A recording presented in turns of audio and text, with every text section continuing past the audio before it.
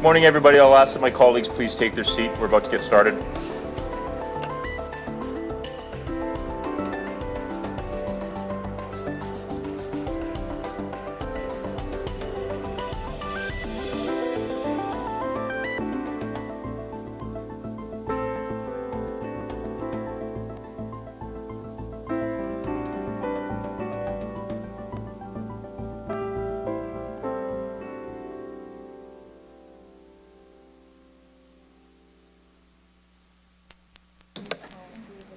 Good morning, everybody. I will call this meeting to order. Good afternoon and welcome to the March 26, 2025 City Council meeting. I'd like to welcome everybody in the gallery today. Before we get started, just given how busy of an agenda we have and how many delegates we have, a friendly reminder to everyone. Certainly got to hold myself accountable that when delegations are presenting or when us as council are speaking, let's do our best to hold our side conversations to a minimum. Certainly feel free to approach the Deputy Clerk with any questions you may have. And with that, we'll get started. But just first by starting off to acknowledge that we are on the traditional lands and Treaty 4 territory, a treaty signed with 35 First Nations across southern Saskatchewan and parts of Alberta, Manitoba, and of course the original lands, the Cree, Saulteaux, Dakota, Nakota, Lakota, and homeland of the Métis. The City of Regina owes its strength and vibrancy to these lands and the diverse Indigenous peoples whose ancestors' footsteps have marked this territory, as well as settlers from around the world who continue to be welcomed here and call Regina home. Some members of City Council and administration may be attending the meeting today through video conferencing. As always, I'd like to remind those who are attending through video conferencing of the following. Please ensure that your video camera and microphone are turned off. And when speaking, remember to unmute your microphone and enable your video camera. So with that, we'll move to the approval of the agenda. Notice of motion MN 25-8, food insecurity, will be noted in the meeting as read into record at approval of the agenda and will be debated by council at its next meeting on April 9th, 2025. Can I have someone move a motion to approve the agenda at the call of the chair with the following adjustments? The list of registered delegations. The mover, thank you. Councillor Flores. I'll call the question. Any opposed? Well, seconder, I apologize. Seconder, please. Thanks, Dylan, but I see Councillor Burton. I'll call the question. Any opposed? Okay.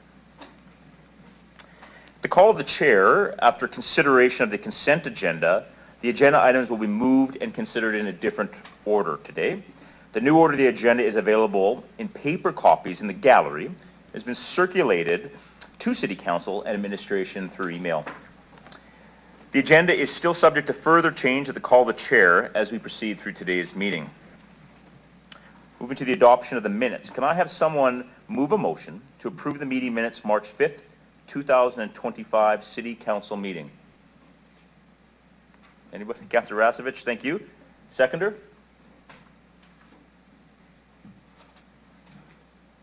Councillor Mazzanelli, any errors or omissions noted in those minutes? Hearing and seeing none, I will call the question. Any opposed? We will now consider the consent agenda. The consent agenda is moved and voted upon without debate as one item, regardless of the number of agenda items included in it. Item CR 2524, multifamily food and yard regulation update, was automatically deemed to be removed from the consent agenda as delegations have registered to speak to it. Therefore, the consent agenda for this meeting includes the following items. CR 2522, 2025 budget for the Regina Downtown Business Improvement District. CR 2523, 2025 budget for the Regina Warehouse Business Improvement District.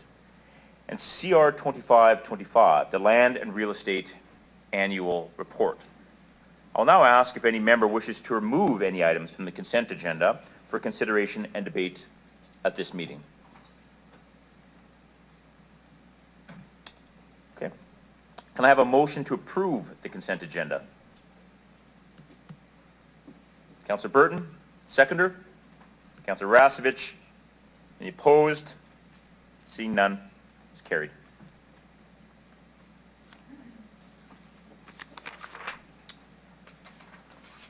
We will now consider the public hearing in bylaw notice and public notice bylaws. I will ask Acting Deputy Mayor, Councillor Burton, to first do reading bylaw number 2025-15, the Regina Zoning Amendment Bylaw 2025, number 5.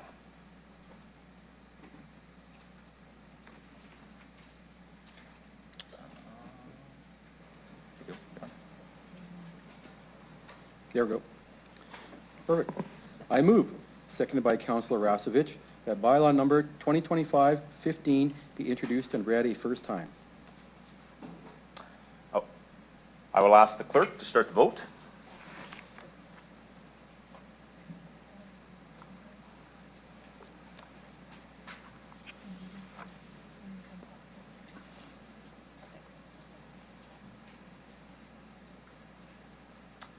I'll call upon the clerk to speak to the public hearing portion of the bylaw. Just 1 second, I just have to give the results of the vote first. Sure, thank you. Okay. Through you, Deputy Mayor, the motion for first reading of the bylaw carries with all 10 members present voting in favor. Thank you. Acting Deputy Mayor Burton, can you please do a second reading of the bylaw? I move. I apologize, Councillor Burton, and now is the public hearing of the bylaw. My apologies. I move, seconded by Councillor Seekles, that bylaw number... Sorry, Councillor Burton, I apologize. Deputy Clerk has to do a reading first. Okay. Thank you. As required by legislation, the following bylaw requires a public hearing. Bylaw number 2025-15, the Regina Zoning Amendment Bylaw 2025, number 5, to amend the Regina Zoning Bylaw 2019 to improve clarity in regulations, fix errors, and correct zoning designations on maps. Is there anyone in the gallery today that wishes to address City Council on this proposed bylaw? There appears to be no one, Deputy Mayor. Thank you very much. Acting Deputy Mayor Burton, can you please do a second reading of the bylaw? I move, seconded by Councillor Seekles, that bylaw number 2025-15 be read a second time. Does any member of council have any questions? Seeing none, I will ask the clerk to start the vote.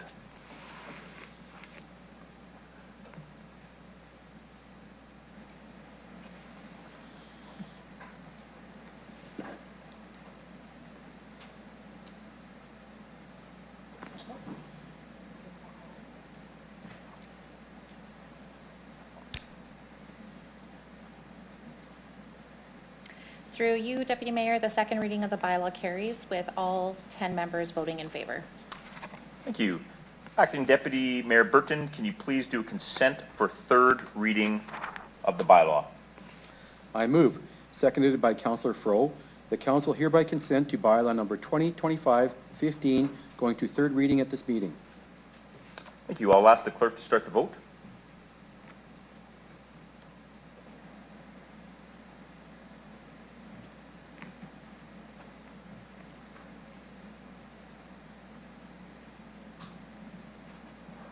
Councillor Turnbull.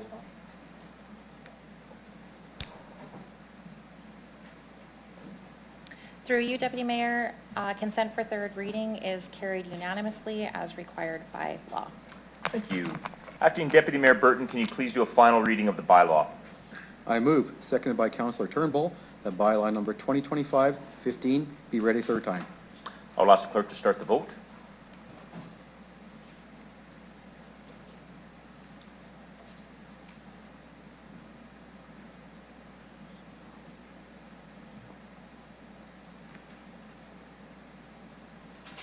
Councillor Seekles, can you please submit your vote? Thank you. Through you, Deputy Mayor, the third reading of the bylaw carries with all 10 members voting in favor.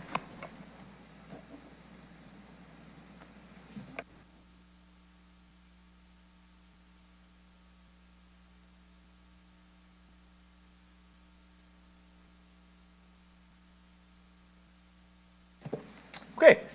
We're going to move to the public notice report and public hearings.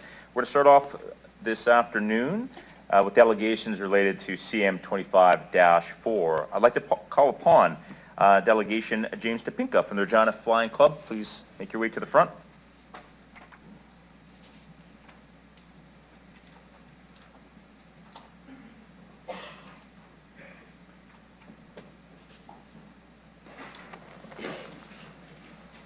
James, welcome back.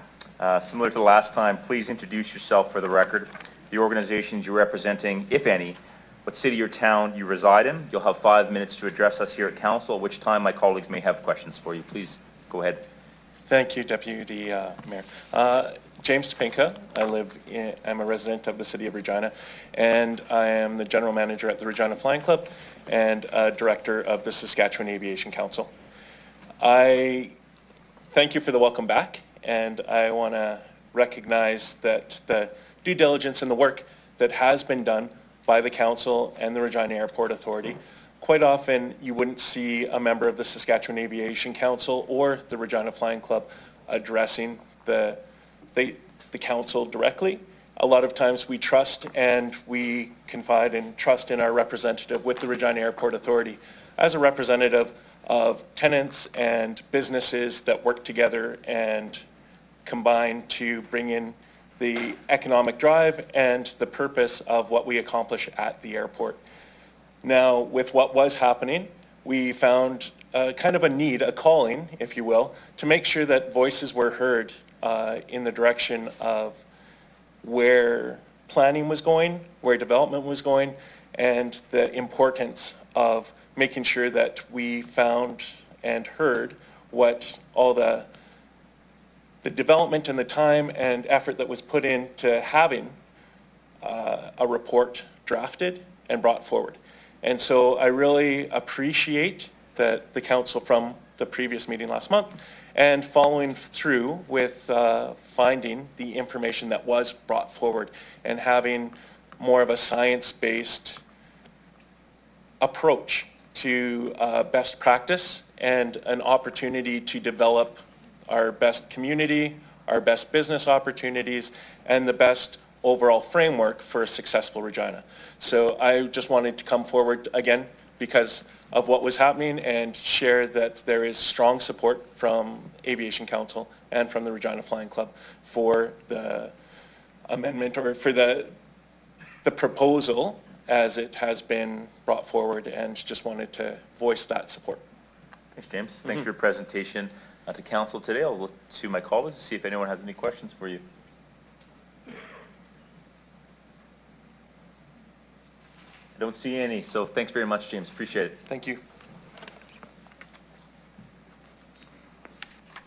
At this point, I'd like to call upon Stu Niebergall from the Regina and Region Home Builders Association.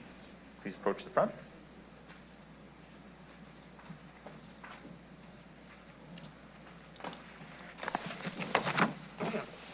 Welcome back, Stu. As always, please introduce yourself for the record, the organization you're representing, if any, the city or town you reside in. You'll have 5 minutes to address Council, at which time my colleagues may have some questions for you. Please go ahead. Excellent. Yes, my name is Stu Niebergall. I'm the President and CEO of the Regina and Region Home Builders Association, and I also reside here in Regina. On behalf of the Regina and Region Home Builders Association, we would like to commend the City Administration and the Regina Airport Authority for finding a balanced and reasonable compromise on the Regina Airport zoning changes within the official community plan. This outcome reflects a commitment to thoughtful city planning and responsible development while ensuring Regina's continued growth and economic prosperity. The Regina residential construction industry has long supported citywide regulations that promote housing options and affordability. A well-structured and adaptable regulatory framework is essential to accommodate a growing population with diverse housing needs. At the same time, we do understand that achieving a compromise on airport zoning, there needs to be a balancing of economic development, transportation infrastructure, and housing accessibility. We recognize that protecting the operational integrity of the Regina International Airport is crucial to the city's long-term viability. At the same time, ensuring that land use policies do not unnecessarily constrain residential and commercial development is equally important. The updated approach at least provides a more predictable and reasonable path forward for home builders and developers while respecting the interests of stakeholders. Having said that, there are some items about clarity of the maps and the need for additional approvals that the Regina Airport Authority and NAV Canada in expanding aeronautical protection areas, especially, as it may appear to what appears to be unrelated areas on the runway. Kind of an extreme example here, Albert and 4th Street, which seems a long ways from the airport, but that's just because we simply don't understand, which is what occurs when our industry wasn't consulted on this plan.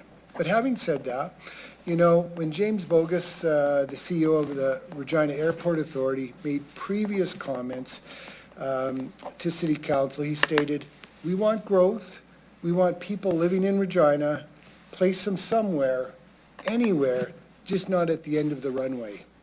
From our perspective, this goes to the heart of the issue that's not been part of the discussion.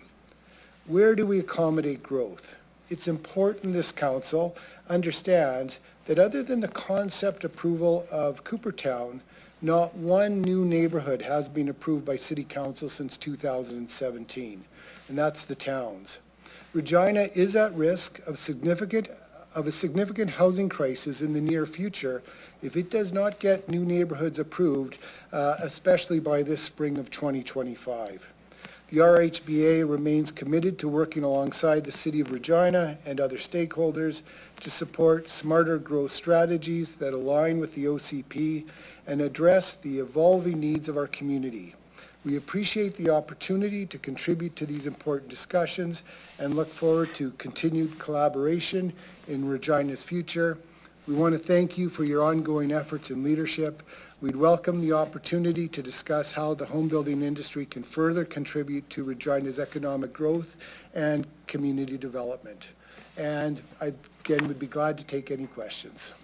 Thank you, Stu. See my colleague, Councillor Zakiniak. Councillor Zakiniak, please go ahead. Thank you. Thanks for being here, Stu. I do have some questions for you. So you indicated that the industry that you represent was not consulted in relation to this report and the impacts on your members. Is that accurate?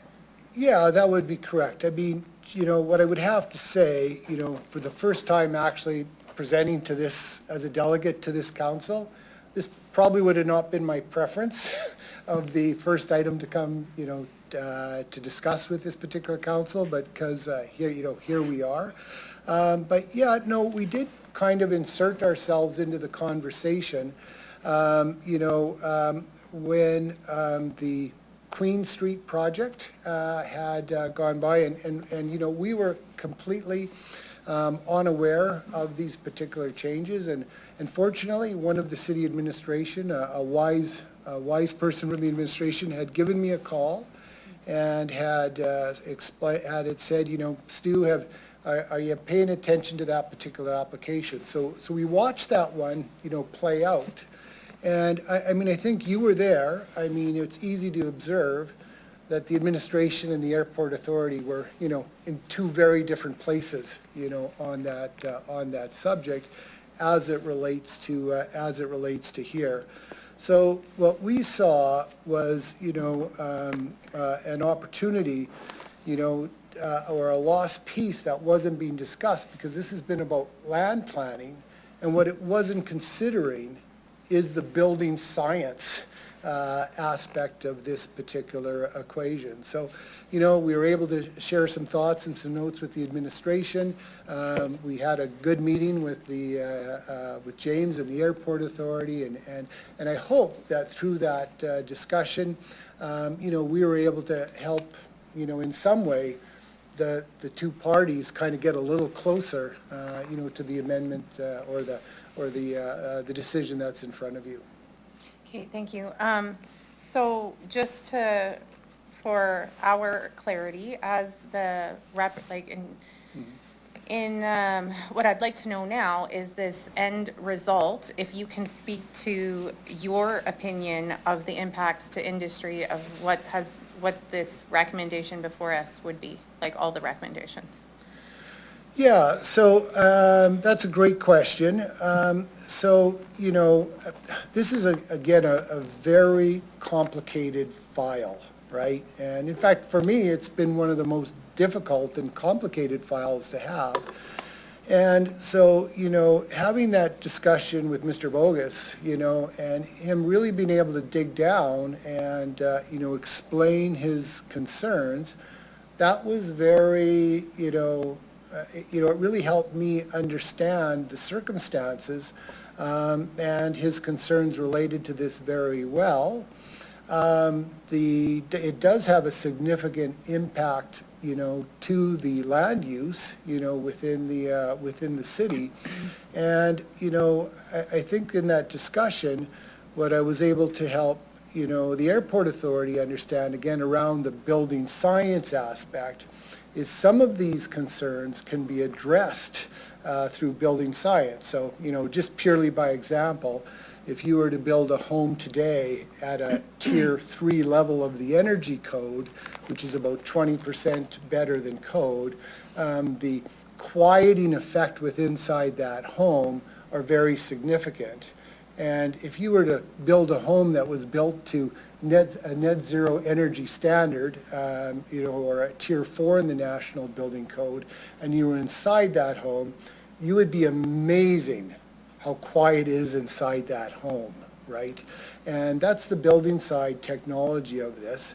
So again, I think with them having some better understanding of that, having said that, yes, I mean, our preference would always be for, you know, citywide regulations that are consistent. At the very same time, again, we're playing a bit of Switzerland, I get that. You know, at the very same time, you know, we don't want to be doing anything that is going to impede the success of the airport. We get that that is a very important economic engine, you know, to this. And I think if there, you know, these kind of two remaining kind of concerns for us, I mean, they are small by nature and they won't be large for, you know, they won't be so much a problem for our association. We won't feel the implication of these two small details. I think the administration will, and I think council will. You know, and I go back to the point of the clarity of the maps, especially related to infill projects. I mean, if you look at the maps and you see the line there, you know, when somebody's bringing a project forward and you don't know with high clarity the detail of, can this house fall under this regulation or this house fall under that regulation? That's all the stuff that shows up in front of council, you know, in the future that is typically very problematic. And, you know, going back to this last piece, the Regina Airport Authority and NAV Canada, in terms of additional approvals for them in kind of the larger gray area, I think that's area 3 maybe, but the larger, wider gray area. Like I say, the example I give there extends to, you know, Albert Street and 4th Avenue, kind of cuts through a bit of North Central. You know, I mean, there would be some very easy fixes to the language in the report that would probably resolve, you know, that issue quite clearly. And I wouldn't want those two comments to delay your decision from that perspective, but it is something that, you know, I think is worth paying attention to.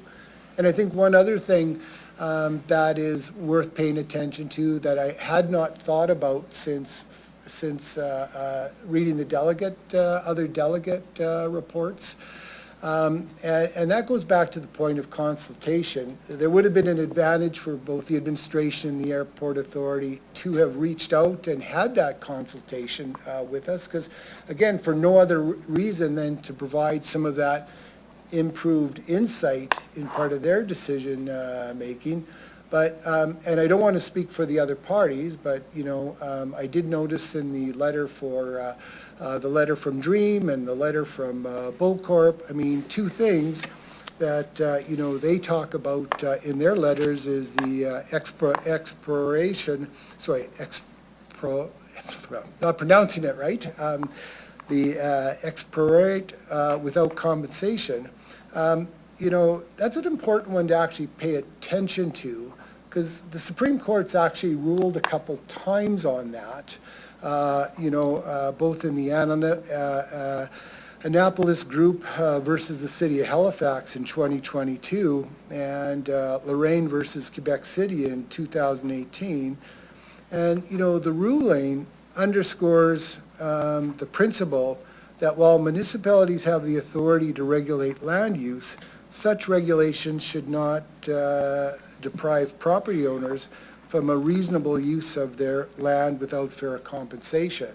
So again, I know I've gotten a little bit outside of your question, but my point is, like, there's just some additional things to consider, and that's where we find ourselves in these places when, you know, our industry's not consulted, you know, on these decisions. Okay, so you actually answered at least a couple of my other questions, so that's good. We, with your one answer. So I made notes of your outstanding concerns. You're saying you don't wish to hold it up, but that these are important unaddressed concerns that we may want to deal with. Yes. Okay. Yeah. And I think my last question is, I've heard there was perhaps 30 municipalities that received additional housing accelerator funding from the federal government, and that we aren't one of them. Do you have any knowledge of that? Yeah, so just following that along, you know, CMHC, you know, announced at the end of last week about an extra $74 million in funding for participants in cities and participating in the HAF funding. I think it was 28 cities, and yeah, Regina was not. You know, Regina was not on that list. And, you know, as I look at the list and the bonuses that they got or receiving from that, I mean, I would estimate, compared to the other cities, that if Regina had been on that list, it would have been in that kind of $3 to $7 million range that you could have anticipated. And, you know, on the positive side, I've got to mention here, you know, in the Canadian Municipal Benchmarking study that was recently published, the city of Regina, out of 63 cities, ranked 4th in terms of its municipal processes around development. And I think that's, the city had moved up one ranking from 5th to 6th. And I think that's a great outcome and a really positive outcome. And so, you know, what's that have to do with this particular subject matter? I mean, I just think it is something, again, the city needs to consider when making decisions of any type, but to things like this. You know, what are those particular impacts? How would a decision like this impact the Housing Accelerator Fund in the future? And if you care about your ranking on the municipal benchmarking study, again, how would that affect these things? I mean, clearly, the federal government, regardless of party stripe, wants to see municipalities getting more housing into the marketplace at an accelerated pace.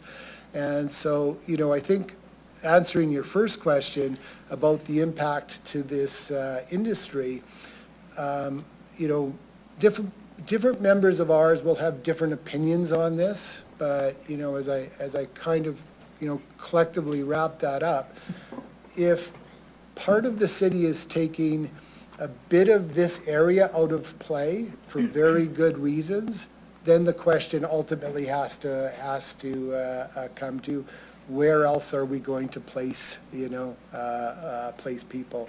Going back to my comment, we need some subdivision, some new neighborhoods approved.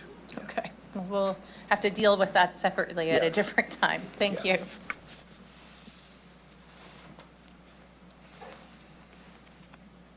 You, Councillor. I recognize Councillor Rasevich. Through the chair. Hey, Stu. I mean, first thing you mentioned, this is complicated. Yes. I guess, just reading like in your thoughts, like, you got area 1, 2, and 3. Does that seem reasonable to, like, when you were kind of looking at it, like in terms of, say, building in those areas? Or do you still think there could be some flexibility in, I guess, in those areas? I absolutely, taking a little bit of my position, the RHBA hat off, and putting my own hat on for just a moment. I mean, it does seem, pretty intuitive. You do not want to be building homes on an end of a runway. I think all of us can kind of get the common sense of that. Yeah. The one item, I think, and we've kind of, as an association, at least conceded that, yeah, this kind of works. But again, without the consultation that happened, it means there's things we don't understand that haven't been explained. And so you've got this, you've got this system in place right now with the, just trying to find in my note here, around the NEF, the noise, I'm not going to get the acronym right, but the noise exposure component that's already in place with Transport Canada. That sounds like it is the kind of standard used. And so you're now moving to a completely new standard that you've created in the regulation. And maybe this new standard makes complete sense, but we don't understand why those changes would be, right? Yeah. Okay. Yeah, I'm just thinking, a part of it too, I guess, would be the growth of the airport and everything, and more planes, bigger planes, and those types of things. But okay, I'm just curious what you're. Yeah. But let me make it clear, though. I mean, our position as an association, we do not want to be advocating for steps that are going to create harm or risk in terms of the airport achieving its, complete economic potential in the marketplace. Having said that, it needs to be recognized at the very same time that land is not free. It has a value to it. And so when you are making land not usable in a practical manner, that also has a cost to the economy and a cost to society as well. Yeah. Okay. Yeah. Thanks. Recognize Councillor Mazzanelli. Thank you. Hopefully just a short question and answer. You mentioned the Canadian Municipality Benchmarking Index as a provider of a report. Knowing that you're president of an association as well as probably integral with other associations across the nation, mentioning that benchmarking index, is that a tool that others use as a measuring device for all our communities across the country? Does it pay to be a part of something like that for measurement within our city itself? Is that a useful measurement tool for business? Yeah, I think if you look at the study, and we've had some good discussion with the administration, before and after about this study, because it's the third time the study is out. It is produced by the Canadian Home Builders Association, but it is the only one of its kind in the country, and it is the research work, and really the study is produced by Altus Group, which is a third party and really does have the expertise within this area. And I think kind of overarching as I talk to my counterparts across the country, cities that do well on the report tend to give it a lot of credibility, And cities that do poorly on the report tend to not give it credibility. I guess that's just human nature, from that perspective. But I do think, it is a really good benchmarking tool. If for no other reason, it's one of the only benchmarking tools that are out there. So I think your administration's paying really good attention to it. I think there is some opportunities in there for the city to continue to improve in those areas, and I think your administration, for the most part, is aware of our thoughts, on that.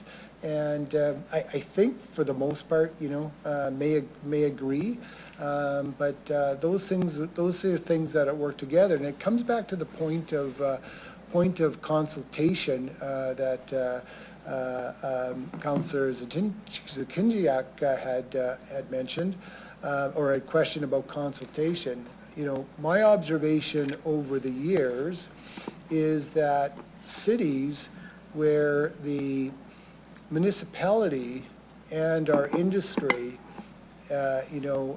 which don't always agree on things, but have a more collaborative working environment together, we have better outcomes, but more importantly, we have a more affordable housing.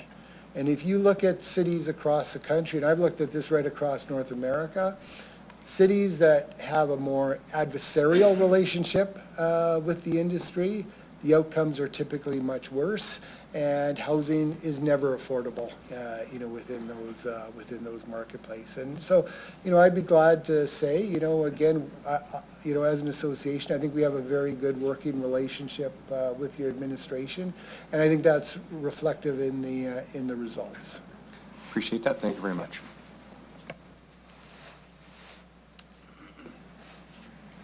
Can I ask Councillor Burton? Thank you. Through the chair, Stu. Thank you for the report. Just want to expand a bit more on your comments just about the other cities and some of the standards. And every city has their own challenges, whether environment, space, geology, various things like that. And so you're a little bit critical about some of the ways things have been arrived at, but my question to you is, there's nuance in every standard. Mm-hmm. And as Regina makes decisions as to what's appropriate for us, and you mentioned about land being available, and so if we were against the ocean and the city was right jammed in downtown, you might say, hey, we're going to push some more stuff in there. And just kind of look for your thoughts on considerations of how exactly close you get to the airport and to the exact boundary that's written for noise exposure forecast 25 or 30 versus saying that we do have some other options around the city. So I just wonder if you could expand on that. Yeah, I think that's, again, a very, fair comment and a very fair question. We did not, again, not being consulted on the issue, inserting ourselves a bit into the process, again, having good discussion with the administration, the airport authority, as we reached out to our members to inform them what was going on related to this subject, we did not get a lot of feedback. And I think the sign for me there is that other than individual maybe interest or stakeholders who already have an existing stake in the outcome of this, our industry was not very engaged, has not been very engaged on this one, because I don't think the industry, for the most part, sees it as a real potential opportunity, to be investing heavily, within those boundaries. And again, I think that's in part why, I make the comment that we're, being a little bit of Switzerland, on this, on this subject. But again, like I say, the broader question, I think it leads into if you've got citywide regulations and you're changing some of these regulations for certain reasons, and they may be very valid and very good reasons, that population growth and that housing you're anticipating in that area, you need to now allocate that somewhere else. And that's the question, is as to where. You can't, what you can't do as a city is, be resistant to infill growth, not have growth on your peripheral, and accommodate more people at the same time. We have to put people somewhere. Perfect. Thank you very much. Thank you, Councilor Burton. I think I'll like to take the opportunity to ask one question myself. You spoke about the important nature of consultation, and that not only informs our perspective, but it informs how we go about making decisions. And I guess my question to you, Stu, is, if we were to request additional consultation as it relates to some of the discussion around the opportunity related to employment lands from a regional perspective, but also further consultation with your members and the community to understand certainly the impacts to the airport, which they've articulated quite well, but also potential impacts to our some of our expectations and hopes regarding density and infill and affordability sort of more broadly. So if we were to do that, what would the benefit to that be? Because I've also heard you say today that you don't want to slow down our decision-making process, and that your members, for the most part, didn't engage heavily in this particular sort of item. So the question to you is more consultation worth it? Is that a recommendation to this council, or should we be making a decision today and moving forward? Yeah, so again, I think my comments and intention around the point of consultation is that, it didn't occur on this one. And for me, it's the opportunity to express why that's so important, within the future. From my perspective as an association, regardless of the decision you are making today, I would assume the Airport Authority would like to see this, finished and cemented. I assume the administration would like to put this one to bed as well. Having said that, if council chose to push this back, requiring a bit more consultation, you probably end up at the very same place anyway. But, our industry and maybe the public would have, some better understanding as to why the decisions and the related decisions and some of the minutia of that. I guess you could always handle that after the fact, as well. But, as an association, our job is to bring public insight to public policy decision makers on things that impact the industry, which I've now done my job today in expressing these things. So when council makes a decision, my next job will be to go communicate back to the industry, what this decision is and what I think it means for the industry. And I would see that, mostly being a warning to the industry to not be investing in this particular areas of the city, because there's some complexity that you probably, as a builder, as a developer, are not fully ready. And when those things happen, that's when we see the challenges with administration and use up hours and hours of city and council's time in long, painful debates, and you've seen those in the future. So yeah, thanks, Stu. Last question. Delineating between Area 1, in this case, and Area 2, is that consistent across all areas, or when you're thinking about Area 2, is that an area of principal concern, or is it just sort of broadly across the board? Well, I think Area 2 was of concern. I think the compromise that the Airport Authority and the administration came to, I think for the most part that can work, okay, right? I think it comes to this Area 3, this need to consult, the Airport Authority and NAVCAN. We worry about, okay, how will that delay the process of moving a project forward? I don't know if that's a day, a week, a month. And I think a simplest solution, going to the document is, if that is just clearly by the city administration's discretion, probably is the simplest way to just cover that off, right? Again, I use the example of Albert and Forth. If, I don't know if anybody will ever do a project there, but if they did, you don't want that project to fail because it took months to get through, the federal government's NAV Canada, process, right? When it's, is on the peripheral. So I don't know if I've answered that question or not, but yeah. One other item though, outside of my wheelhouse, right?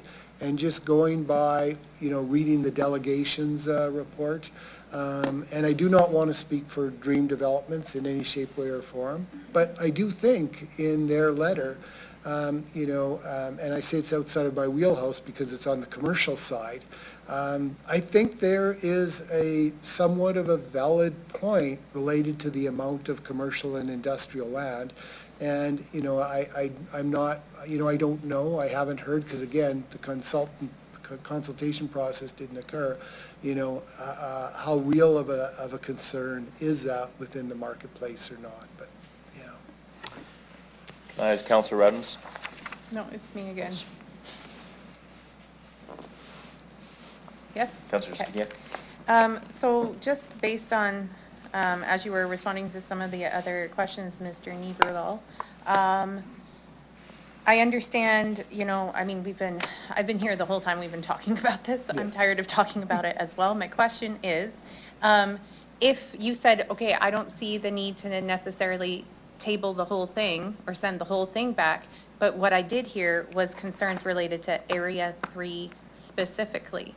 So would you see the benefit then to sending that part for further consultation in relation to the impacts of this? Because that's the part that I see that's really over and above what other jurisdictions are doing and that you were raising questions about. So specific to Area 3 changes. Yeah, I think that would be, again, would be a reasonable, decision, related to Area 3. Again, I think the solution is, again, pretty simple to that one, if it was under the administration's discretion. And, the administration may answer that question if you ask that of them, that's already kind of, is already kind of their expectation. But that's not actually what it says in the report. Okay. The report says, consultation is necessary. Okay. Yeah. Fair, I'll get some more clarity from them as well. Thank you. Don't see any other questions. Thank you, Stu. Thank you. At this point, I'd like to call upon Delegation DE 2541, that being Louise Moore, Carmel Beaudry, and Emily Beaudry. Please come to the front.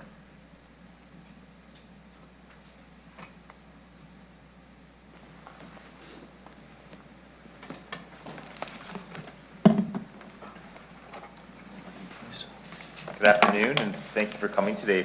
Please introduce yourself for the record, the organization you're representing, if any, what city or town you reside in. You'll have 5 minutes to address City Council, after which you may have the opportunity to respond to questions from my colleagues. Please go ahead. Right, well, thank you. First, I want to acknowledge the honor of presenting to an early meeting of a new council and say that I appreciate the sense of public service and commitment to city building that each of you show. I'm Emil Beaudry, and to my right is my sister Louise Moore. I'm from Edmonton. She's recently moved to Calgary. Carmel Beaudry from Regina. We represent Beaucorp Ventures based here in Regina and are speaking opposed to the recommendations. We all love Regina, and the airport is a crucial asset. Its CEO has done some good things for the airport, and he has terrific passion. But on today's matter, oversizing the Airport Protection Zone, or APZ, I'll use APZ in my comments, he is dead wrong. Wrong on the level of Chicken Little running around and screaming about the sky falling. I think we all agree the airport needs protection, which it already has. The current APZ, described in Regina's official community plan, is consistent with international guidelines, national standards, the provincial statements of interest, and the airport's own master plan. You should not vote for an oversized APZ because you think the airport needs protection, which it already has. The oversized APZ, with a huge increase in residential restrictions, is an airport authority fantasy. It comes at real cost to the city, and it provides zero benefit to the airport. James Bogus signed off on the current APZ in 2018, and he still says there is not a noise problem. Yet he is spreading fear about future runway restrictions. Bizarrely, such runway restrictions would only be created by the airport authority's own actions. Can you really envision the airport authority causing such harm to itself and to its surrounding community? The MXD report says it's driven by the provincial statements of interest, a completely false premise. In February, the Ministry of Community Relations directly told us they have repeatedly and for decades approved the airport vicinity provisions in Regina's OCP. No changes required. The MXD report and the airport's CEO put forward 3 arguments. Their first argument is inadequacy of Transport Canada guidelines, which say residential above NEF 30 is not recommended. Residential in the NEF 25 to 30 range is acceptable with noise abatement measures and notice, and areas below NEF 25 are unrestricted. These widely used guidelines are based on international standards, so why would anyone here presume to know better than the International Civil Aviation Organization, Transport Canada, and all the airports and cities that follow these very appropriate standards? Their second argument is concern about noise complaints leading to future runway restrictions. Their evidence is local complaint levels and runway restrictions at other airports. Here's the thing about local complaint levels. They are trivial, averaging just 6 formal complaints per year from within the APZ. Complaint levels are so low, the airport doesn't even bother to have a noise committee as recommended by Transport Canada. Furthermore, airplanes are continuing to get quieter, and noise abatement building codes are very effective. And here's the thing about other airport examples. None of them resemble Regina's situation. They're totally irrelevant. Their third argument is the oversized APZ protecting or enhancing the local economy. This proposition is blatantly false. There will be no new businesses nor new flights because of an oversized APZ. Development restrictions are harmful to economic development, and Regina's growth plan already shows an excess of commercial and a shortage of residential land. The airport proposal significantly amplifies this problem. The oversized APZ causes the city to engage in costly sprawl and blocks projects such as Harbour Landing North from adding $1 billion to the local economy. So about Harbour Landing North. My family owns a 59-hectare property beside the airport, not below flight paths, nor training circuits, within city limits since 1953. By the way, the airport in their documents says noise at our site is declining. Starting in 2018, we followed a city-led process and all the rules towards a new neighborhood plan. Sorry, just to let you know, you have about 30 seconds left. Great. Our application with the city has been in limbo during years of airport studies. The oversized APZ would wrongfully cast our plan to the trash bin. At least have the fairness to review the rules and send back map 1 so that we can have a say again there. Planners call it greenfield, but our site is a form of infill, finishing up a missing piece from the original Harbour Landing. Thank you. Appreciate your presentation today. At this point, I'll look to my colleagues to see if anyone has any questions for you. Councillor Zakidniak, please go ahead. Thank you, and thank you for being here today. I'm wondering if you can repeat what you said at the very end there. You said you're requesting for map 1 Yes, to be... area, yes, thank you. It's area 1. I mean, really what we're looking for is grandfathering, that our application has been started in the city in 2018. We've endured years of airport studies, and it should be considered under the old rules. And so Area 1 should be reviewed to allow a grandfathering of our site. Okay, one of my other questions is the outcome you are looking for today. I understand that you're opposed to the recommendations. Secondly, is the thing that you just noted. Yes. Okay. Now, can you, so if these recommendations are passed, can you speak to what you see as the potential negative outcomes of these recommendations being approved? Yes, I certainly can.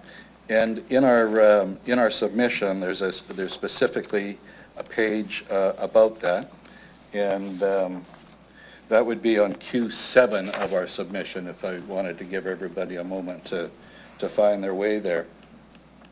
And the impacts are that, and this applies to the Dreams submission as well, that we're taking a population of about 7,800 residents that we have to find somewhere else. Somewhere when you're doing budgetary deliberations that you have to say, we're going to need new infrastructure, or we're going to have to annex new land into the city limits. Sorry, your question was about negative impacts? Yes. Yeah, so you lose a build-out of $1 billion in just our site, along with annual spending of $93 million and $5.6 million in property taxes, and that's just on our site without looking at the adjacent Dream sites. And we're talking about significant portions of properties that are below NEF 25, where Transport Canada says you don't need to restrict there. Noise isn't a problem. Okay.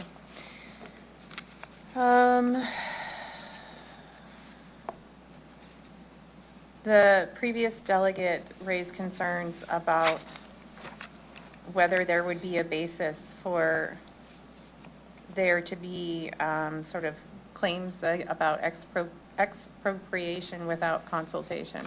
Is that something that,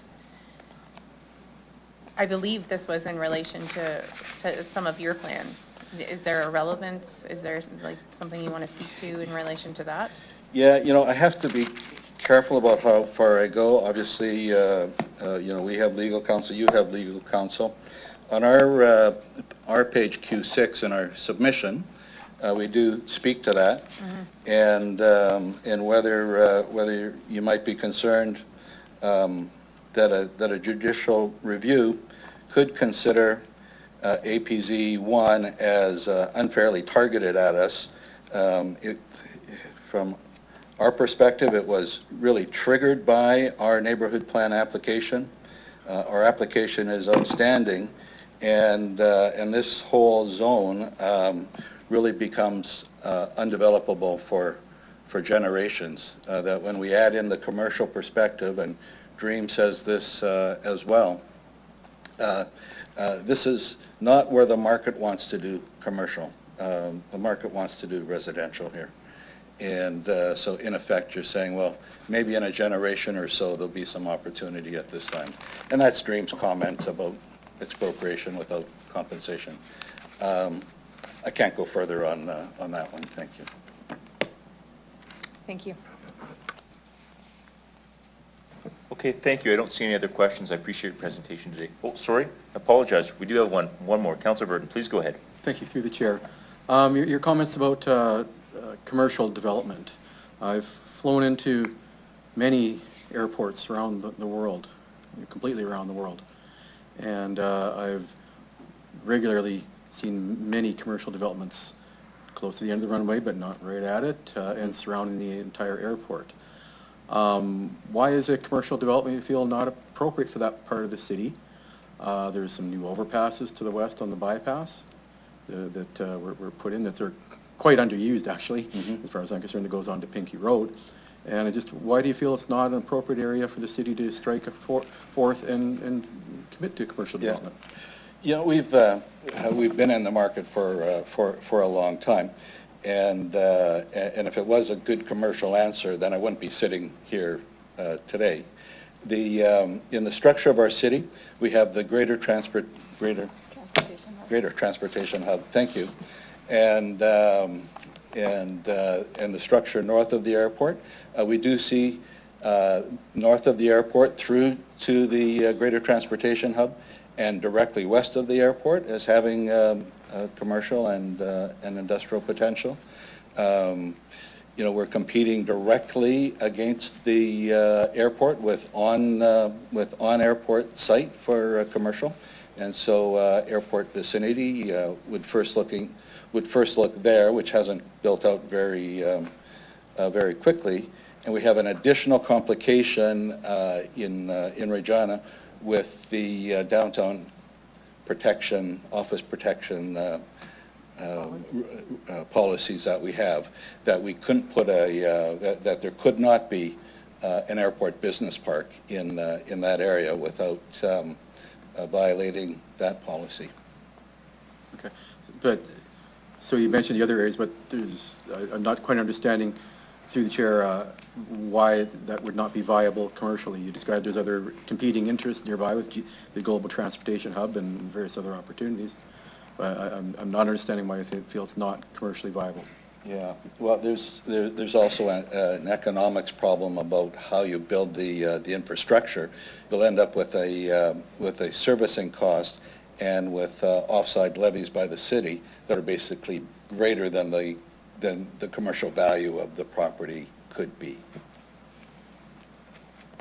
Could you explain, through the chair, could you explain those a bit better, please? These levies that make it uneconomical? It would not be economical, yes, that's what I'm saying. Okay. Okay. At this point, I don't see any other questions, so thank you for your presentation today. You can return to the gallery. Thank you.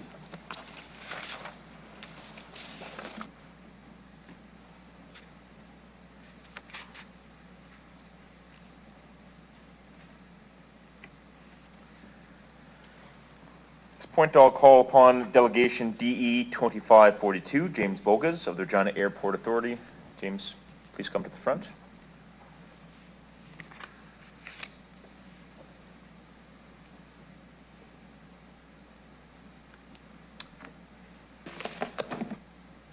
Welcome back, James. Please introduce yourself for the record, the organization you're representing, if any, what city and town you reside in. You'll have 5 minutes to address council, after which we may have some questions for you. Please go ahead. Good afternoon, Mayor and Council. I just wanted to first say thank you. It's James Bogas, President and CEO of the Regina Airport, proudly a resident of Regina. I'm going to spend my short presentation trying to decouple a few things and make what sounds like a complicated issue simple. As simply as I can put it, regardless of a wide variety of very valid opinions that all of us can share on this particular file, whether you're in the development community, whether you're an airport authority, whether you're a member of the public, the one thing that is a fact that is not my personal opinion or the opinion of the airport is residential development near an airport always, in every case, inevitably leads to restrictions on an airport, whether it be in Canada, the United States, in Europe. Ultimately, you have to mitigate for residents who expect quiet enjoyment of the property. Now, to help mitigate this, you've heard a lot from a lot of people about rules and regulations and new acronyms that don't even exist in the real world. But what does exist is Canada provides guidance material for people in the planning community, including airport authorities and cities, to help guide residential development here at an airport. And you've heard numbers. You've heard 25s and 30s and what's in the document. Here's what is factually in the document, and I hope I'm quoted today in the media. 25 noise exposure forecast, which is a complaint ratio. If you could build it all over again, You would not build any residential whatsoever in 25 noise exposure forecast and higher. It's in a document called TP 1247 if you'd like to be technical about the file that you're hearing about and you've heard a lot about. But guess what? We have a city already. So what they do is they provide additional guidance for places that already have existing buildup. And one of the benefits of going through the process that you've now seen in your council attachment, this is the MXD report, the fated report that is incredibly large with lots of maps and lots of good detail, is it was full of consultation. MXD and others consulted with the development community. They went and they talked to landowners. They went and talked with the government and airports, and they looked at science, both in Canada, Australia, and other jurisdictions on how to preserve and balance the needs of residents, but also the airport. And it came up with zones. And these zones are not oversized. They're not unreasonable. They consider that the airport is growing. It's not static. I wish aircraft were going to get quieter. I know you've heard this probably in the past. And maybe they will, and maybe they won't. But what I can be sure of is while I'm CEO, I'm going to do everything I can to bring in more planes, cargo flights, flights to all over the world, ideally, in time. And we're going to grow this community together. We're going to extend a runway one day, and we're going to see growth in population and community.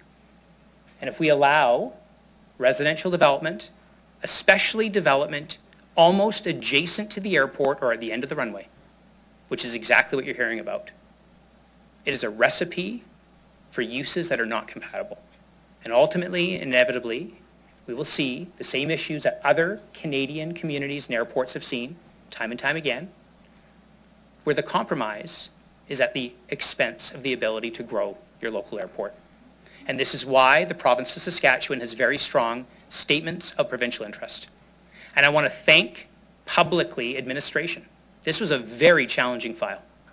We have been talking with this council and former council for over almost a year and a half on this very issue. This is a compromise. I'm not going to tell you today that everything I would have hoped for has been achieved, but we also had to listen. I spoke with the Home Builders Association personally. I've spent hours with your administration, and we found compromise.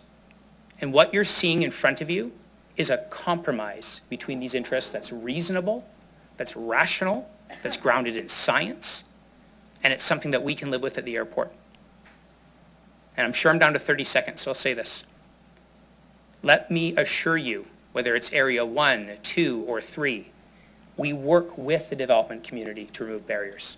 Whether it's dealing with NAV Canada, Transport Canada, you've heard a few different agencies, there are rules and laws in place that this council has no authority over that have to do with federal jurisdiction that we help the developers navigate. You have a pro-development CEO in front of you.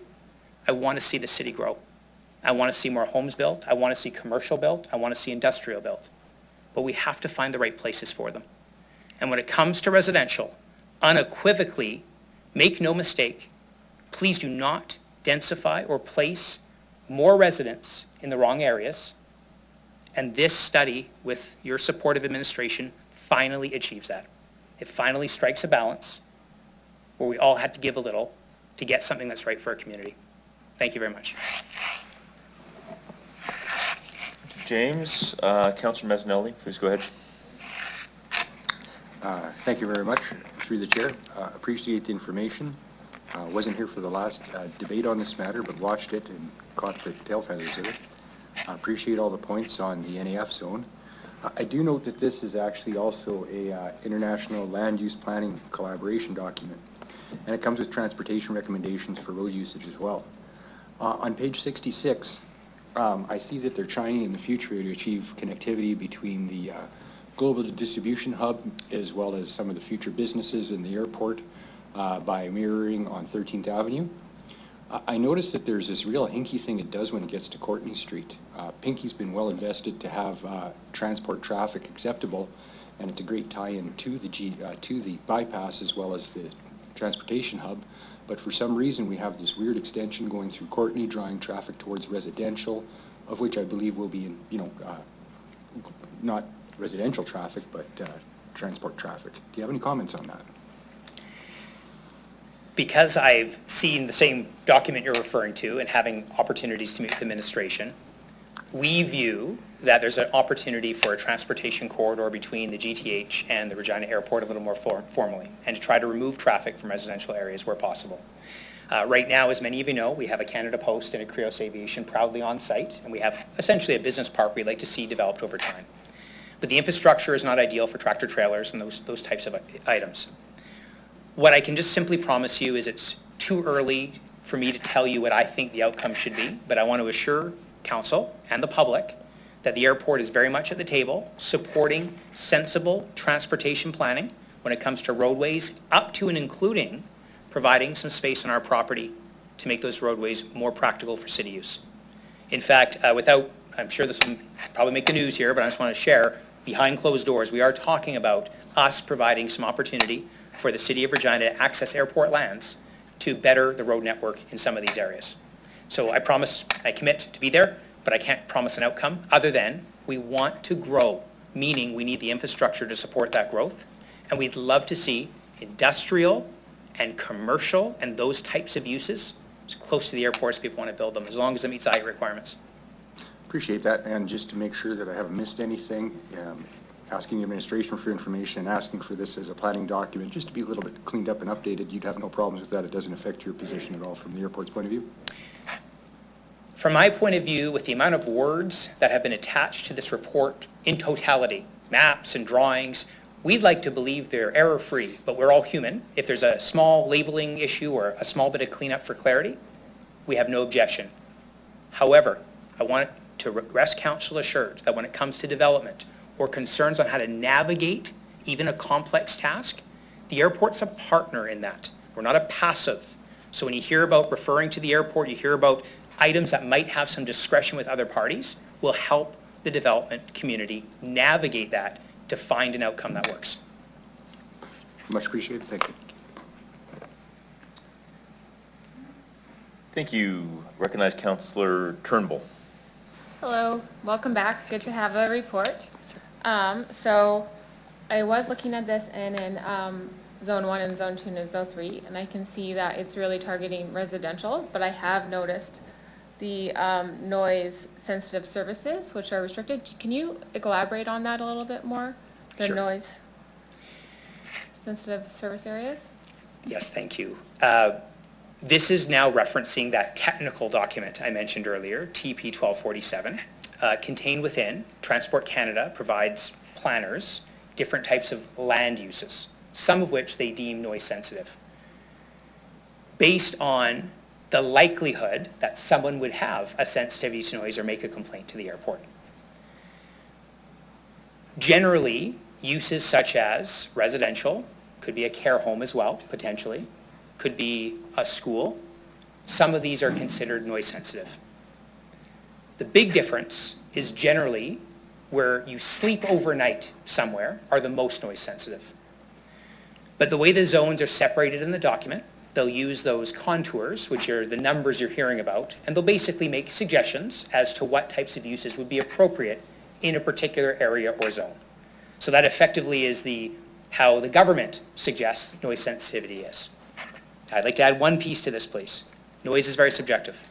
There are individuals who are going to be impacted differently for noise based on their own personal circumstance, regardless of what that circumstance may be.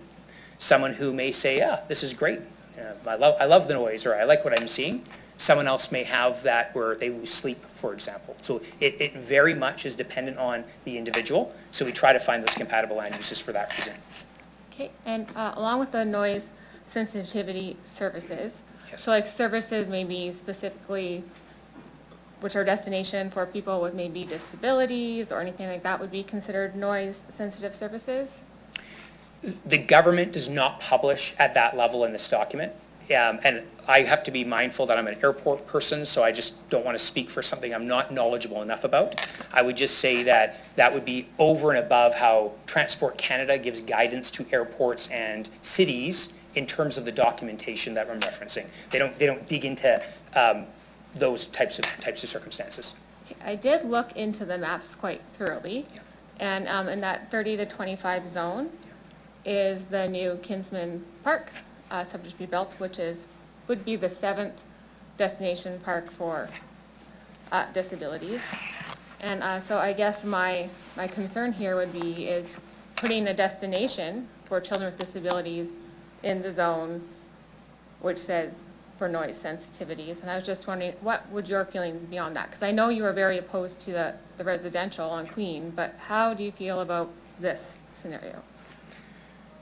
So for clarity, I'm glad you've now seen the study. As you'll see by the maps in the study, Queen Street would not be, if council moves forward today, would not be permissible in the form you saw. So I'm glad that just clarifies that point. Parkland would be considered acceptable in the terms of Transport Canada's documentation. In fact, I'm sure many of you know we have baseball diamonds on the airport property today. People may walk their dog and they're going around, they're just not sleeping there overnight. Why I have trouble rendering an opinion is generally a site-specific study or review can be done on anything, whether it be a property, perhaps a park. But in terms of the recommendations from the government that would guide development through really this context, parkland is the term they use. They wouldn't define that as noise-sensitive parkland versus non-noise sensitive parkland. And parkland is actually encouraged. In fact, most airports would agree it'd be great to have nothing built, but I'm not saying that today. I don't want to be quoted on that. We have a city that's built around the airport, but ideally as little people as possible sleeping there is the biggest issue, not necessarily using it for day use. But it's not considering what you're referencing. It's considering just parkland use as like a color on a map for zoning. It's a very different context we're talking about. Yeah, so just to clarify, this is a destination playground, which is for population with disabilities. So I guess I'm just having a contradiction with this myself. Yeah. Is why that would be okay and multi-density wouldn't be okay. Like, for me, it seems like it's one or the other. Do you understand that? I certainly do. I just have to be clear that the science you've seen and the document you've seen is grounded on land use planning principles. It doesn't take into consideration perhaps a circumstance that goes above what the documents say. So parkland use is defined, but not parkland use with potential additional sensitivities to be considered. And I don't want to suggest what administration or council should do. I would just say, if that is a concern, maybe consider some additional consideration that would go over and above, because these are minimums here. I believe you all are aware, these are the minimums. You can always go over and above all of these things. You can consider whatever you like. The recommendations are, don't do less than this. Okay, so I guess, would you, just to finish this up, would you say that destination playgrounds for disabilities are okay in the standards, but multi-tenant housing is not? There's nothing in the standards, and these are not standards, these are guidelines. I just want to be crystal clear, because I've heard the word standard used incorrectly numerous times, just not with council, I apologize, as others. There's nothing that defines what you're asking. It's just, it really speaks to, and it's, I believe the words are parkland use in the document. So anything should be looked at if there's a concern, and that's up to council and administration to decide. That I don't want to wade into. I'll just say the use of the land type, residential, whether it's multifamily, single family, a significant growth, and parkland use, these are defined within the document. So right as it sits, if that park is within any of the noise exposure forecasts, any of them at all, that means it's subjected to noise. Now, the level and impact on a park is going to be very different than a resident, but that determination could not be made by me sitting here in front of you today. Yes, but logic would dictate when you're in open air, you'd be more exposed to noise than when you're in an enclosed area with acoustical soundproofing. There is no question, to your point, that open air is going to have noise. I suppose the big difference and why we're here today talking about residential is ownership of a home, the type of advocacy, the types of changes that an airport might be expected to do, because residents in clumps or large areas, we're talking about a subdivision or perhaps multifamily units, you have to sleep there, you have to live there. So that's why I think these documents and our view is speaking so strongly about residential uses, whereas a park use, as much as it's defined, doesn't consider some of the detail you're asking. Just doesn't consider it. Okay, that's it for me. Thank you. Recognize Councillor Flores. Thank you. Hello. Thank you for your presentation. Through the chair, Area 1 includes a 1,000-meter buffer that goes beyond what's recommended in Transport Canada's guidelines, as you've stated. What specific reasons did the airport authority give for choosing this larger buffer, especially since we've just heard from another delegation that this isn't a standard practice and it seems a bit arbitrary? Sure. Well, let me clarify that all cities, not just Regina, are struggling with how to deal with an airport in their city. And each city may have different rules that go above, and in some cases not respect even these guidelines. Some cities will develop residential properties in 35 NEF. Doesn't make it right, but they do. Some cities will have kilometers and kilometers away, like I'll use a city of Saskatoon. Broadly speaking, the first residential home of any substance is about 3.3 kilometers away from the end of the runway. Ours is 1.05. Very similar city demographic, different context. So in terms of why a kilometer was picked, we have something called single event noise at the airport. So this could be a 737 at 5 a.m. turning on the runway with its engines fired up, ready to take off. And boy, do I get some complaints about that, by the way. This could be an engine run-up for a jet. None of that's captured in an NEF contour. This is the document, the planning document I'm referencing.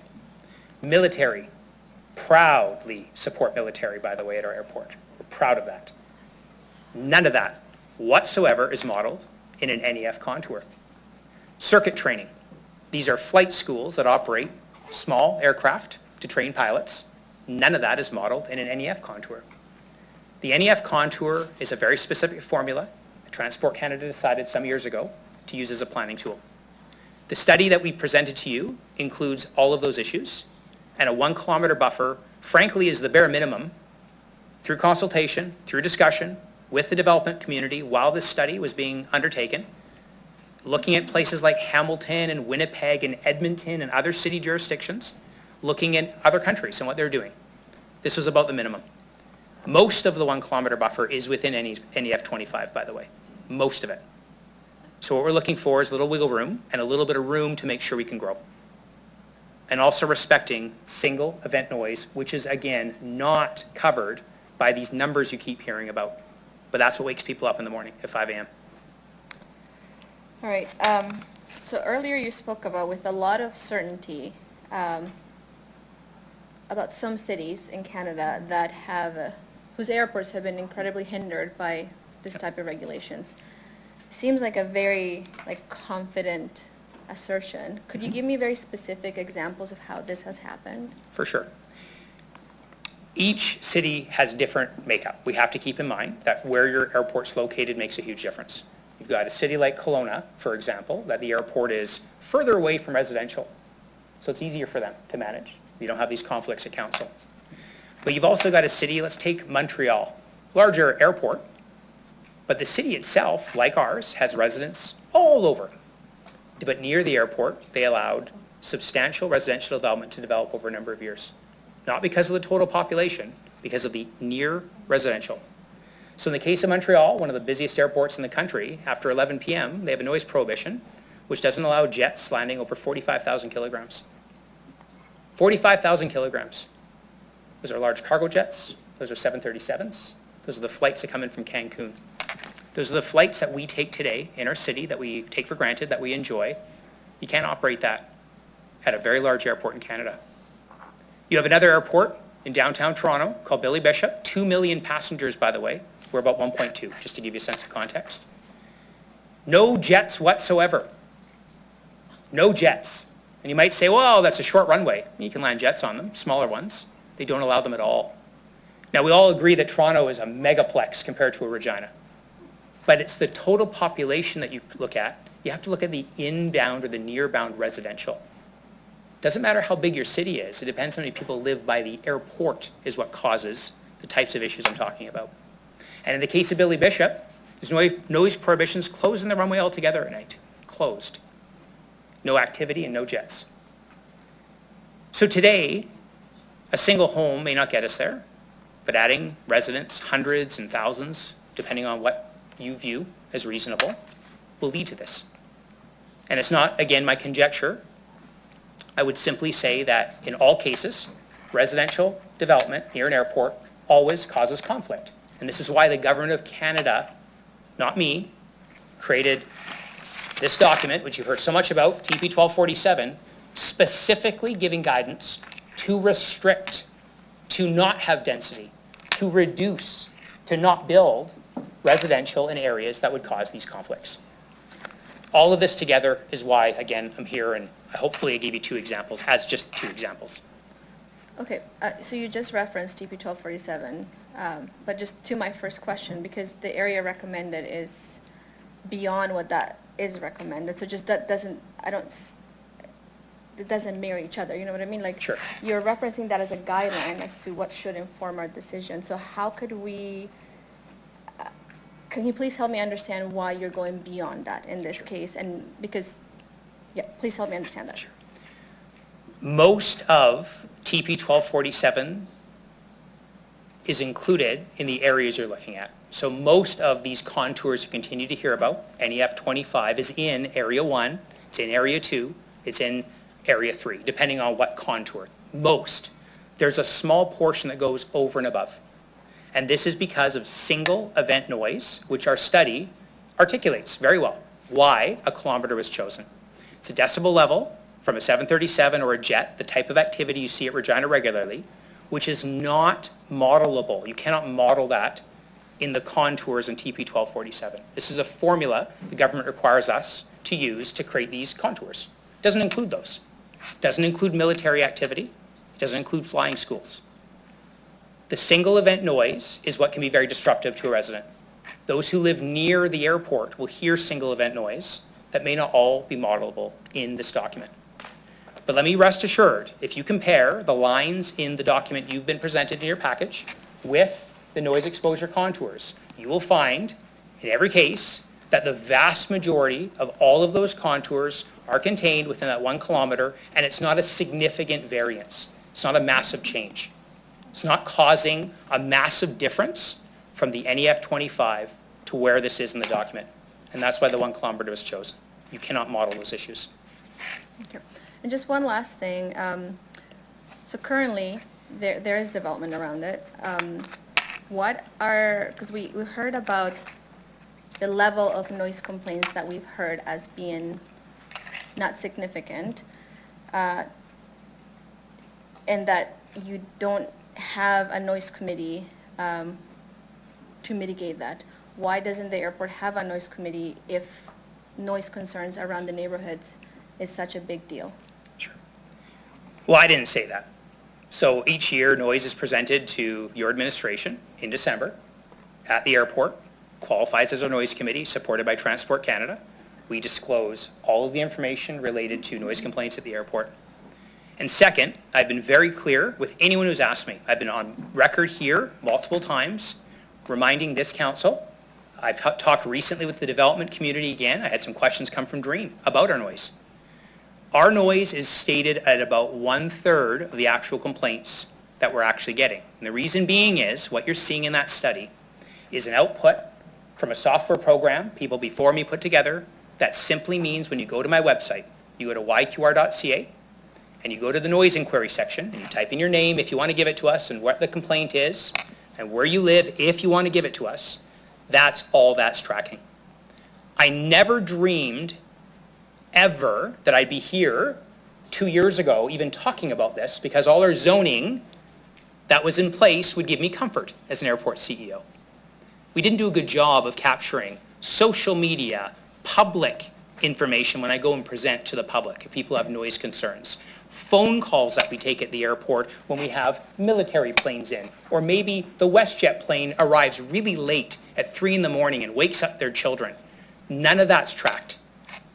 I've shared with administration, I've shared with the development community, anyone wants to listen, there's about 1/3 of the total impact of our complaints are recognized in the study, which is only an output of that one source. Shame on us, by the way, as an airport, for not doing a better job of reporting this in a way that a councillor could reasonably see. And that's our issue. Oh, you'll be right, so we're going to correct that. But I didn't ever envision we'd have these types of issues. Because I remind you, it was only 2 years ago, roughly, that this all changed. Nobody in my seat, including me who's been here over 7 years, ever dreamed that we'd see densification at the end of 1331, my main runway. Never would I have thought that. Never would I have thought I'd be talking about homes being built so close to the airport as we're talking about today. Never would I have envisioned that. So we will be doing a better job at tracking more closely the complaints, but that's in the future. Today, I just want to remind these numbers are just one metric, a website output, and that's all I can provide. All right, thanks for that. Okay, that's all for me. Thank you. We're getting close. Well, we've slightly surpassed our mandatory break. I'm going to suggest, unless there's opposition, that we finish with James, that we pause before we move to debate and questions for administration. I see Councillor Zakidniak has another question. I do have one, however, James. And I've heard several people say today this is complex and it is complicated. You referenced TP 1247 several times, and in our delegation written response, there is some discussion around NEF and national contours being an accepted methodology by which most airports sort of determine and analyze sort of noise and their acceptable standards, and that major urban centers, most of, use this, and that in fact some do have a residential development permissible within those areas. And so my question is, are we changing our methodology based upon sort of national acceptable standards, or are we moving ahead of the pack as it relates to the methodology that we may be using moving forward? We're really mirroring some other Canadian cities. Like you look at Edmonton with Leduc, you look at Hamilton with their, I think they call it a growth district or an employment district. And we're looking at the issues that the NEF contours on their own don't contemplate. The types of recommended land uses, building, for example, commercial or industrial near the airport and actually encouraging that. For all intents and purposes, what you're seeing is the NEF contours colored a little differently, slightly more broad in only a few areas. A lot of it's the same. This is Canada's roadmap. This doesn't take into consideration lessons learned in other countries. This doesn't take into consideration some of the items that you are being shown in the document. For example, 70 decibels for 15 seconds is considered irritating to most people. There's a contour in Australia that they use for their planning, and it's far, far more rigorous than what Transport Canada uses, just as an example. Single event noise, I've raised this a couple of times. I hope we can all agree if you go park your car by the airport and wait for the jet to turn before it takes off on the runway, it's really loud. So if you had a house right there, it's very loud, not considered with the NEF contour. So I don't think we're going over and above. What I believe we're doing is taking the NEF contours, we're looking at a rational city plan, and we're suggesting that we need to keep a little bit of room for growth. And we've looked at other cities, and they're noted in your package, that would be models around what we're considering here. It's very close, Councillor Fro, or Acting Mayor, it's very close. However, what we're recommending has been through a significant review, and it's not led by the airport. They were hired consultants, we had the province on board, the city on board, and they did an independent review, and you're seeing the output of that today. Thank you. Recognize Councillor Zakidniak, and then I believe we'll break. Go ahead, Councillor. Thank you. So I do have a couple of questions.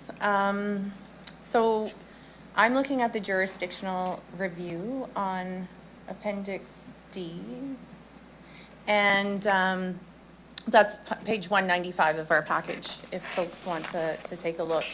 So what I see, my question is, in terms of other jurisdictions, at least for, I do see NEF 30, there's others with restrictions.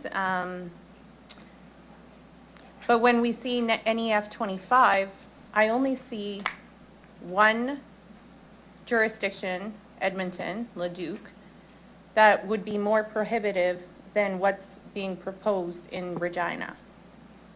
So I don't see how this is following best practices. Sure. Each city is different in terms of where their residentials are located. So let's use Kelowna as an example, and I read the same package, and I believe it's in the comments area. I believe it notes there really isn't a lot of residential property there. So Kelowna was a model I brought to your city administration to highlight to them that you have an airport at about 2 million passengers, number 10 in the country. We're number 15 or 16, depending what year I pick. And even though they may quote unquote allow this, there is none there. There's virtually nothing there because the planning between the city and the airport, which by the way is one entity in Kelowna, would not permit this type of use in this area. The only reason why there's a permission is because there's something called the Housing Accelerator Fund requiring cities to apply a certain way. But there is no homes there, is my point. Leduc restricted because Edmonton wants to grow their airport. And if you look at that airport as a model, you'll see a lot of industrial and commercial lands adjacent to the airport. Permissibility in NEF is very different than the zoning that might take place. So we have to remember, just because a table in your document says, well, maybe you could do it, doesn't mean that the zoning in that city permits it. There's a difference between the two. Most airports you fly to, with only a few exceptions, I encourage you to look outside your taxi window or your Uber or if you bike or however you navigate. The vast majority of airports you will see industrial, warehousing, commercial. You do not see a bunch of homes. Not near the airport, not of an airport of our size, including places like Saskatoon.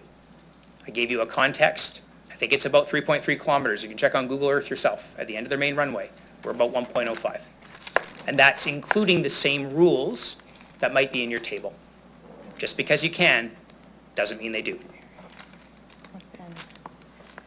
Okay, I'll save my comments for later on that. Next question though, I was writing this down when you said this was at the start of your presentation. So you said residential development always, this was the one fact that you were bringing, regardless of where folks stand, residential development always, in every case, leads to restrictions on the airport. I find that to be an interesting statistic, and my question is, how can you be sure? I've been working in this industry 24, almost 25 years. I've been the chair of a noise committee in Victoria for 7. I've been a CEO for 7, and I've sat on an environment committee for Canada. I hear firsthand from airports all across Canada about the challenges they have working with their local communities and the municipalities in the same way I'm doing here today. Never once, ever have I read an article, unless it's a height issue, that says there's a new warehouse by an airport and we want to prohibit late night flights. There's a new commercial entity or a store or a mall and we want to make sure that there's no 5 a.m. departures to Toronto. Never once. I haven't seen it in the US, I haven't seen it in Canada, haven't seen it in Europe. But every time that a prohibition adds to an airport runway time, a change in flight path, maybe no more general aviation. That's why I'm glad the club was here today representing their interests. So this is training of pilots, circling our community over residential areas today, can cause a nuisance. And those issues are the reasons why eventually and inevitably communities, politicians, could be councils, could be airport board members, will look to find ways to mitigate. And that's often done through prohibitions. Runway time, curfews on weight, all the things that reduce GDP. And that's why I'm so confident. It's my learned experiences. It's the documents, you can just Google it. You can see yourself. It's a significant issue for communities with any city build-up near an airport. Okay. I guess my question is in relation to in every case, always, and you're talking about articles, I would assume that we wouldn't hear about complaints that didn't lead to restrictions in news articles. Do you disagree with that? It depends on what news is covering it. I can see examples where you might have a petition going through CTV News in another city about a change to an airport flight path. It could be about a different time for curfew. It just depends on the city. It depends on the residents in that area. It depends. Each airport's different with their city buildup. Each airport's communities are different expectations.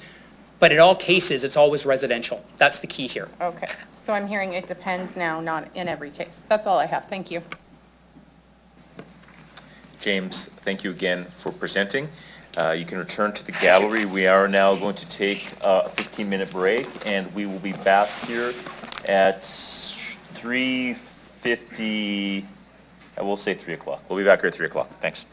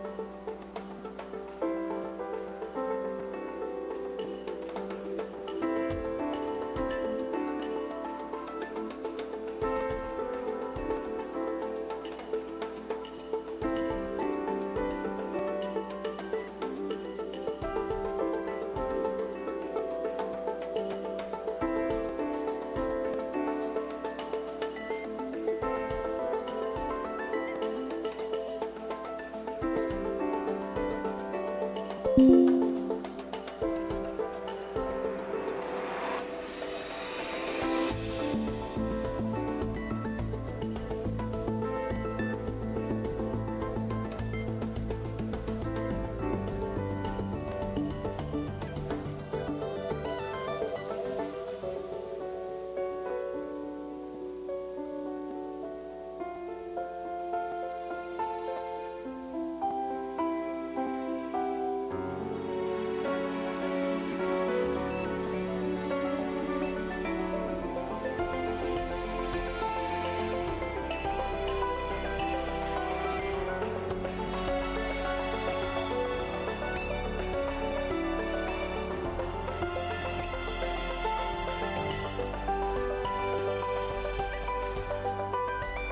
when you get started, I'll ask that everyone please take their seats. Thank you. At this point in the agenda, we're still on item 1.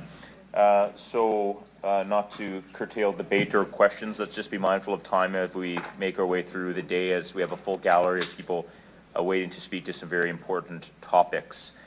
At this point in time, we'll move to communication, CM 25-4. Can I have a motion, please, to receive and file the following communication, that being CP 2518, Scott Rodnitz, Creos Aviation of Regina, and CP 2519, Jason Carlson from Dream Developments, also from Regina. Looking for a motion, please. Thank you, Councillor Burton. To receive and file, page 7. No. Can I ask for a seconder, please? Councillor Seeklis. I'll call the question. Any opposed? Carried.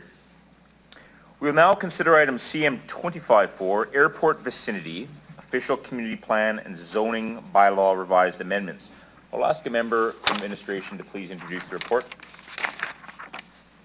Go ahead. Thank you, through the chair. I'll keep the opening super short.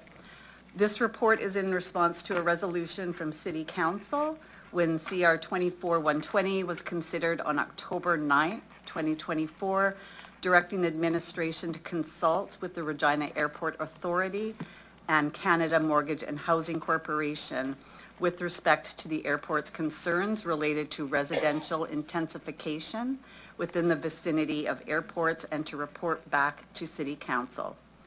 As indicated in the previous report, the city and the airport partnered on a land use planning strategy for development within the proximity of the Regina International Airport, and this partnership resulted in the Regina International Airport Area Land Use Planning Collaboration. This report is seeking Council's approval of the proposed official community planning and zoning bylaw amendments to meet the statements of provincial interest. Thank you. Thank you. Can I have someone move the report, please? Councillor Seeklis, do you wish to speak on the report? Okay, I'll look for a seconder, please. Councillor Burton. Any questions from council to administration as it relates to this report? Recognize Councillor Mazzanelli. Thank you. Not being present for the Queen Street debate, but paying attention to it, noticing there was concessions noted by Mr. Bogus and an agreement between administration and the airport authority. I'm just wondering for how the rationale would be today with this agreement in terms of that debate. Would we be on the same side from both parties now with those concessions, or would that have changed it? Recognize Ms. Bradden. Through you, Chair, thank you for that question. So based on the recommendations in the report, the project on Queen Street, that parcel of land would have been on the boundary of Area 2. Yeah. So it's within NEF 25, but the boundary of Area 2 is just a little bit larger. And so that application as it was presented would not have been recommended. Okay, so that would have shifted administration's recommendation had this come first then, and then that would have gone in a different direction. That is correct. The city manager would like to speak. Go ahead, Ms. Anderson. Thank you through the chair. And I just wanted to add and just remind everyone that the reason that we had to bring it in the order that we did, because I know it could have seemed counterintuitive, is that there was an obligation for council to make a decision based on rules and bylaws of the day. And so there was a desire for it to be looked at when we looked at it, which is why it was presented in advance of this report. Thank you. Through the chair, organization always looking for opportunities to create density. Not enough of a loss to the city to pull your approval of this recommendation. We don't lose too many parcels within the city applying this that affects your long-term density plans, as was pointed out by one of the delegations. Through the chair. Thank you. Through the chair, I think what the recommendations in this report represent a balance, recognizing that I think as Mr. Bogus implied, you wouldn't build an airport right in the middle of your city, and you wouldn't build your city residential land proper right around an airport. Understanding and recognizing that we have residential land already within close proximity to the airport. It is, already, there is already restrictions in place. This just provides a little bit more clarity, and we do think strikes a balance for still allowing for intensification in several other areas and locations in the city. Thank you very much for that. Through the chair, following up on what I was asking Mr. Bogus previously, on page 66 of the joint report, there's a small map. It denotes 13th Avenue as being a transportation corridor leading from basically the center of the city to Saskatchewan Drive out. But I notice in the long-term planning it deviates on Courtney and meets up. Looking at the investment of the city in Pinkie Road, bridge infrastructure, as well as how the GTH has come together. Also looking that if that was the long-term plan, we would be integrating large transport traffic along with residential traffic closer within our city. And also witnessing Courtney being a 40-year plan that was never activated, and also causing a lot of harm to other plans because of that. I'm wondering, is this the correct version of the plan we should be going with for a long-term goal? It would seem a lot more logical to have that connection go right to Pinkie Road along 13th, parallel to the tracks, industrial corridor the whole way through. Just wondering the rationale.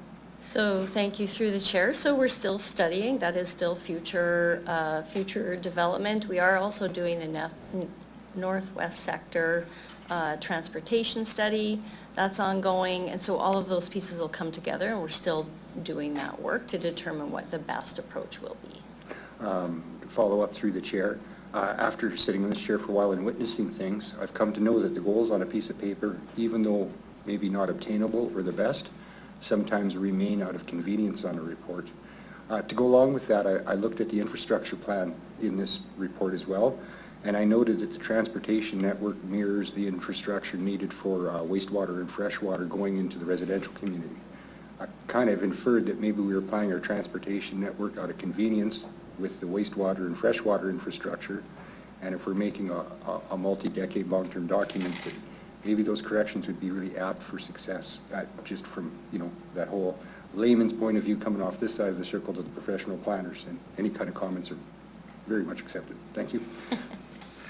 So thank you through the chair. So again, we're still doing that work. The TMP is under review. Our other master plans are going to be under review, and we are still doing the work, as I said, trying to determine what the best approach to transportation in that northwest sector and around this area of the city will be. I totally appreciate that. Just to hammer this home, if you've ever driven eastbound on 9th Avenue North where it leads into Ring Road and come to McCarthy Boulevard and had to wait to turn right at the red light, that's because long-term plans don't always facilitate the neighborhood use. That turns into decades of use that way. So to try to correct this from the onset is where I'm going with this. And I hope as we develop those long-term plans, the type of line of sight I just described goes into the quality of life we plan for our residents. Thank you. Thank you, Councillor Messinelli. Recognize Councillor Flores. Thank you. Through the chair, I'm just wondering, so the city promotes using land more efficiently through infill, and Area 1 blocks all residential development, even where it's allowed under federal guidelines. How does that fit within the city's goals to grow inward and make better use of existing services and infrastructure?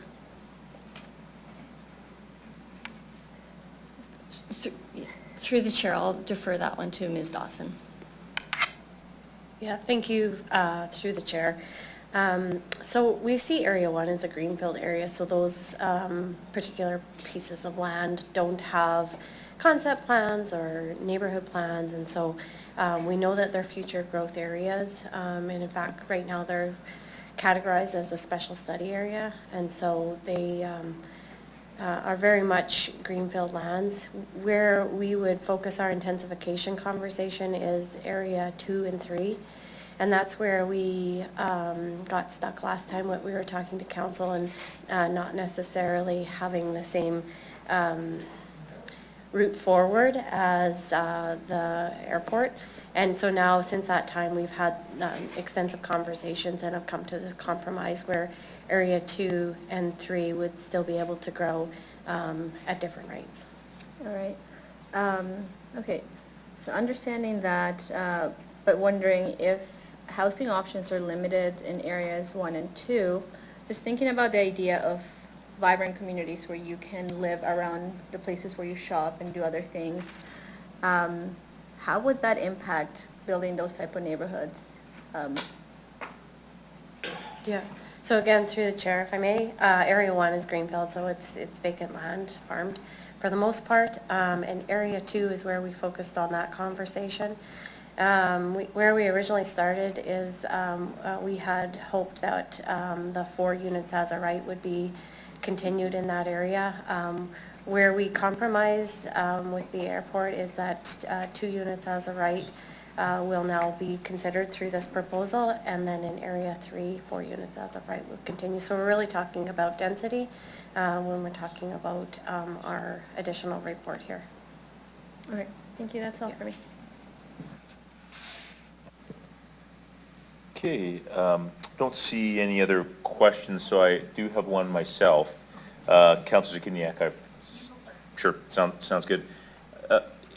Am I correct that Area 1 in this report is currently sort of under study as it relates to our growth plan? And sort of, if so, how do we think of that as it relates to sort of greenfield development and our obligation to ensure that we have enough greenfield lots for the Regina of the future? As in, it may be impossible to answer, but from a stage gate perspective, given that it's under review or under study, when would we envision a parcel of land like that to be considered as part of the growth plan? Ms. Bratton?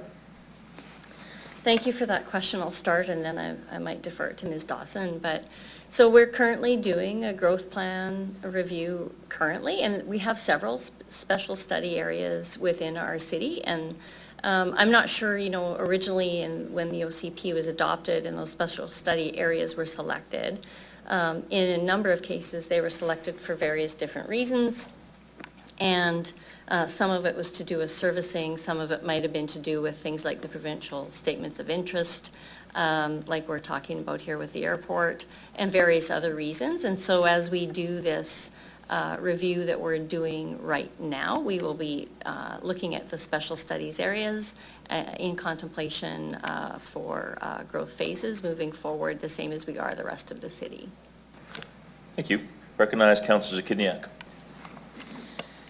Okay, so I do have some questions and comments on this. My first question is, in the background section of this report on page 4, it talks about what happened last term. October 9th, 2024, City Council approved direction to amend bylaws, but did not direct that a bylaw be brought forward to adopt the changes. I was there, so I need a reminder of what exactly, that sounds abnormal. So can someone explain to me, was there a misstep? What happened there? Through the chair. Through the chair, there was an amendment put on the floor of council, and I think maybe that was a bit of a misstep that came forward. Yeah, so the recommendations at that time were not adopted. Okay, and so what that means then is, well, so there was an amendment, which I guess made as part of it some changes, but also requested more work. So I think the point is, none of the changes have been made at this time. This is the way to finalize Yes. all of it. Thank you, through the chair. Yes, that is correct. Okay. Now, okay, so just trying to make sure I understand a few things here. Area 1, what is proposed? So Area 1, I believe what I read is that it currently, policy area exceeds federal guidelines. And I don't know if that's currently the case or just with what's being proposed that it's going to exceed federal guidelines. Can you clarify that?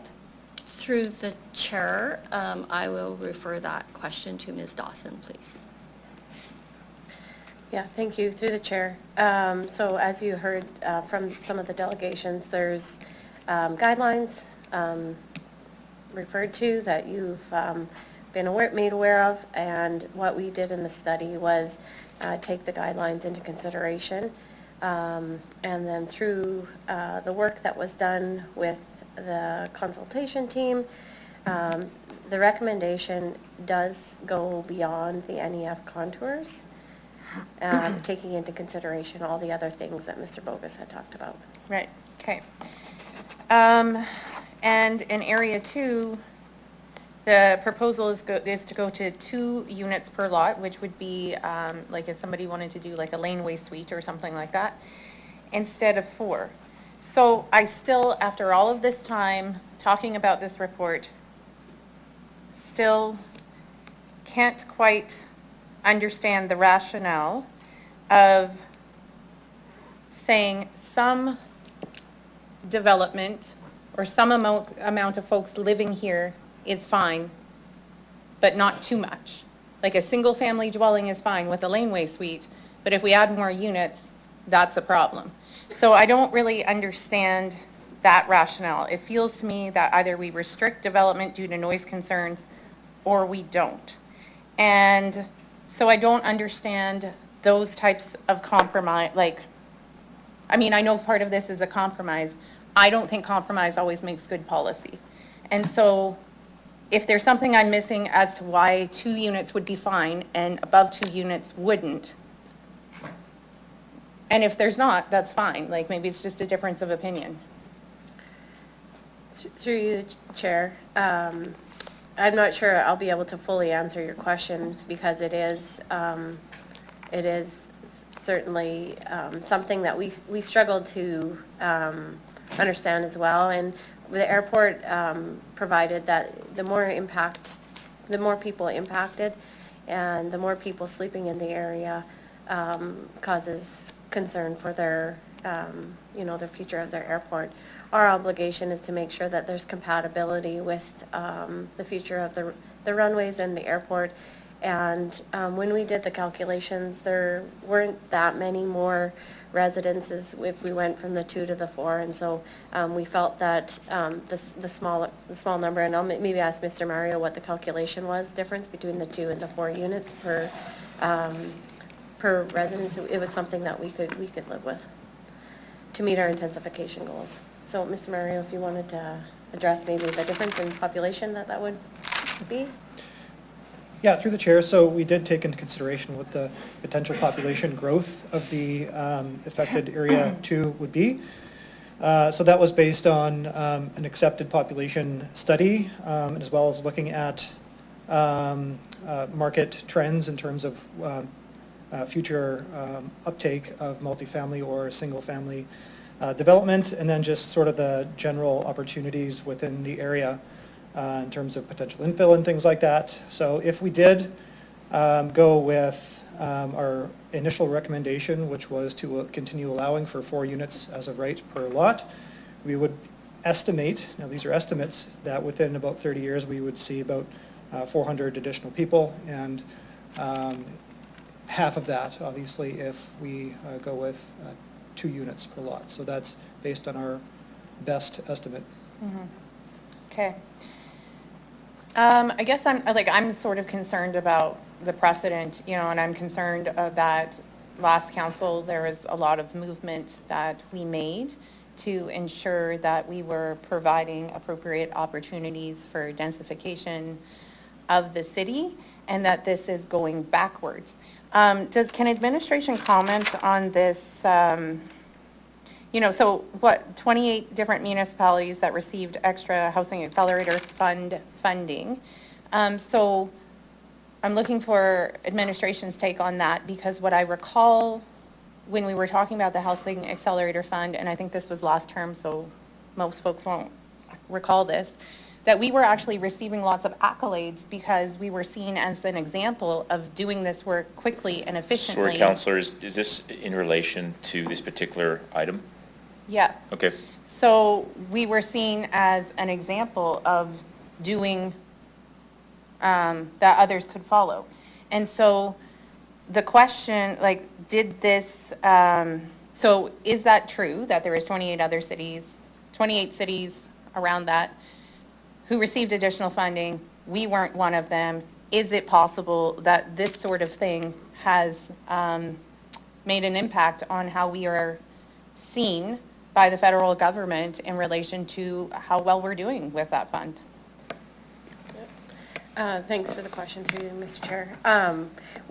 If you'll recall, as part of the work that we took away from last fall was to continue conversations with CMHC. They have confirmed that they don't have concerns if we go to the 2 units as of right, or the 4 units as of right. We still are obligated to meet the numbers under our Housing Accelerator Fund agreement, so that just means we'll make up the numbers in other locations.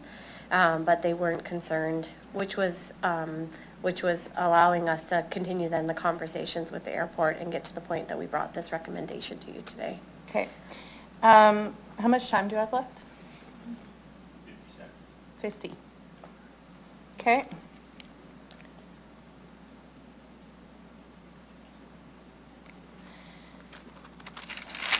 I guess when I look at the appendix, the jurisdictional review, what I see is that we would have more restrictions in NEF 25 than most other cities. I did hear, well, in the notes that can give some more context, but what I do see is some of them have existing residential areas, and again, no restrictions. So is it true that in our NEF 25, we are having additional restrictions proposed that many other cities don't have?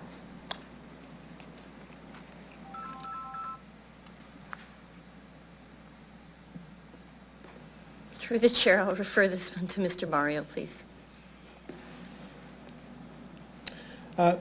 Through the chair, it is true, strictly looking at from a policy perspective, that most other Canadian cities within Western Canada are not restricting residential development within the NEF 25. That being said, I would also point to the same point that Mr. Bogus made, that in certain cities, they have other policies which just generally allow or require non-residential or industrial development within the vicinity. Saskatoon is a good example, as well as Kelowna. Kelowna has a small amount of residential, very small, about 80 lots, I think I counted, that are residential. Other than that, it's entirely industrial. So there is a little bit more nuance in terms of beyond what the policy says. Generally, it is a good principle to require or favor industrial development near an airport.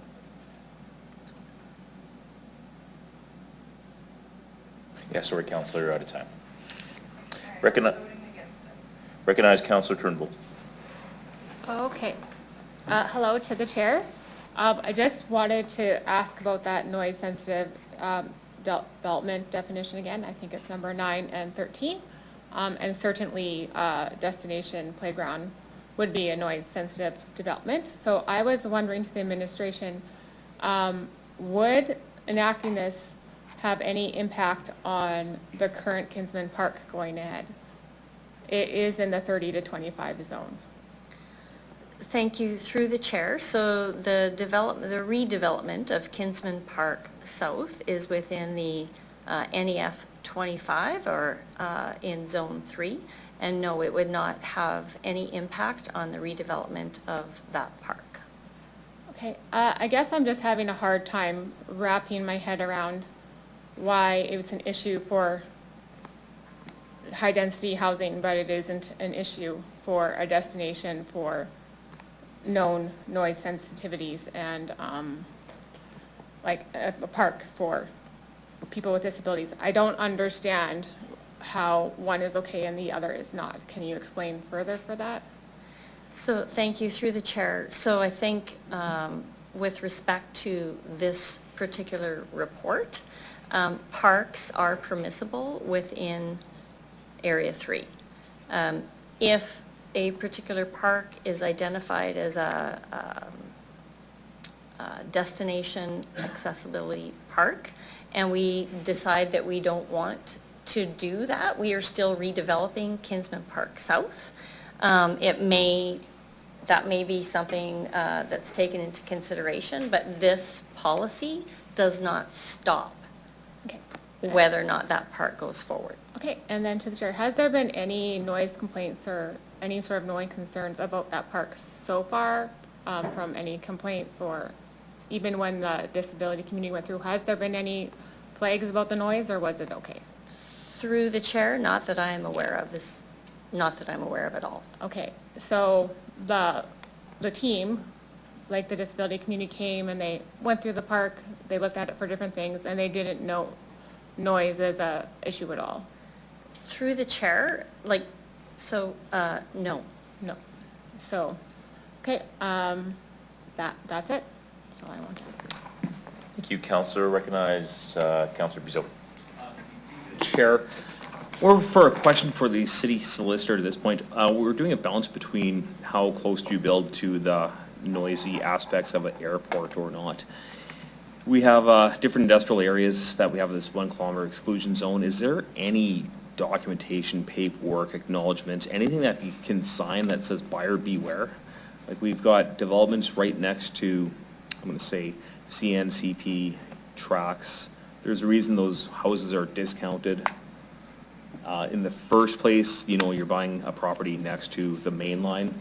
Is there something that can be signed to say, hey, if you want to build right next to the runway, this is your option, but buyer beware, and there is no complaining process?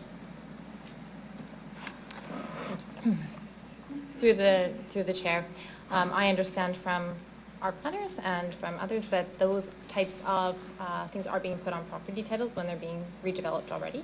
So that's already something that is being contemplated. So on property titles, they are putting sort of a notice on those property titles when those properties are being redeveloped that they are in a noise area or close to an airport proximity, and that's one of the things that they need to be aware of. So it is a notice rather than sort of like a caveat. It's a notice that they are given.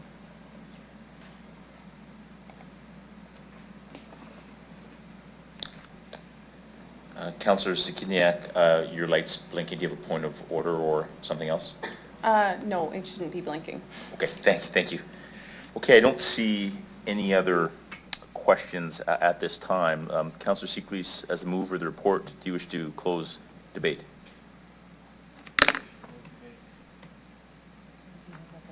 You have no further comments, okay? With that, I will ask the clerk to start the vote.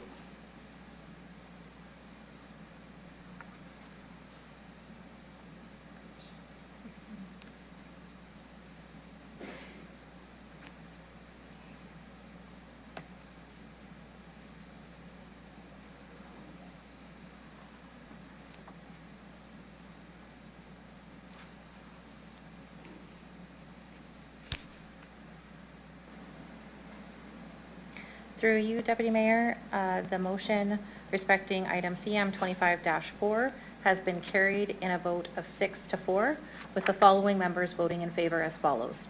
Councillors Mancinelli, Burton, Bezo, Rasevich, Siklis, and Deputy Mayor Fro.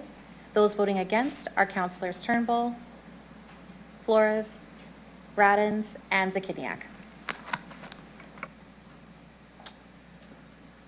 Thank you. The following bylaws number 2025-16 and number 2025-20 are related to the previous item, CM 25-4, and will be considered at this meeting only if Council has adopted the recommendations as written in Report CM 25-4. Okay, so we will now consider a public hearing and public notice bylaws related to the previous item, CM 25-4. I will ask Acting Deputy Mayor Burton to do first reading of the following bylaws. Bylaw number 2025-16, Design Regina, the official community plan, amendment to bylaw 2025. Bylaw number 2025-20, the Regina zoning agreement, bylaw 2025 number 6. Sorry, Mark. I move, seconded by Councillor Flores, that bylaws number 2025-16 and number 2025-20 be introduced and ready first time. I'll ask the clerk to start the vote.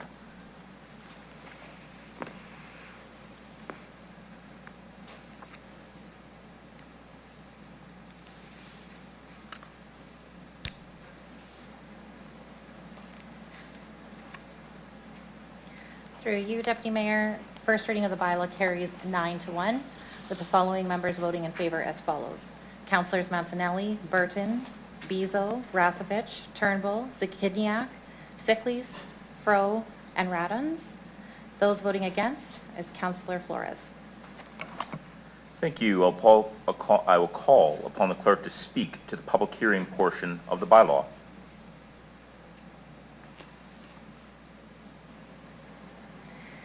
Through you, Deputy Mayor, as required by legislation, the following bylaws require a public hearing. Bylaw number 2025-16, Design Regina, the official community plan, amendment bylaw 2025 to amend Design Regina, the official community plan bylaw to make policy changes to lands within the vicinity of the Regina International Airport. And bylaw number 2025-20, the Regina zoning amendment bylaw 2025 number 6, to amend the Regina zoning bylaw 2019 with respect to regulations applicable to lands within the vicinity of the Regina International Airport. Is there anyone in the gallery today wishing to address City Council on any of these proposed bylaws?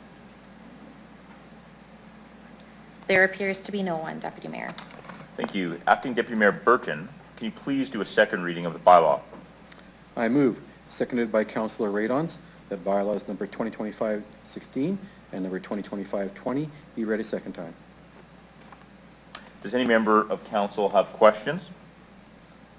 Seeing none, I'll ask the clerk to start the vote.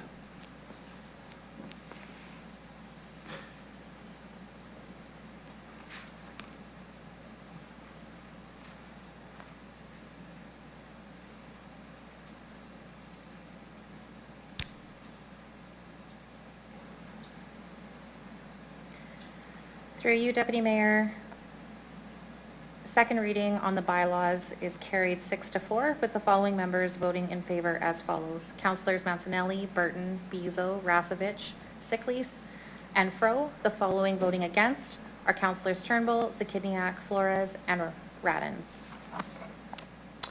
Thank you. Acting Deputy Mayor Burton, can you please do consent for a third reading of the bylaw? I move, seconded by Councillor Zakidniak, the councillor hereby consent to bylaws number... Okay. Just choose anybody. Okay, you bet. Seconded by Councillor Siklis, the council hereby consent to bylaws number 2025-16 and number 2025-20 going to third reading at this meeting. I'll ask the clerk to call the vote. Start the vote.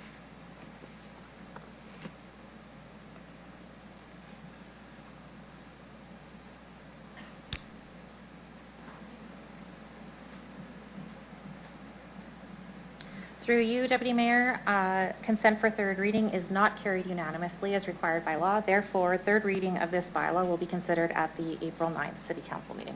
Thank you. We will now consider the public notice bylaws. I will ask Acting Deputy Mayor Burton to do first reading of the following bylaws. 2025-19, the 2025 Alley Maintenance Special Tax Bylaw, 2025, and 2025-23, the Regina Administration Amendment Bylaw, 2025, number 2. I move, seconded by Councillor Bezo, that bylaws number 2025-19 and number 2025-23 be introduced and ready first time. I'll ask the clerk to start the vote.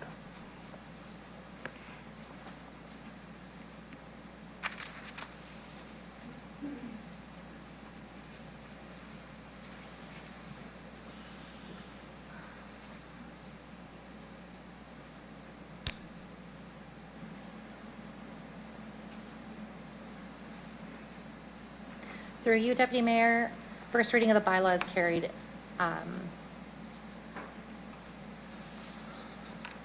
with all members in chambers voting in favor. Thank you. Acting Deputy Mayor Burton, can you please do a second reading of the bylaws? I move, seconded by Councillor Rasevich, that bylaws number 2025-19 and number 2025-23 be read a second time. Does any member of council have questions? Seeing none, I'll ask the clerk to start the vote.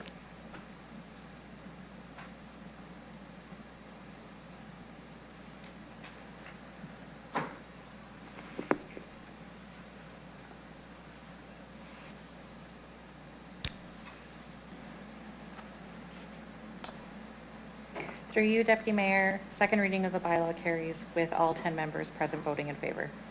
Acting Deputy Mayor Burton, can you please do consent for a third reading of the bylaws?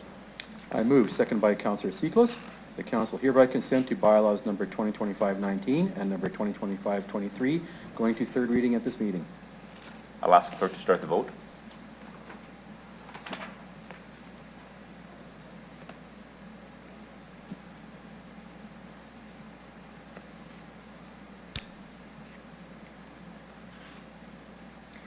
Through you, Deputy Mayor, consent for third reading is carried unanimously.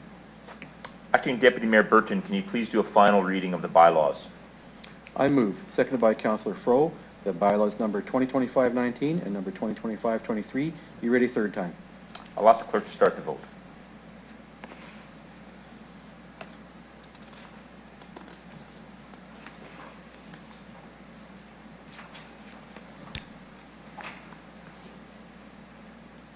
Through you, Deputy Mayor, third reading of the bylaws is carried with all 10 members voting in favor. We have communication on item CR 2521. Can I have a motion to receive and file communication CP 2520 from Jim Elliott of Regina, Saskatchewan?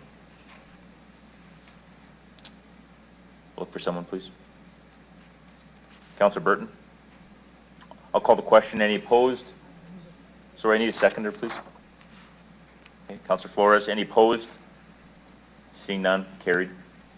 We'll now consider item CR 2521, the Regina Auto Racing Club lease.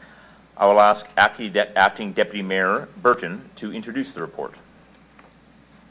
So getting it to find.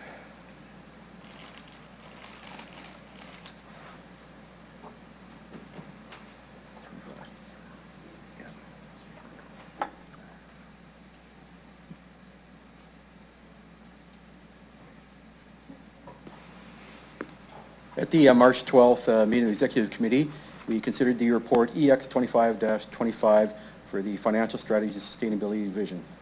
The committee adopted a resolution to concur in the recommendation contained in the report. Recommendation number 4 in the attached report does not require City Council approval and is respectfully submitted by the City Clerk. Thank you. Can I have someone move the report? Councillor Bezo, seconder. Councillor Seekles. Councillor Burton, do you wish to speak on the report? Okay, or sorry, Councillor Bezo, do you wish to speak on the report? Thank you. Any questions from council members on this report? Seeing none. Councillor Manzanelli, do you wish to speak on this report? It is. Please go ahead. Asked a question at Executive Committee. I was just wanting to follow up on that question. It was in reference to the Indigenous reporting section.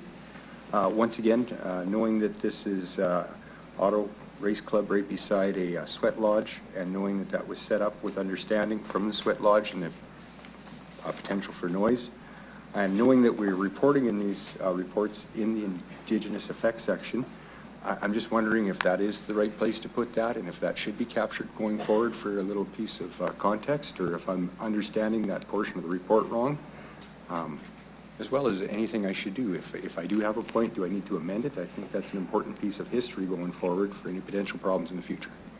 Through the chair. Ms. Anderson? Through the chair, I think what I would say to that is that when we first began the ceremonial site, we met with the elders, and they were well aware of the activities in the area. They did not express concerns. There's also a police range to the west.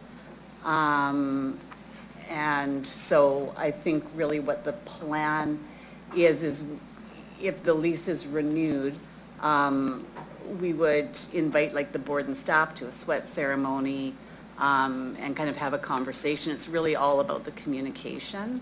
And so there was nothing specific in the Indigenous section of the report because there had been nothing expressed as a concern with relation to the lease renewal and the ceremony site. Understood, and wanting to understand to do this job properly, better I guess. Indigenous impact was never a section of the report when I started on council. Adding that section to the reports I think is a positive move forward to kind of step out of colonialism, and I'm trying to learn and do better that way. Understand that nothing has been said and that we've had engagement and been planning through with cooperation from both the racetrack and the elders with the sweat lodge. But I think there's just a little bit of foundational element when the whole idea comes about and you speak about the chance of there being a problem in the future and having acceptance at that point in time when the agreement's made. To me, that would seem something that should be captured and notarized just in case the words of a meeting that you speak like right now are forgotten in the future. This lease will have to be renewed for years to come. There's investment going there for a track.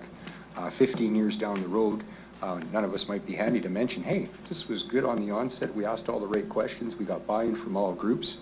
But if we put it to paper in this report, I believe that might be the right section of the report to put it to paper in, and then we alleviate that problem in the future. And I think that's kind of a piece of a report, is that information going forward. So I guess, first of all, am I understanding this section of the report properly for its use? And if I am I calling upon it properly to be used in that way? Through the chair, it's called Indigenous impact so that we put the impact in there. As I said, with the engagement that was done, there was no impact determined. I would say as council, you all have the right, if you're not happy with the report or the content of the report, to send it back to us for revisions and to bring that back. So we can, if you want it updated with the information that I said verbally, we can absolutely do that. Through the chair, would it be updated with the information I said verbally if we sent it back? Could that be an ask? I was very pointed in part of that meeting. I understand your points of engagement and the work administration's done, but the consideration of the factors on the onset is really what I'm after. And here again, not trying to be too argumentative, but just trying to get to the point of how this could be used best. And if I'm going to take the time to send it back, I want to make sure I do it the right way. Through the chair, so what specifically would you like to see in that section? Well, I would specifically like to see that there was an agreement between the elders who proposed the sweat lodge, expressed that they were well aware of the speed track being there. They looked towards the future and saw it having no effect on their plans, and they looked at it as a very positive decision if that was allowed to go forth and happen and start to be invested in. That's all, just capture it that way. Like I said, 10 years from now, if we're successful with the sweat lodge and the track is successful, there could be a point when we have two successful entities arguing, and I just don't want to take that chance when it was talked about ahead of time, and I'm trying to alleviate that. Thank you. Councillor Mazzanelli, would you be amendable then to proposing an amendment that would direct the clerk's office to work with city administration to include that general language here, and then we can sort of move forward with this?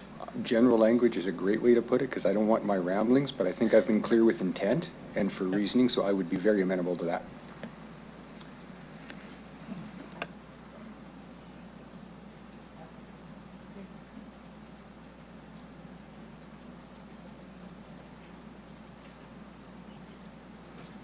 So we'll need a, clerk's offices will be putting that amendment on the screen here momentarily. We will need a seconder for that.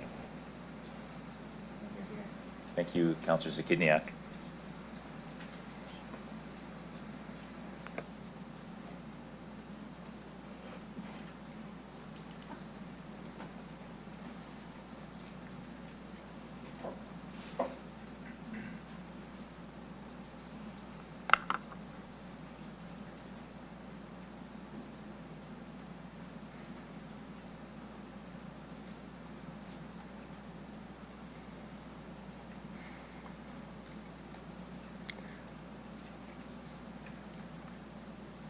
Just to note, I'd be happy with the clerk's office to review and make sure I understood the initial conversation properly too, and not through rose-colored glasses.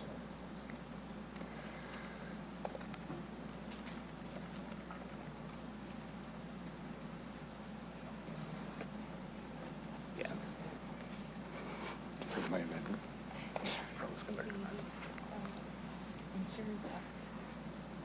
Okay, I think what we're going to do is we're going to work on the wording of the motion, but given the conversation that we're using generalities, we're going to call a vote now, and we'll work to make sure that that language reflects the spirit and intent of what you said, Councillor. So very we'll ask happy the it's clerk been to call the captured. vote, please. No, not vote, because we might Sorry. have something to say. As amended, pardon me? Well, because we can speak to the amendment. Sorry, thank you for the point of clarification, Councillor Zakidniak. Would anyone like to speak to the amendment?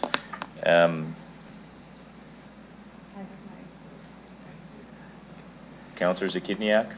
They're working on putting it up, and maybe by me talking for a moment, that'll help. But, I mean, I think like what I heard Councillor Mancinelli say is that there were conversations from the Indigenous community impacted by whomever from the Indigenous community about the sweat lodge, the ceremonial site close to the racetrack, that this consultation, this engagement did occur, that there was an agreement that it was fine. And I do think that's important to capture and show that we did our due diligence. I support this amendment. I think it's just, as noted by Councillor Mancinelli, ensuring that we have that indicated in our reporting so that in the future, if needed, we can go back and say, this is what occurred, this is the engagement that has occurred to get us to this spot. So I think it's pretty straightforward, and I do support it. Thank you. Thank you, Councillor. I guess at this point, unless anyone else wants to speak to the amendment, we will call the vote. Yeah. So, Councillor Mazzanelli, you can close You guys debate heard on me your enough. amendment.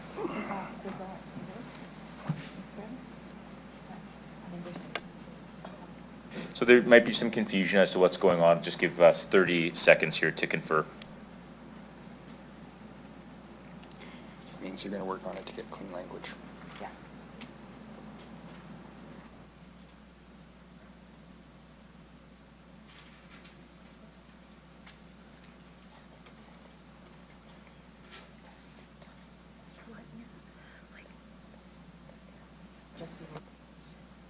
Thank you. Thank you to the clerk's office. So just as a reminder, right now, we're just voting on the amendment, Councillor Mazzanelli's amendment. We'll vote on that. Doesn't trump the previous. We'll go back to that to after. So we're just voting on this amendment now to accurately reflect the fact that consultation was done with the Indigenous community and to have that live on for the record. So unless there's any other questions, I think we can start the vote then, please.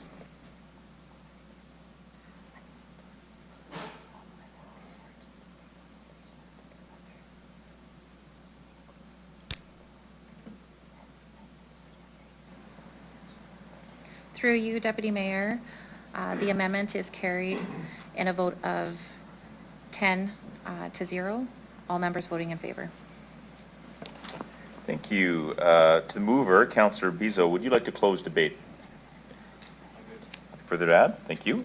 In that case, I will ask the clerk to start the vote on the main motion as amended.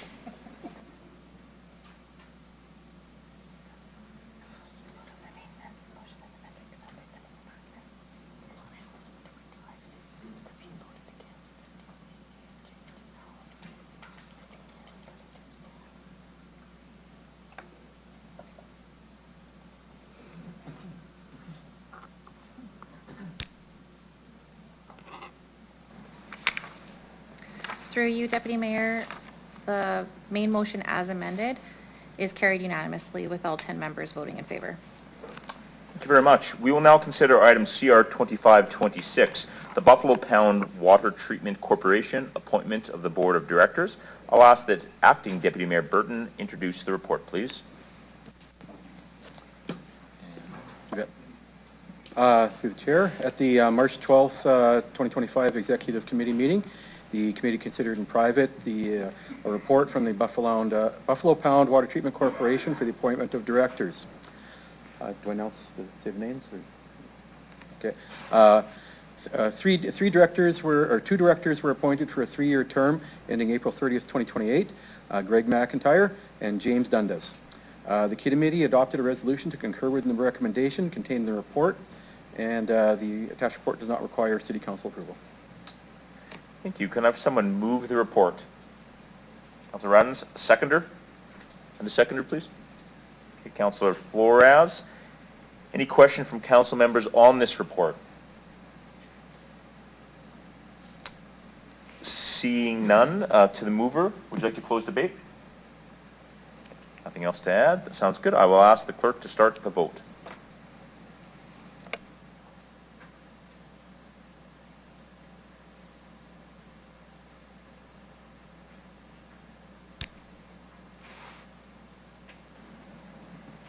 Through you, Deputy Mayor, the motion is carried with all 9 presently members voting in favor, as Councillor Zakiniak has temporarily left the meeting.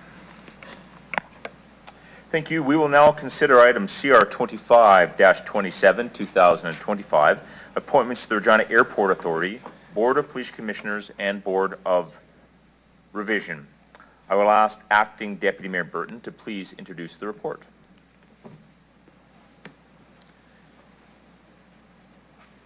Thank you. At the March 12th, 2025 meeting in a private session, the Executive Committee considered a report, E2510, 25 appointments to the Regina Airport Authority, Board of Police Commissioners, the Board of Revision from the Office of City Clerk.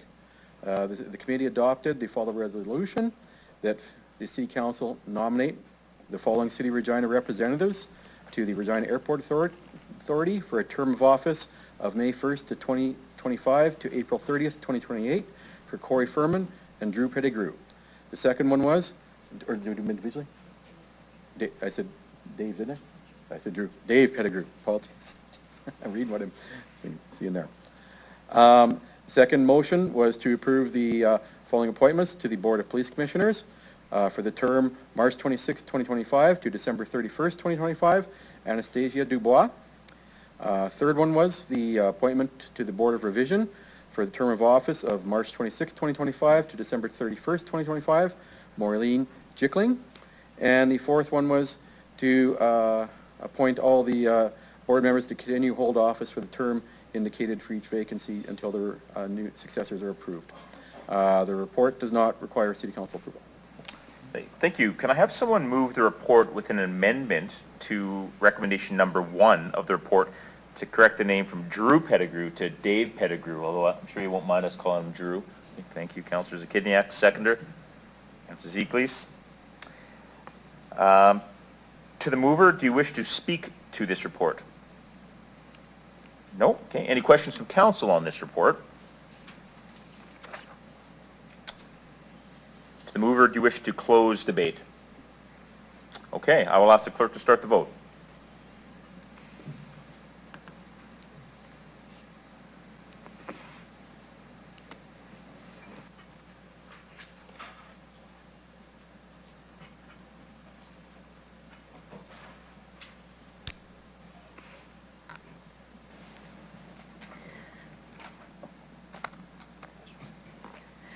Through you, Deputy Mayor, the motion carries with all 10 members voting in favor.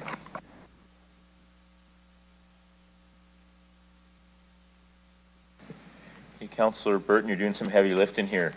We'll try not to try to get through this. We'll consider the following bylaws. I will ask Acting Deputy Mayor Burton to do first reading of the following bylaws.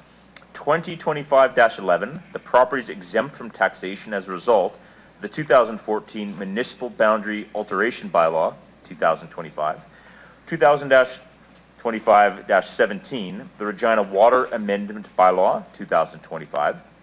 2025-18, the Wastewater and Stormwater Amendment Bylaw, 2025. 2025-21, the Annual Low Income Municipal Property Tax Deferral Program Bylaw, 2025. And 2025-22, the Waste Management Amendment Bylaw, 2025.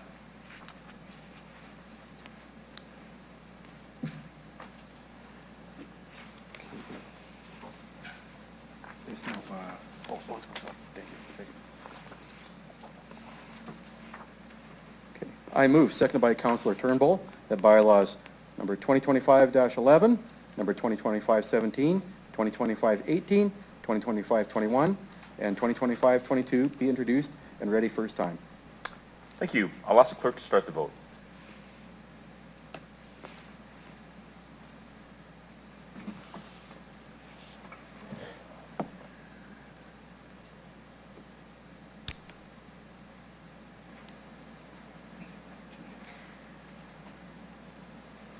Through you, Deputy Mayor, first reading of the bylaw is carried with all 9 members voting in favor. Councillor Mancinelli has temporarily stepped away from the meeting. Acting Deputy Mayor Burton, can you please do a second reading of the bylaws? I move, seconded by Councillor Flores, that bylaws number 2025-11, 2025-17, 2025-18, 2025-21, 2025-22 be ready second time. Does any member of council have a question? Seeing none, I'll ask the clerk to start the vote.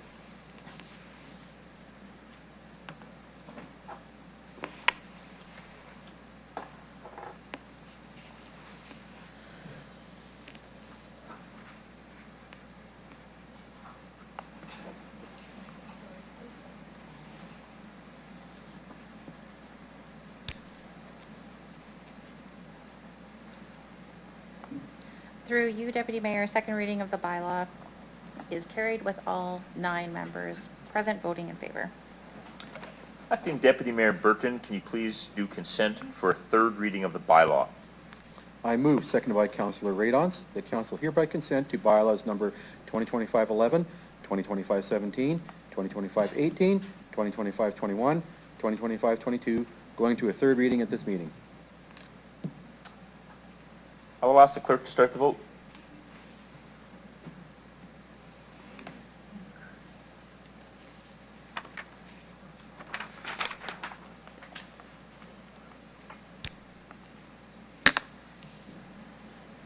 Through you, Deputy Mayor, consent for third reading is carried unanimously with all 9 members voting in favor.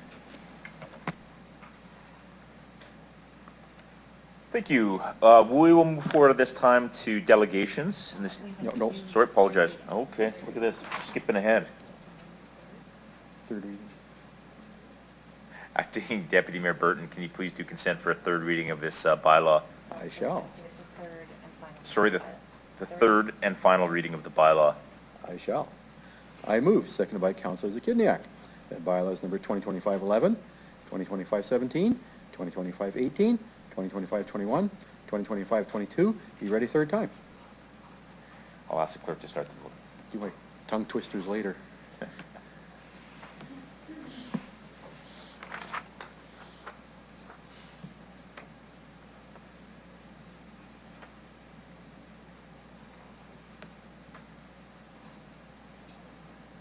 Councillor Bizo? Thank you.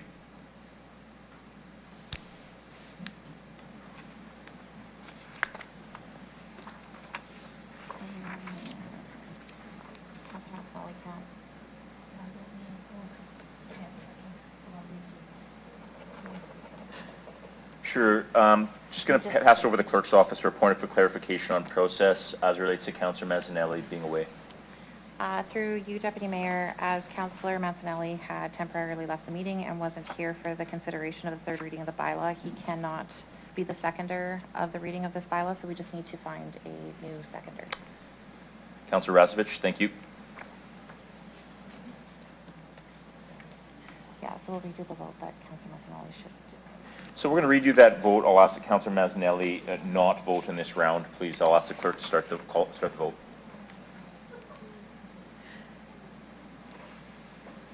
Got to buy donuts for everyone, Councillor.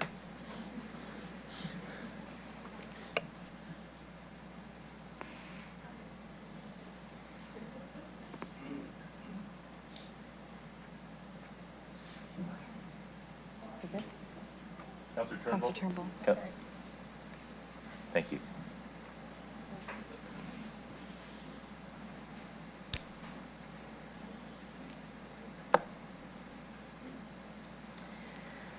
Through you, Deputy Mayor, third reading of the bylaw is carried with all 9 members voting in favor. Okay, we're good. Moving on. That's some heavy lifting. Moving on to delegations, please. CR 2524. Let the call upon delegation DE 2543, that being Jeff Campbell of the Canadian Condominium Institute, South Saskatchewan Chamber. Jeff, please feel free to come forward.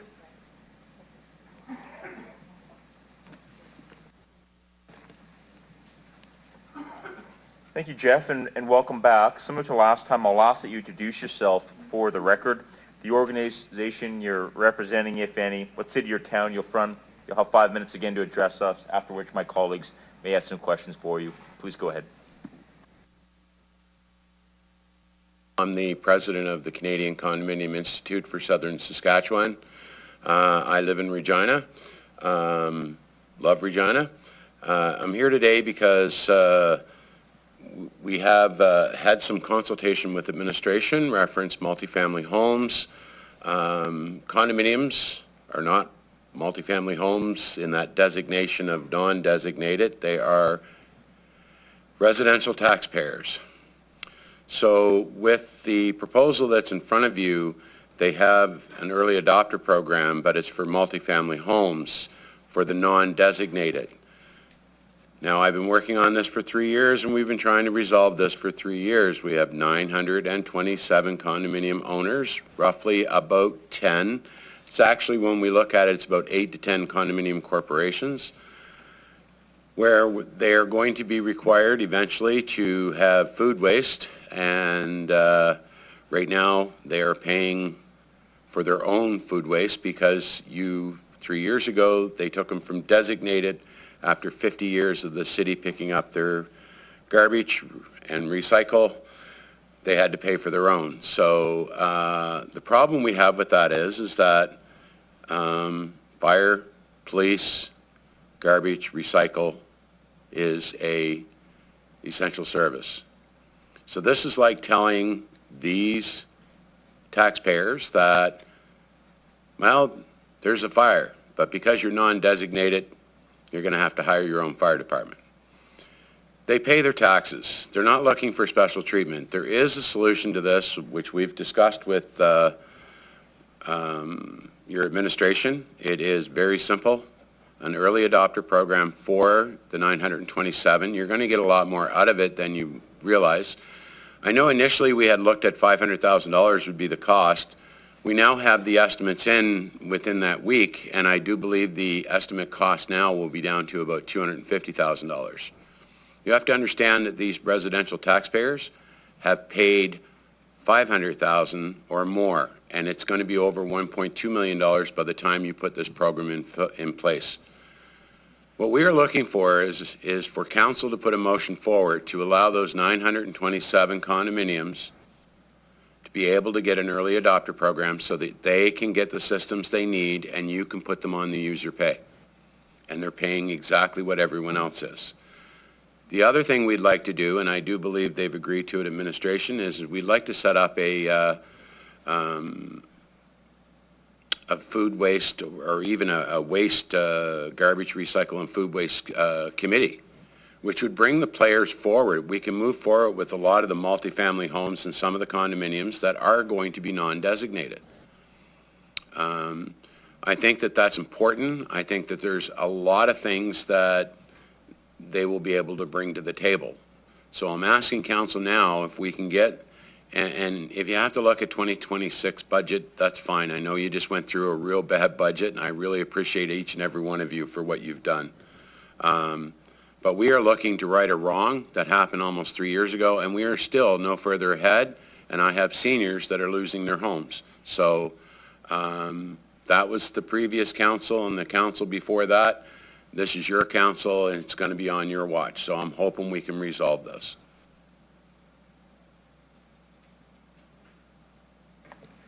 Thank you for your presentation today. I'll look for questions from my colleagues. I'll recognize Councillor Mazzanelli. Thank you. So just to understand your ask correctly, under point 1C, they have multifamily sectors as well as ICI. You want that to be opened up a little bit to include the 927 condo owners you're speaking of, correct? It's a wording designation there to open it up to the condo owners you need. Yeah, but the way it's worded for the early adopter program, it's only 10%. Okay. And up to, I think, $15,000. Well, it's at 10%, it's never going to be $150,000. The actual cost to do a lot of these is about $25,000 or less. Some of them are only $6,000. What you're asking is you're asking for condominium corporations to take the money out of their reserve. So instead of fixing the roof, we're going to get our garbage, recycle, and food waste done. We're not willing to do that. I mean, we are under the same restraints as you are, just on a little bit lower scale. But we have to go through the same budget deliberations that you do. And, you know, I know that if you understand anything about the reserve fund for a corporation, the amount of financial strain that you're putting them on is just unbelievable. And they only have one person they can get it from, and that's the condominium owners for that condominium corporation, which almost 70% of them are seniors. We don't have the money anymore. So those 10 condominium corporations, you're really putting the pinch on them. Understand that. Here again, problem has a pretty big head on it, so trying to take bite-sized pieces off, of course. The first bite-sized piece is the language. Second bite-sized piece is the amount of incentive, and trying to understand applying that to an individual as opposed to a condo corporation and how that tallies out for the costs, and if that is a council to re-understand the funding we're allocating, or if it's a wording for how that funding's eligible, and I think we got to get there yet. So is that pretty much surmise what you're trying to get across to me? Yes, sir. I really appreciate that. Appreciate that.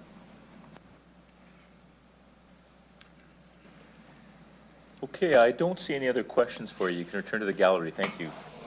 Oh, I apologize. Sorry, the light just came on. I apologize, Councillor Bizot. Please go ahead. Thanks for coming here today. Can you just explain to council a little more details about what the reserve is, what the reserve is intended to do in a condo corporation? You know, if you look at a smaller condo corporation, I'm going to say downtown, a block south of the library, where you have about 16 units in a small building, like what does this money look like for that corporation that needs to do a roof or a plumbing job? Great question. Thank you. Through the chair. Corporations basically are a lot like a small town. When we have a fence that needs replacing, we have a reserve fund for that. When we have a roof that needs to be replaced, that's covered. If we have infrastructure of our sewer lines, our water lines, because a condominium corporation is different than a home. They own it only to the street. Well, a lot of times we have a small footprint, but in the middle we have all our utilities. And when that has a problem, we have to fix it. So we have what we call a reserve fund, the same as yours, to be able to cover infrastructure costs. The infrastructure cost for them, when you come and say, okay, it's going to cost you $25,000, you can't take it from your reserve fund because that's going to be your roof. And we're required by law to have X amount of dollars in a reserve fund to make sure that we can cover those costs. And if we don't, we're in violation of the Condominium Act, no different than the Municipals Act. So we are very much like a small town, and it's a community, and it is when you actually look at this. And what has happened is that when council makes a decision on a bylaw or wants you to do this or that, it affects real people. And this is what's happened. And you know, we've been 3 years, and it's going to be too late for some people. And I'm just hoping that we can come to an agreement on the wording and maybe on how we can get that funding, what you're looking at. It is about $250,000 to fix that problem and make them designated, not non-designated. When you live in a residential home and you pay residential taxes, you own the front, you own the back, and it's the same, and these are what's called bare land condos. We don't want to be put in with commercial or multifamily apartments. They're not. These people are, they pay residential taxpayer. So it's a service that they've had for 50 years, and now it's been taken away, and we're trying to get that back. And I have to say, and I want to thank administration, because we've had, I think Curtis was at 4 meetings, I think it was. They were very productive. We are making headway on it. But I think if you had more people at the table on that other end, I think you would get a lot more, and it would be a lot easier. We don't want to see in non-designated either our solid waste, our food waste going into the dump. And hopefully, I know that they're working on that problem, and it's a big task. But I'm hoping that you can get that that done for these people. Thank you. Just another comment. There's a tour at the Nest, I believe it was this past week. Last week we did a council deliberation on the budget, and we talked about affordability. The Nest talked about increasing, what they're seeing is more seniors showing up at the Nest, which is kind of more of a shelter.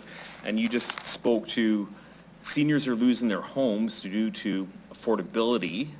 So if I understand you correctly, the reserve component is like a taxation that the condo association has to raise. So can you comment on what happened last week with the increase of the mill rate with taxation, plus the taxes that the condo association is going to have to raise again for the green bins? Can you comment on what that does to overall affordability? You know, I'm on a condo board. I deal with all the condos that come to us, and the tax mill rate, when it goes up, is going to actually force seniors out of their homes. I just looked at the real estate market the other day to see what's going on with condominiums, and the number of condominiums coming up for sale are left, right, and center. And the reason being is because that mill rate is going to put people out of their homes. And on top of it, with the ones that are paying double what everyone else is for garbage and recycle, not even including food waste yet, it's going to put people, it's putting seniors out of their homes. I've got, and I'll just give you an example. I have a lady who's in my condominium. She's 82 years old. She was a government employee and got her pension, and all she has left now, because she's 82, she's lived longer, she's just one of the nicest ladies I've ever met, is going to have to sell her home now because she can't afford on her old age pension and her CPP to be able to pay the condominium fees that we have to raise, because when we do the garbage, we have to raise the condominium fees. Now with the mill rate, they got to pay that. And now with the food waste coming, they're going to have to pay that. So, there was no plan 3 years ago, and we're still here fighting for it. So I think we have a solution. It's just a matter of council, and administration can't do anything without a motion and council agreeing to do it. I understand you need to get it right. I get that. But it's been 3 years. We want to get it right, but we also don't want to wait another 2. Thank you, Councillor Bezos. I'll say this is an important conversation, but if to the extent that you can, please keep it to the specific issue in front of us as opposed to the budget. Thank you. Yeah. Thank you. With that being said, what is your ask from council? From what you just said, that we had to do some increase in taxes last week, which is going to affect all property owners. We had to increase some payments for utility, which is going to affect all property owners. Now it's doubling affecting what's happening with condo associations and condo owners. So can you comment specifically on, how much, give us a dollar value, and kind of what is more of the ask to help out with some of these programs? This program, each individual condominium corporation is going to be different. The average is probably going to be about $12,000 per unit to set up the infrastructure to be able to do their garbage, recycle, and food waste. We're going to do all three because we want to be able to contribute to the environment to make sure that we're doing our part. But the 8 condominiums I've talked to, I do believe they are at about $22,000 to $26,000 per year extra of what they're paying, which equates to about between $360 to $460 approximately, don't hold me to the numbers, per year per unit. When you look at what it could be $194, $195, the same as other small houses with the smaller bins per year per unit, and they can be on a user pay. We've checked with a number of different, there's only 2. There's actually one from Alberta, but they don't do the construction and they won't take care of anything, and they don't guarantee anything. So there's really only 2 companies that we can deal with that are capable of doing this. And, in saying that, the infrastructure has to be in place, whether it be big bins or whether it be in ground, or some of them are even going to choose probably the countertops if they can, which is even cheaper. So I do believe that if you allot it between $250,000 for all of those condominium owners for the 8 to 10 corporations, the cost is about $250,000 for an early adopter program. And each one's going to vary because not all 2 condominiums are the same. And then they would be able to go right back on to user pay. They've already paid over $500,000 between all of them extra. So what we're looking for is the city to put them back to where they were and make it right. What about apartments? Like you look downtown, we've got some densification, you got some nice big apartments downtown. What about including those in the program? Yeah, I think that you got to be careful with that because there are some condominiums that have always been non-designated. Some of the high-rises have garbage and recycle chutes, and that's what we need to have the consultation for, is to figure out how are we going to get them to be able to come into that food waste. And we've had some really good productive on that conversations. I think that would be a great idea, is to do an early adopter program for one of them that wants to do that for the countertops. The funding on that works out to be about $200 per unit. And the Canadian company that I'm thinking about, not the American company, will actually, if it's broken, they just replace it. Okay. Perfect. Thank you. You're welcome. Thank you. You recognize Councillor Mazzanelli. Thank you. It's come to my attention that you seem to be an influential person within the condo associations. You've talked about some seniors encountering monetary troubles and having to move. I just wanted to make sure that you were aware that there's a municipal tax deferral program for low-income and seniors available through the City of Regina to allow people to age in place. And if you're encountering seniors in that situation, if you could make them aware of that to see if that could help them get some stability. If you're not aware, I can get you details or someone to get some details to you. Actually, the Canadian Condominium Institute on our website, we publish that. We also, when they do come to us, we make sure we guide them in that direction. One of the things that has been working really well is we educate. We have an amazing education program. And I know as the president, we've just put more money in our budget for that. The other thing you should know is that your administration is working in collaboration with CCI on education on food waste, what goes in, what doesn't go in.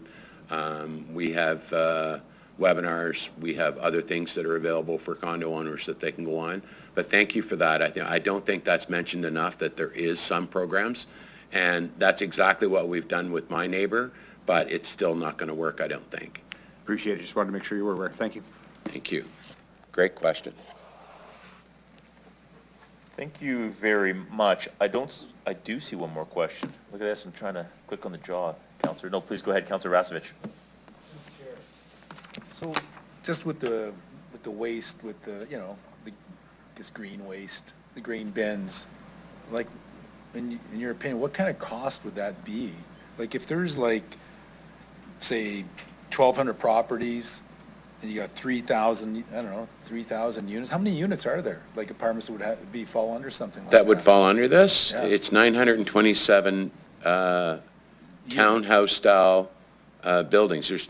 There's 927 of them, and they make up about 8 to 10 condominium corporations, like they're little groups, but they're townhouse style, and they're single dwelling homes that are attached together, like there's 6 here, 6 here, 6 here. I meant condos, like in the city. Like, Oh, how many condos are there? Like 3,000? Oh, no. You'd have to refer to administration. He has the better figures than we do. Okay. Well, I heard, I kind of heard there's like maybe 1,200 buildings and maybe 3,000 condos, and It's a lot more than that. it's a lot more than that. Yeah, I mean, I'm just thinking of the cost, you know. Councillor Rasevich, you have a question? Yeah, the question is, what would be the cost to the, you know, because if the city has to pick all that up, I'm just saying, as a cost, you know, what could that be?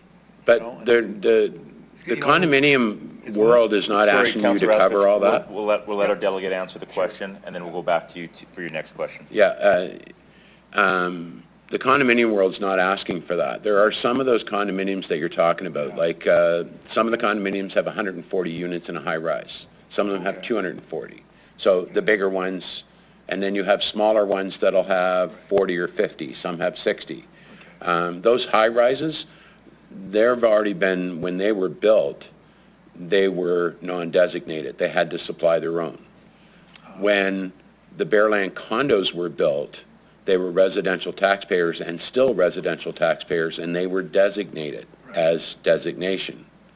So the problem is that 3 years ago, they yanked that. Right. So we're not looking for you to fund all of the condominiums. What we're looking for is the 927, and then we have been working with administration to resolve the problems for the rest of them. Okay, that clarifies what, part of your ask, I guess, for me Yeah. too. It does, okay. Okay, thank you. Thank you. Okay, I'll try not to be so quick this time. I don't believe there's any other questions, if you're done, Councillor Rasevich. So at this point, we're going to take our mandatory break. You can return to the gallery. Thank you. And we will reconvene at 4:44.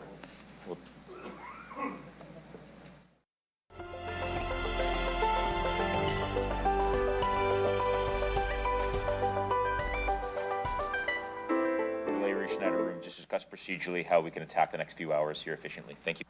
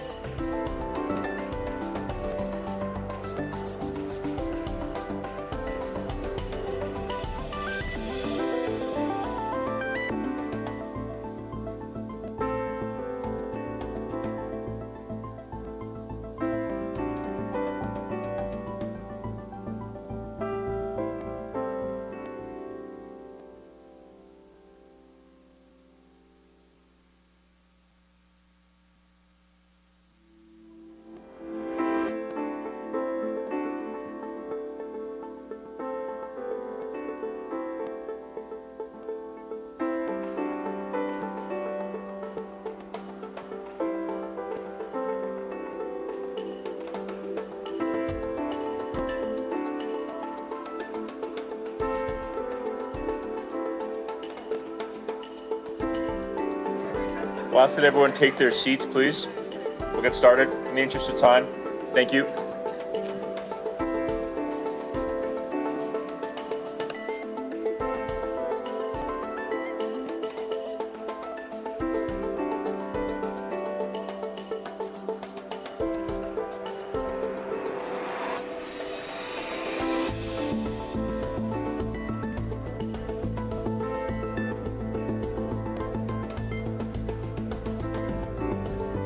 Councillors, I'll ask that you please take your seats.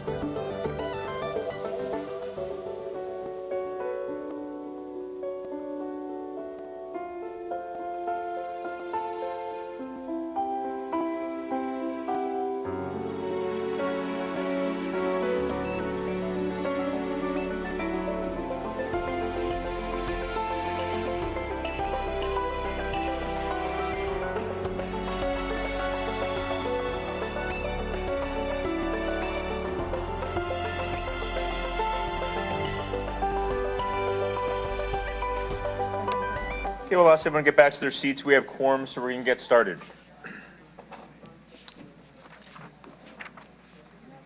At this point, I'd like to call upon Delegation Mike Mattern of the Smart Disposal Group and Moloch, Regina, to come forward. Thank you, Mike.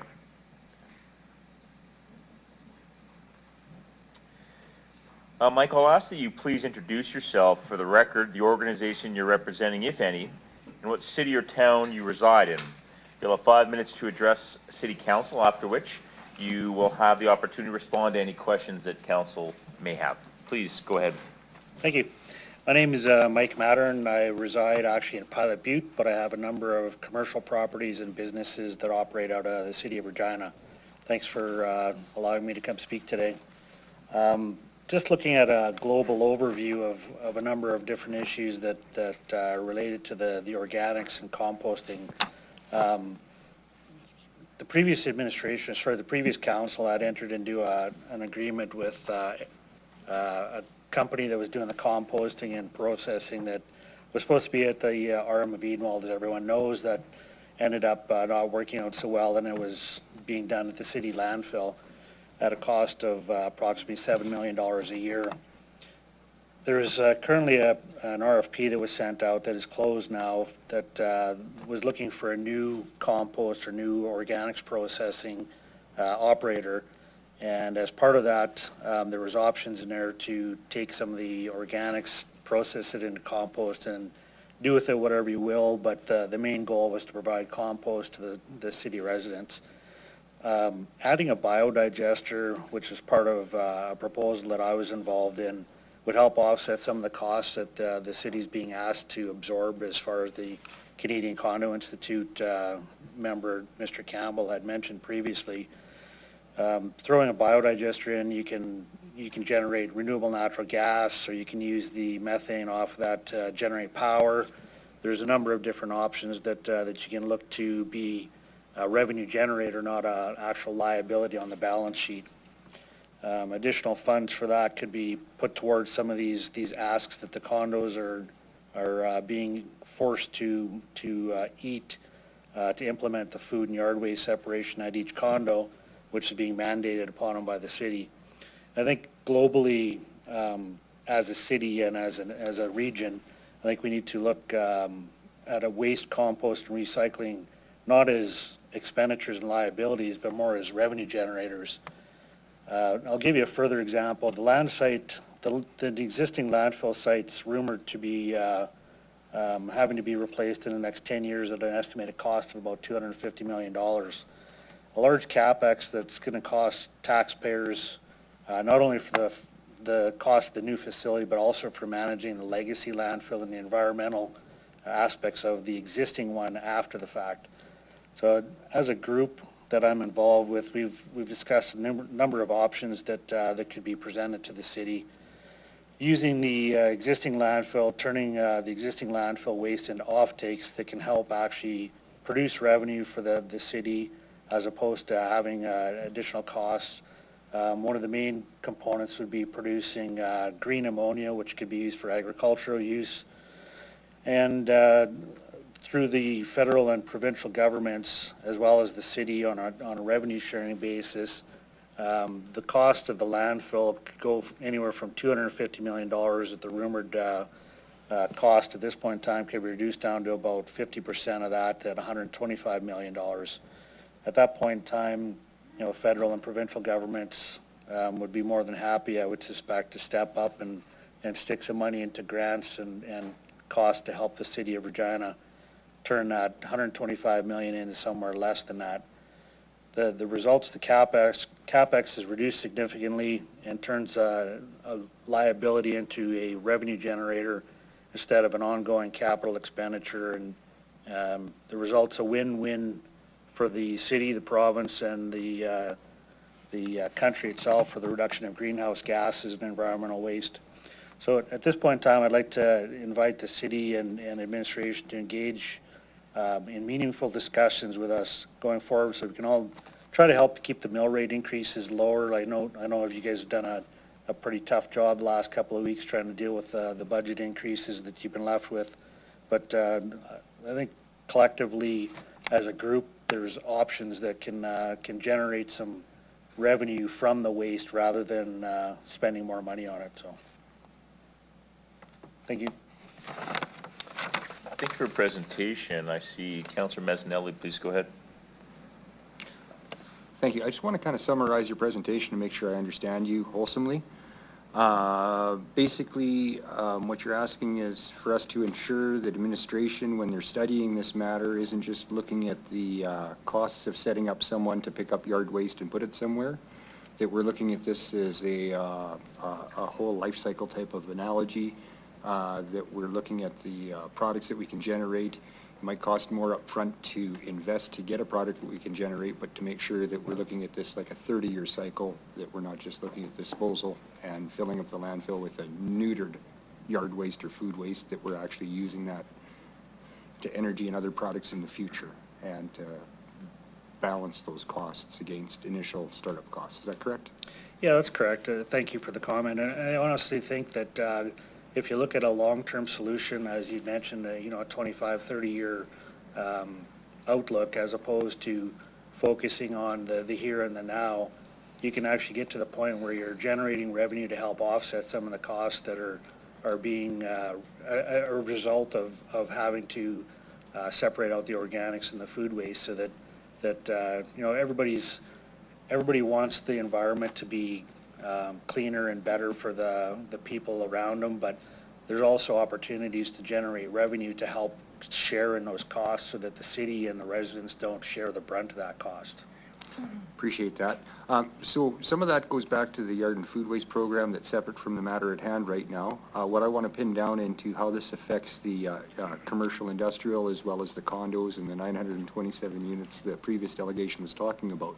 What you're speaking of right now, how does that pertain to that directly, or is it more just the overall picture you're asking to look at? It pertains directly. Basically, if you're looking at the RFP that was issued for the organics and compost facility, or for the processing itself, was mainly to deal with the single-family residents. The multifamily and ICI sector wasn't factored into that at that point in time, and it may be an opportunity if that successful proponent actually won that. But there's no guarantee that organics product was going to go to the facility, which is a little short-sighted in my opinion, when you have a facility that is geared basically just to do compost. You're missing out on the revenue generation opportunity, and even if it only generated enough revenue to cut the cost from $7 million a year to $4 or $5 million a year, it still is a net savings for the city and the residents. Appreciate that. Thank you. Thank you, Councillor Mazzanelli. I'll recognize Councillor Rasevich. Yeah, through the chair. Hey, Mike. Do you have, you talk about this biodigester, do you have a direct, I don't know, you just kind of know about it, or you've been involved with one, or? We've been involved. The group that I'm with, we've actually, we've been involved in a number of different scenarios. We've actually got an active site in Mumbai, India, where we're dealing with a biodigester and gasification project there. So that's we're fairly well in tune with Oh. that sort of stuff, so. Okay. Is there, sorry, one in Canada here, you know, like other cities doing it right now? Actually, the city of Calgary issued a tender last year in 2024, and they moved forward. I believe it was in 2022 where they actually decided to do this, and they've moved forward with construction to be completed in late 2025 for a biodigester there. Lethbridge also has another one there. What do they cost? Do you know, roughly? Depends on the size and how much you're gonna put through there, to be honest with you. It varies, but. Okay. I guess, I mean, what I'm hearing from you too, sometimes instead of moving too fast, sometimes it's better to kind of slow down, figure out what you really want to do, and do it the right way. Mm-hmm. You know, instead of trying to jam things down people's throats. It's what I'm kind of hearing. Sometimes it's not bad to pause and do the right thing right off the get-go. Yeah, I think that'd be a fair statement, honestly. Yeah. Yeah. Well, thanks. Thanks. Thank you. I don't see any other questions. Thank you for your presentation today. You can Thank you. return to the gallery. At this point, I'd like to call upon, please, Curtis West from Loris Disposal. Curtis, please feel free to come forward.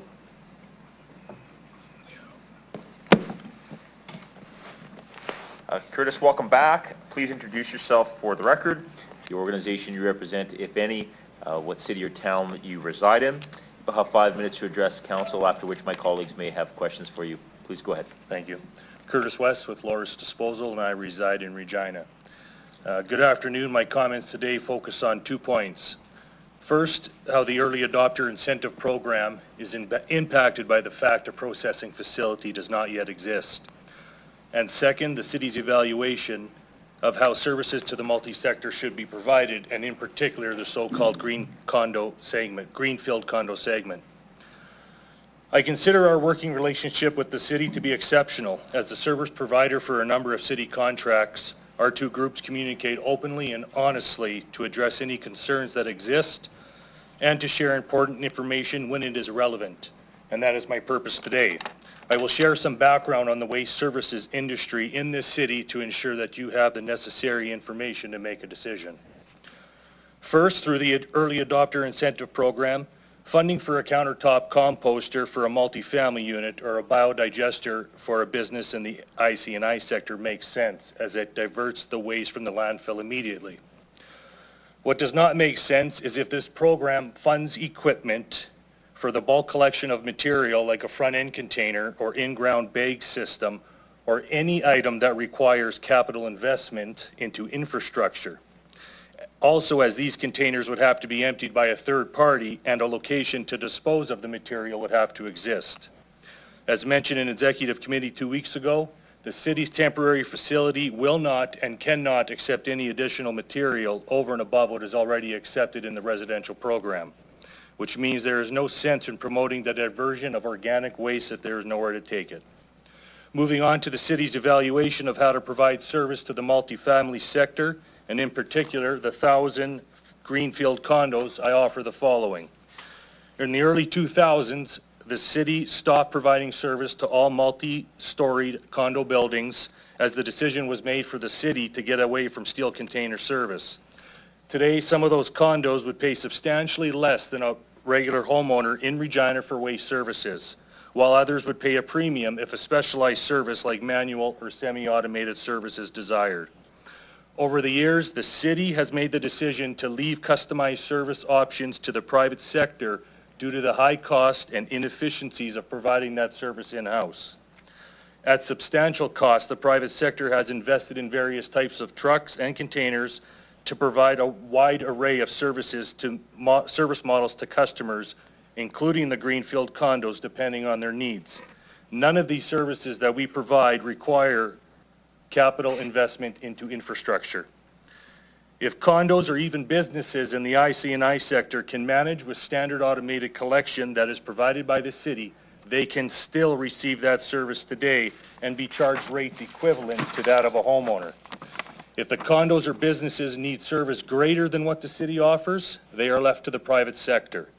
If the service requested is not standard automated collection, such as a front-end container where users have to take their waste to a centralized location, one would see rates that are much less than what a homeowner would charge or what a homeowner would pay the city. If the service requested is a premium service over standard automated collection, one would see rates greater than what is charged to homeowners. This higher service charge would be no different than a higher charge paid by a homeowner who requires a second cart for whatever reason. Unfortunately, some greenfield condos are not suitable for or do not desire standard city service. If that site requires a premium service, they should pay a premium price. All in all, based on City Council's previous decisions, we have invested hundreds of hours and hundreds of thousands of dollars to provide the necessary services to the segments of the market that the city no longer wanted to service, including condo sites. Because the city does not want to offer those specialized services in-house, if you were to reverse the decision made only a few years ago, our substantial investment would be at risk through the RFP that would undoubtedly result. I would ask this council to consider the type of business environment you're looking at in creating in this city, because reversing decisions previously made can potentially cause a lot of harm to businesses that operate here or those that are looking to invest here. If the city reverses course on how greenfield condo waste is managed, perhaps you will find multi-storied condos also asking you to manage their waste once again, reversing a decision made by council 20 years ago. I am not here promoting one type of service or another, or even our services over that of another service provider. What I am promoting is consistency in the direction the city takes. Thank you again for your time. Thank you for your presentation. Look to see if any of my colleagues have questions at this time. I don't see any. Councillor Asovich, please go ahead. Chair, so just wondering, like, because it sounds like we're talking with the bare land. You got bare land, I guess condos or facility properties, and then we got condos and all kinds of fourplexes. Is the bare land issue an issue with yourself in terms of your business or the businesses? Through this recommendation, the city has suggested that an overall review of multifamily dwelling waste services is going to be conducted. That includes garbage, recycling, and organics. That includes apartments, multi-storied condos, Gotcha. bare land condos, and the impact to us could be substantial. Honestly, 900 bare land condos, that is minimal in the entire scope of things. But if the precedent is made by reversing on this one decision, I wonder what you're going to do when the next 4 decisions come down and are placed in front of you, because that's concerning. Okay, thank you. Anything else, Councillor Asovich? Nope. Okay, thank you. Councillor Mazzanelli. Guess I got an echo chamber for mine today. I just got to rationalize what I was hearing from you to make sure I understood correctly. 20 years ago, the costs behind multi-level waste disposal were too high, so City Council made a decision to kind of set it off to the side. Businesses like yours came in with a solution, and you've been providing that solution for the better part of 2 decades. With the yard waste and the food waste program right now, to start subsidizing what you've labeled the bare land and the multifamily high-rises would be taking on a cost that we orphaned some time ago because it was far above the average. In the meantime, you've come in with business solutions to be provided in those instances. Is that kind of a summary of everything, just to make sure I caught all the high points? Those points are accurate. Thank you. Thank you, Councillor Mazzanelli. See no other questions. You can return to the gallery. Thank you for your presentation.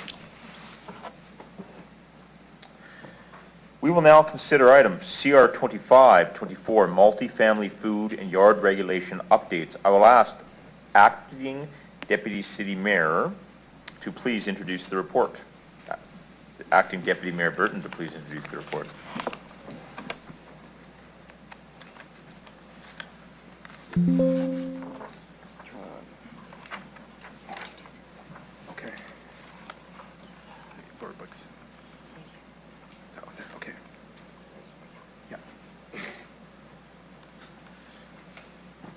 Thank you. At the March 12th, 2025 meeting of Executive Committee, the committee considered reports EX 2524 from the City Operations Division. The committee adopted a resolution to concur in the recommendation contained in the report with the following amendments. That City Council, 1, extended deferred implementation dates from 18 months to 24 months, and 2, extend the early adoption incentive program to include non-designated residential properties which are in the multifamily sector. Recommendation number 3 in the attached report does not require City Council approval. Thank you, Councillor Burke. Can I ask one move the report, please? Councillor Bizo, seconder. Councillor Zakiniak. Councillor Bizo, you wish to speak to the report? Okay. Any questions from council members on this report? I recognize Councillor Zakiniak. Okay, thank you. I'm actually going to start with an amendment. And so this was sent to the clerk's office and also to you all, so you would have a heads up. And comes out of a meeting that I had with administration. You're going to need a seconder? Yeah, we're going to need a seconder before you speak to the report. Okay. Councillor Flores? Okay. Go ahead, Councillor. And so I'm sure it'll be on the screen shortly, but the amendment is for administration to report back to City Council on the results of the early adopter incentive program for IC&I and multifamily sectors, both sectors, and include any recommendations for changes to its parameters and funding allocations in conjunction with a plan that they already provide us. So this is the Waste Plan Regina update, and no later than Q1 of 2026. So this is a report that we already get. I'm not asking for an additional report. I'm just asking how's it going. And I do have some questions. And I had a meeting with, Councillor Radins and I had a meeting with administration to help inform this amendment. So the question to administration is it accurate that currently our early adopter program for IC&I is, I guess, an update on the status of applications to that program? Through the chair, that if approved by council, that deadline will be extended, and currently we've had 2 applications for that early adopter incentive program. Okay. So now I recognize that in the initial report, there was a piece where administration was going to consider potential changes to extend that program to the multi-sector, and what changes would perhaps be relevant. So I think my amendment is in line with work that administration was already considering. Is that accurate? Through the chair, that's correct. And also knowing that we've had 2 applications to the program, perhaps there will be some changes that administration would want to recommend. Through the chair, that's also correct. And one thing, of course, that's limiting the applications we expect is that there's limited processing in the local market. So as we solve that solution over the next year to 18 months, we expect more applications to come forward. And it is my intent with this amendment that it actually, because it's a pretty broad amendment, it does allow for some of the concerns that were noted by the delegations today to be put forward if those are recommended by administration. And if not, then it will allow for a councillor, should they wish to come up with a different recommendation for changes to that program, certainly could be considered. That's probably not a question. Okay. And the one question, so this is to consider whether we do want to proceed with any changes. But one question that did come up today is, so one of the delegations, Mr. Campbell, was talking about the Food Waste Committee, that this is something, I guess, that had come up in conversations with administration. Can you speak to that, whether that's something that administration plans to proceed with? Through the chair, so as mentioned, we've had multiple conversations with Mr. Campbell and the Canadian Institute, the Condo Institute, and we'll continue to do that. We've also had engagement with the larger condo sector, and absolutely we're open to expanding those conversations with any experts in the area to ensure we can have a sustainable food and yard waste service. Now, so would the, so first of all, I don't know if that requires any changes, but secondly, if it does, would it perhaps just be a matter of adding in consultation with interested stakeholders or something like that to this amendment? Through the chair, my recommendation is you don't need that in the amendment. That'd be part of our normal practice, that if anyone comes forward with ideas or suggestions, we would entertain that and we can facilitate those conversations. Okay. Okay, I think that's all I have.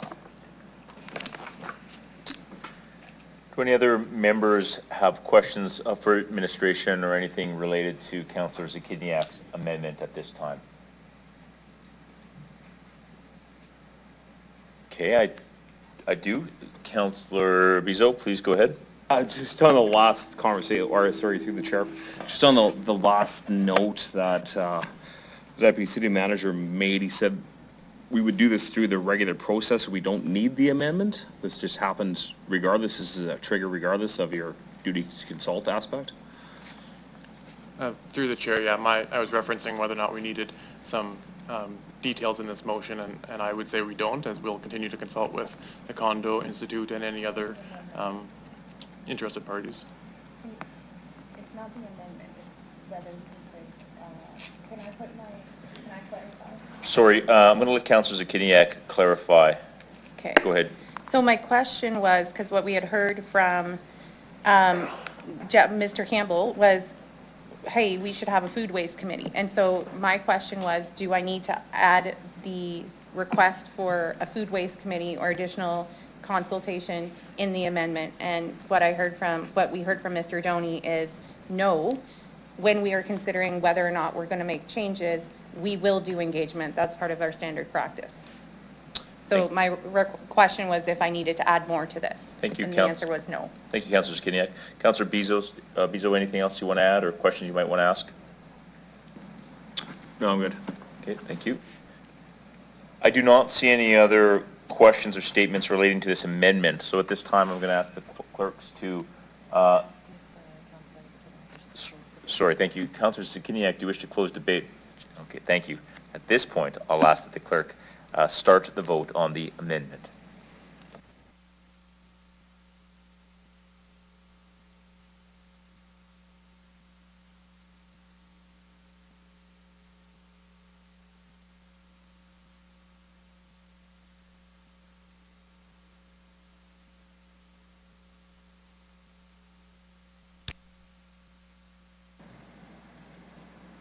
Through you, Deputy Mayor, the motion is carried with all 10 members present voting in favor.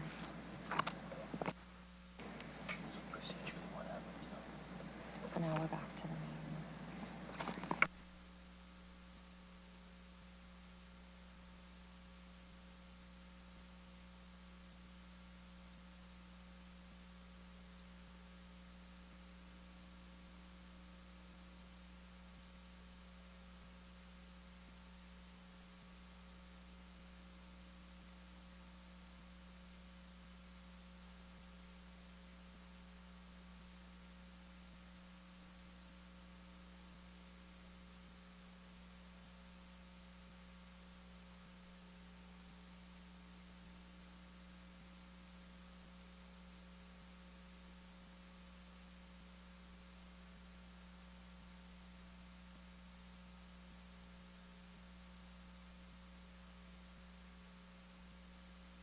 Thank you for indulging me for a moment. We will now go back to the main motion.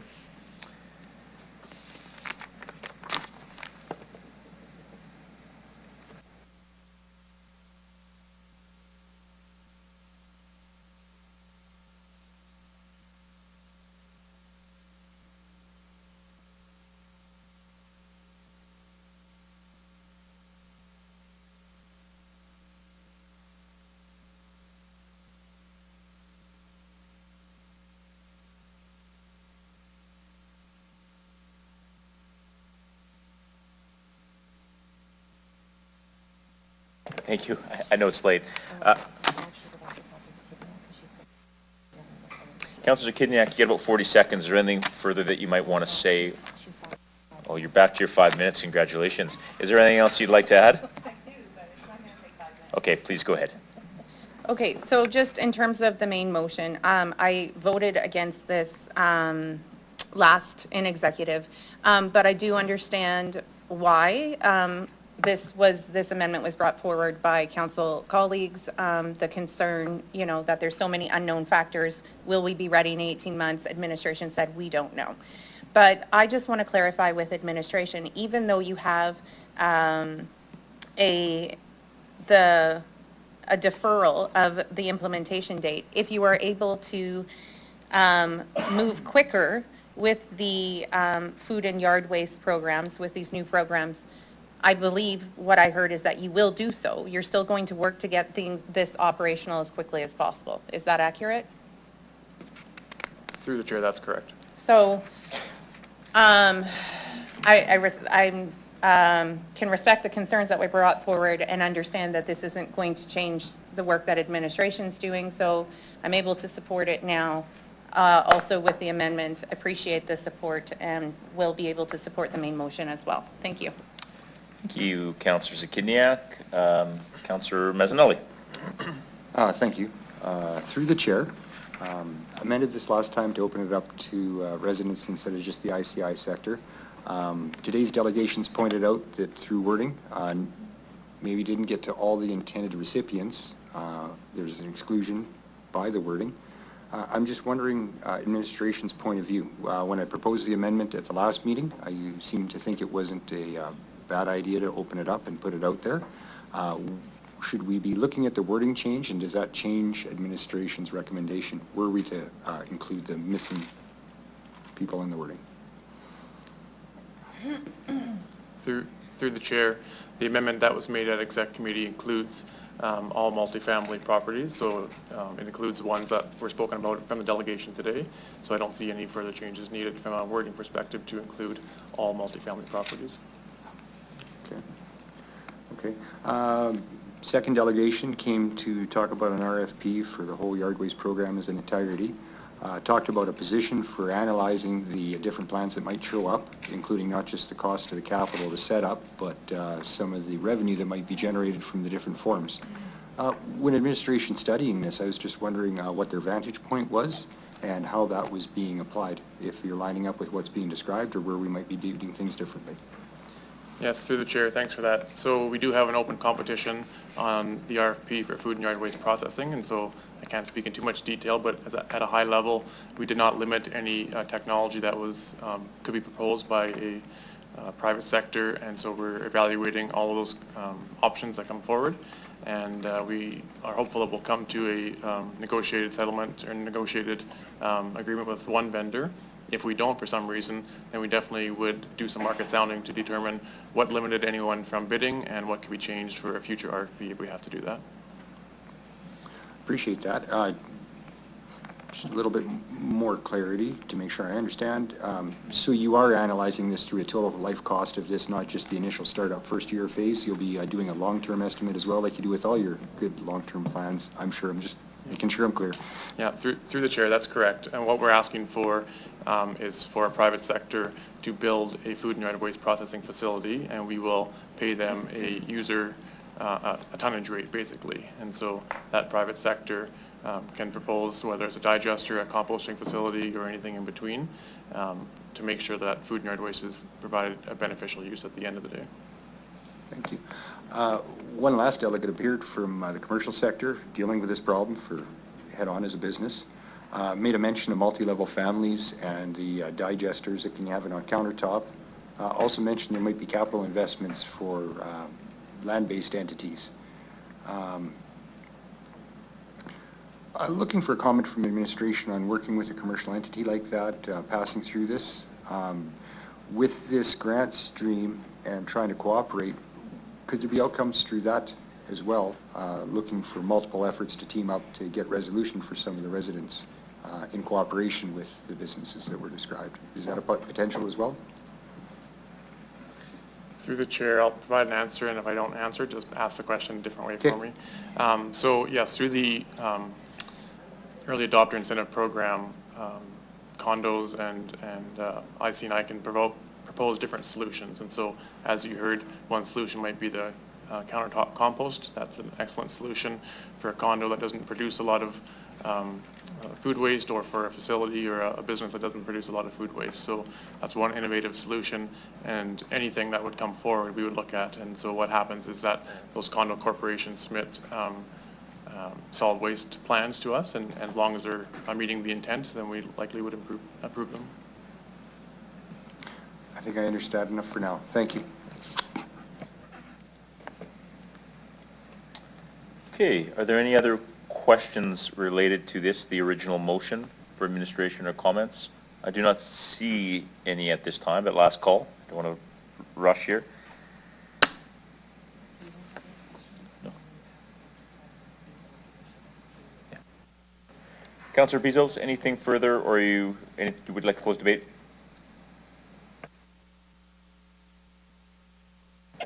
Thank you. We're going to call the main, we're going to call the vote on the main motion as amended, please.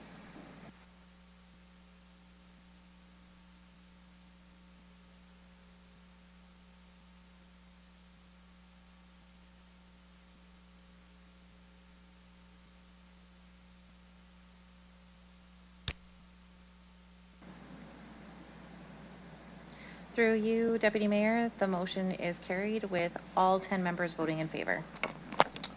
Thank you. At this point, I want to acknowledge that we're getting on into the evening, and I want to thank members of the public that have been waiting patiently this evening. Just in the interest of setting expectations, it's quite likely that we're going to have a later evening this evening.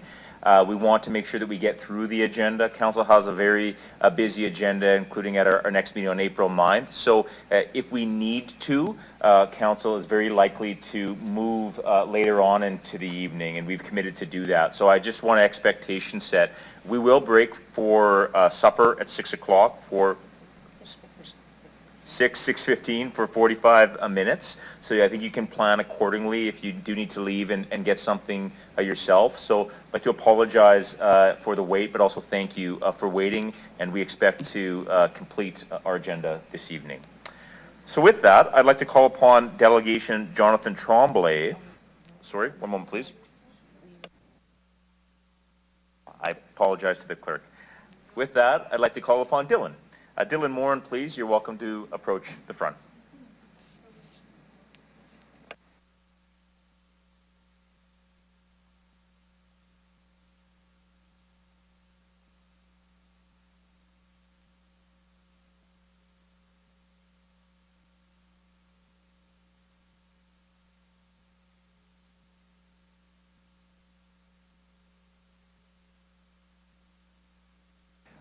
Yeah, thank you. And just for the record, we are now dealing with delegations for MN 25-5. So Dylan, welcome back. And as I think you already know, I'm going to ask that you introduce yourself for the record, the organization you're representing, if any. My name is Dylan Moore. Just give me 1 second, please. Thanks so much, Dylan. You'll let us know again what city you live in, and of course, as you know, you'll have 5 minutes, and then there may be questions. Sorry to interrupt. Please go ahead, Dylan. My name is Dylan Moore. I'm representing the City of Regina Accessibility Advisory Committee. I'm here to speak in favor of Councilor Turnbull's motion. I think all kids, no matter disability or diverse ability, should be included in play. I'm reminded of Gulaki Park, which is across from St. Maria Faustina in the Corrigan and Alberton Neighborhood Center. How inclusive that is, and I'm like, okay, what do we need to do to make that all parks inclusive? I think a lot of kids deserve to play, and I think that would be a good step to breaking barriers. And that's it, short and sweet. Thank you, Dylan. Great job, as always. I'll look to see if any of my colleagues has questions. I'll recognize Councillor Turnbull. Thank you, Dylan, for being here. On top of being a passionate advocate for accessibility and inclusion, you're also an advocate for transit. Yes. And I wanted to ask you how having a transit stop at playgrounds and accessible destinations is beneficial. I think it's very beneficial for those who catch city or paratransit, and that they would be closer. Thank you. Thank you so much, Dylan. You bet. Dylan, thank you for coming today. You're welcome to return to the gallery. At this point, I'd like to call upon Delegation 25-48, Vanessa Rodriguez McVitie. Vanessa, you're welcome to approach the front if you're here. Thank you. So Vanessa, the process, as I'm sure you've become accustomed to, is to introduce yourself for the record, what organization, if any, you represent, the city you reside in. You'll have 5 minutes, after which my colleagues may have questions for you. Please go ahead. Thank you very much. My name is Vanessa Rodriguez McVitie. I am the Vice Chair of the Accessible Advisory Committee here at the City of Regina, and I live in Regina. Accessibility and inclusion are essential to a thriving community, and by passing this motion, Regina has the opportunity to take a meaningful step towards ensuring that every child and family can connect, play, and grow in spaces designed for everyone. I urge Council to support this motion, not just because it meets standards, but because it meets people where they are. This is our chance to show we value equity, not just in words, but in action. Thank you, Vanessa. I'll look to see if any of my colleagues have questions for you. Councillor Turnbull, please go ahead. Thank you so much for being here and being here all day with us. Would you say this is important to just children or to adults or to everyone? And how do you see this changing our city and our outlook? As a mother who supports 2 disabled children and am disabled myself, that meeting people where they're at is extremely important. I think that it's important for children to be able to play with each other regardless of ability. I also think that, or would like to bring the idea that supporting children with disabilities can be extremely isolating, and not being able to bring your children to play with other children is extremely heartbreaking. So. And then a follow-up question, how close is the closest accessible park to where you live? Are you able to get to a park easily, or is it a? No, my son was in a wheelchair for a short period of time due to a broken leg, and we had to drive at least 10 minutes from where we lived to find a playground that was accessible for his wheelchair at the time. Thank you very much. Thank you. Vanessa, I do have one question myself, and thank you for all your work and your advocacy. Part of Councillor Turnbull's motion speaks to the investigation of a central or indoor location as an all-year-round destination, and you spoke about the isolation. I wonder if you can give some context for those of us that don't have your lived experience as to why the indoor component of this motion is also important.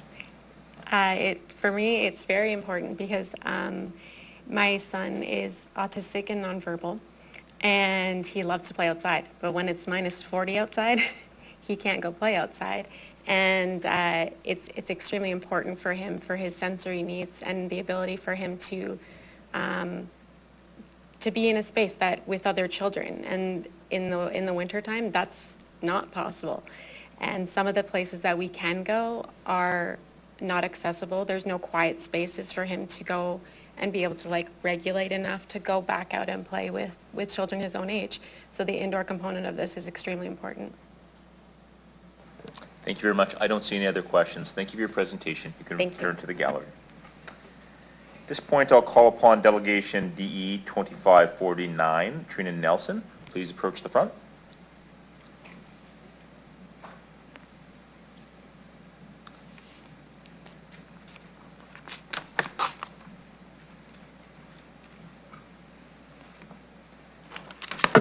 Thank you. Welcome back to Council, Trina. Obviously, you know what to do, but for the record, we'll ask that you introduce yourself, what organization, if any, you represent, what community you reside in, and of course, you'll have 5 minutes to address Council, and we may have some questions. Please go ahead. Thank you. My name is Trina Nelson. I'm here representing myself, and I'm living here in Regina. In support of the accessibility playground standards. Good afternoon, Mayor, Deputy Mayor, Council, members of City Council. Thank you for giving me the opportunity to speak today. My name is Trina Nelson, and I am here as a parent, an advocate, a voice for children, and families in our community who are often overlooked when it comes to simple yet vital things such as play. Playgrounds are meant to be a place for joy, connection, and inclusion. But for too many families, especially those of us with children who have disabilities, playgrounds can be places of exclusion, places that remind us how far we still have to come to create a community where everybody belongs. My daughter is one of those children, although she's not a child anymore. She used to crawl until the age of 7, and I will never forget taking her to playgrounds that other families use with such ease and watching her struggle. Because the surfaces were uneven, filled with loose gravel and sand, I couldn't even move around on her own. She could not even move around on her own. There were no flat, accessible surfaces for her wheelchair or for her to crawl. It was heartbreaking to see a space meant for fun turn into a space of barriers. As a parent, it's a moment you'll never forget. When you realize your child is being left on the sidelines simply because the environment designed was not with them in mind. But we can change that. We can have the power here in this room to make playgrounds in our community and our city more accessible, more inclusive, and more welcoming to all of our children, regardless of their abilities. By establishing a clear accessibility standard for our playgrounds, we will ensure that no child is left behind. What does this mean? It starts with the basics. Flat, firm surfaces like rubberized mats on poured-on places, materials that makes it possible for children in wheelchairs using walkers and who even crawl more freely and safely. Equipment that is designed for all children to enjoy side by side, because inclusion isn't just about access, it's about participation and belonging. Spaces where caregivers, including those with disabilities themselves, can comfortably and safely support their children. When we talk about building a truly inclusive city, we need to remember that inclusion starts on the playground. It starts with making sure that every child, regardless of their physical ability, has a chance to experience the joy of playing, to make friends, and to feel like part of their own community. This is bigger than my daughter. This is about all children with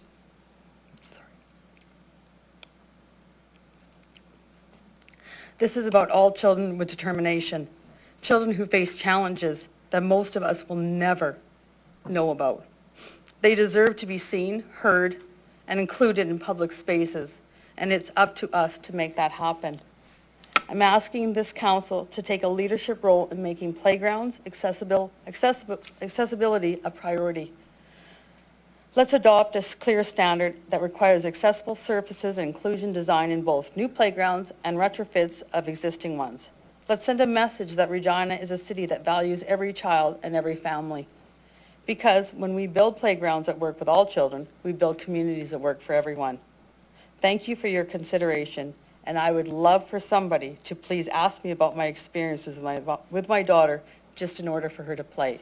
Thank you. Thank you for the presentation. I'll look to see if my colleagues have any questions. Councillor Zakidniak, please go ahead. Okay, I will ask you about your experiences with your daughter in order to play. Thank you very much. Crystal was in grade 5, and she wanted to play basketball with her colleagues in a B basketball team in elementary school. Her principal said, absolutely, let's include Crystal. They've known Crystal. She used to play wheelchair basketball, so they said, you know, she was very athletic. When it got to the school board to play competitively, they said absolutely not. It took us a year and a half. A year and a half. Crystal had to sit in front of people, lawyers, human rights advocates, and human rights people to say, hey, can I just play? We had adapted it with our school to say when you're a guard, Crystal, you bring the ball forward, you pass it on to the forwards, you stay out of the key zone, all of these things were already in place. But it took us a year and a half and a human rights issue to finally be able for her to play. It was our very own educators, and I'm not saying all, but that put this barrier up for her. Can you imagine what it's like for a little girl in grade 5 just to play with her school team to be told she can't? Fast forward to university as a carded athlete who swam on the national swimming team for Canada, who competed at the Para-Pan Am Games, brought home 4 medals for Canada. She asked the University of Regina to allow her to just practice with their swimming team while she was living at the university. They said absolutely not. Do you know what the reason was? She might slow down other swimmers. These are the challenges that children face. You will never understand until you have a child. I never understood. And I constantly said as a counselor, you're not bad people, you just don't know. You just don't know what it's like to carry your daughter up the West Edmonton Mall stairs and you're crying in pain and going, please, I wish we had an elevator. You don't know until you've done it. And an example of me, I'm her mother. She's a child with a disability in a wheelchair. She has her whole bathroom renovated so she can finally get into the bathroom in her wheelchair. And you know what she didn't do? She didn't put a push up to get to the sink. She built a normal sink. And it wasn't until an engineer came and said, why didn't you do that, Crystal? And she's like, I didn't even think of that. So here I am, a mother of a child with a disability, a child that has a disability, and she didn't even think to put a sink that she can push up her wheelchair to. So it's not bad. People, and when I visited the playground, it's accessible, it's accessible. Well, she can't even get into the playground because there's a step up to get into the playground. Granted, she's not using it, my granddaughter is. So the standard of accessibility is not one that is actually accessible. And that's what we're challenging that we're facing right now. So thank you for that. Thank you. Recognize Councillor Turnbull. Hi, thank you for being here and sharing your stories. What was the closest distance to playgrounds for you as a parent or currently? Like what kind of travel distance would you have to go to get to a playground that would be suitable? So I can't speak to that because I've never experienced that. I don't know. And honestly, when Crystal was a little girl, I didn't even think about accessible playgrounds because she was so adaptive. She could jump up on the monkey bars. Her arms were her legs. She was strong. She climbed up the stairs to get down the slide. So there were some things that I was like, well, you know, but it wasn't a huge priority for me because Crystal was so strong that she could actually adapt to get up the stairs. But then as we grow older and I'm seeing other children and we're around other children, like there was a swing set that this gentleman had brought out and it was a child in a wheelchair could get on with his wheelchair. Never even thought about it. So there's so many things that we haven't thought about and that Crystal and I have never had to experience. But I see it now now that I'm older, more than experienced, and I see these children and it's like, you have a little child. I remember when I was a counselor, the Northeast Community Center was like, we have children here in wheelchairs, they can't even get on the swing. Like there is nothing that this child can do. They're sitting outside for recess watching all their friends play on the playground and there is not a single thing that they can do. The heartbreaking message that's giving to our children is painful, and the principal at the school was just like, I don't know what to do. And like I said, you'll never experience it unless you've lived that life. And I want to thank Mr. Downey. I know that he left, and Miss Anderson. When I was a counselor, I wanted to bring forward a day where everybody sat in a wheelchair, just to get an idea. Because until I sat in a wheelchair and watched my daughter play basketball, and I sat in a wheelchair as a basketball player, I realized how hard it was. So I'd like to thank them for absolutely saying, yes, we want to do this. We never got a chance to do it, but maybe that's something this council could bring forward. So thank you for that.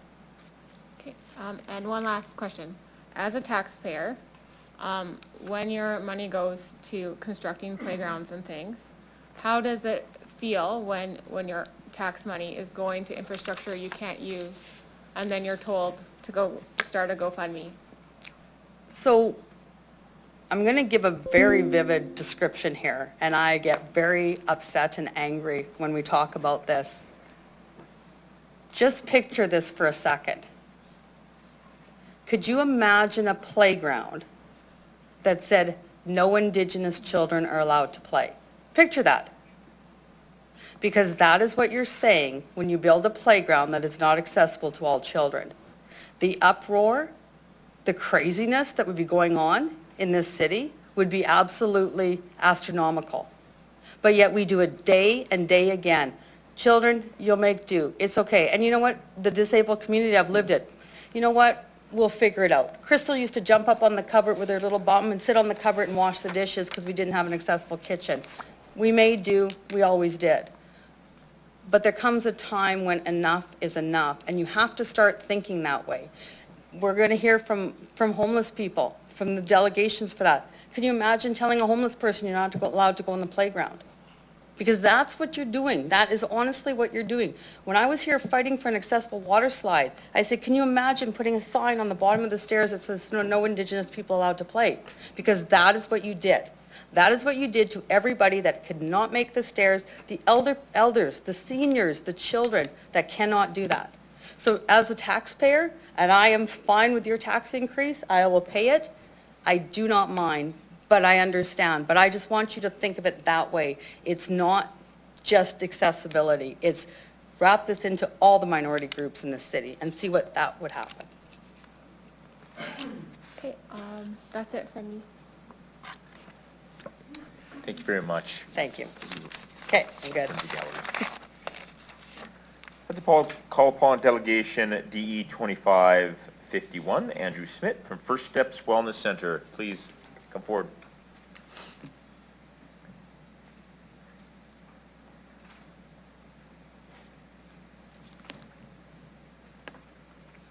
Right there. Welcome, Andrew. Great to see you again. Hey. I'll ask that you please introduce yourself for the record, the organization you're representing, if any, the city or town that you reside in.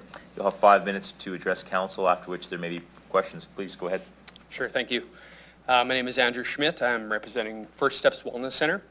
I live in Regina and have since 2003. We're a local nonprofit charitable organization serving our city for the past 15 years.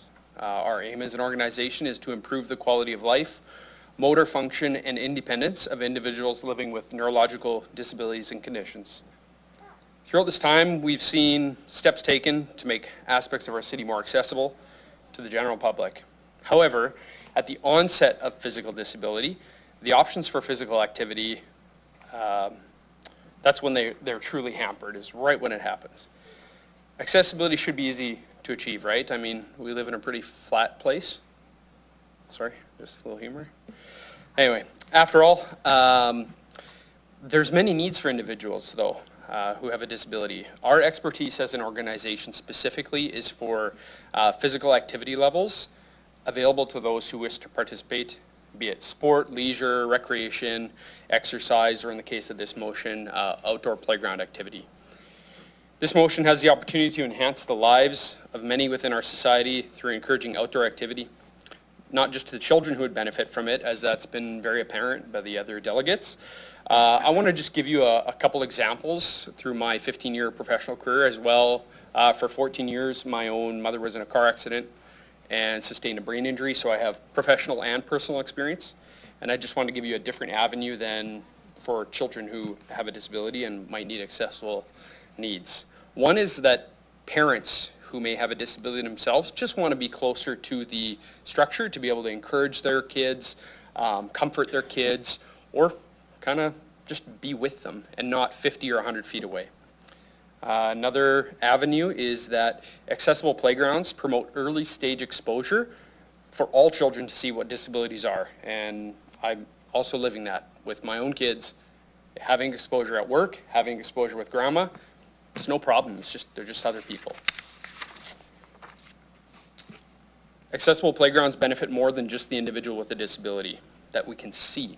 Sometimes you can't see it. It might be a vestibular issue, a balance issue that can cause problems as well. You have an accessible playground, it serves them as well. And finally, accessibility issues are more prevalent than you think. It's estimated 1 in 6 people in our province and our country have a chronic neurological impairment, which often leads to some form of mobility or disability. City councillors, I thank you for your time. A motto in Regina for our coat of arms has been, pardon my Latin, Florit Regina, may Regina flourish, and I want to be a part of a city where we can all flourish together. That's it. Thank you for your presentation, Andrew. I'll look to my colleagues to see if there's any questions. Councillor Turnbull. Hi. Thank you for being here and being here all day with us and hopefully celebrating in a little bit. As your experience in First Steps, I just wanted to talk a little bit more about, I guess, adults who could possibly be using the playgrounds and seniors as well as caregivers, and how much that would mean to an adult with a disability be able to take their own child to the park, and how that's also part of the equation. Sure. Sorry, just a clarification on that. You're asking for a parent who may have a disability? No, just like a caregiver, like Okay. how accessible park is also meaningful to a caregiver with a disability, so that they can take their own family to a park. It's not just limited to the children. Because you touched on it a little bit with your mom. Okay. But knowing Yeah. that you're very involved in the community. Yeah, right. So we start out serving adults, and then kids has been new for us, newer anyway. And so lots of our members would have a disability themselves, power chair, wheelchair, maybe born with cerebral palsy is probably a great example. And mom's now 40, 50, wants to take her kids to a playground, and depending on the surface, she would either be, mom or dad would be forced to park their vehicle, or power chair, wheelchair off to the side, kids go play, and you sit off to the side, unable to instruct, point out, enjoy really in close proximity. So. And I guess with an aging population, even opportunities for grandparents and stuff, that would be also helpful to them, correct? Like somewhere to go? Yeah, absolutely. My personal example would be is my mother's hemiplegic, which is paralyzed on one side, as well as an eye, so partially blind. And so they're in Swift Current, Saskatchewan. There's one very awesome park there that was recently built, so she can actually walk right up to the playground, be right near her grandkids. But we would always go to that specific park in Swift Current because that's the one that works for the whole family. We just don't attend the other ones. Okay. And I guess my question I'm asking everyone, and hopefully the answer's not Swift Current. Yeah. But how close is the closest accessible playground to you? To me, either Rick Hansen. I'm in North Regina, Argyle Park, so it'd be the Rick Hansen one far west. There's another one far east near Sandra Schmerler. Yeah. So the travel distance is quite long? Yep. Yeah. All right. Thank you so much for being here. Yeah. Thank you. I don't see any more questions. You're welcome to return to the gallery. At this point, I'll welcome Delegation DE 2552, Evan Hunchuk, Bright Communities. Please come forward.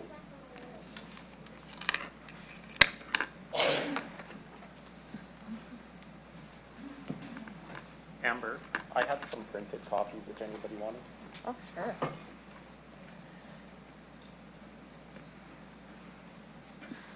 Welcome, Evan. I'll ask that you introduce yourself for the record, the organization you're representing, if any, what city or town you reside in. You'll have 5 minutes to address council, after which there may be some questions. Please go ahead. Sounds great, thank you. My name's Evan Hunchuk. I'm the president of Bright Communities, and I reside here in Regina. There's some math in the handout there if you were curious to follow along with it. But anyway, I'm a professional engineer by education. I've had over 20 years of experience building municipal and land development projects in Regina. Throughout my career, I've helped plan and construct over 200 acres of green space in Regina. That includes municipal and environmental reserves. These parks span many of our neighborhoods. Most notably are located in Harbor Landing, Eastbrook, Lake Ridge, and Queen Elizabeth II Gardens in front of the legislature.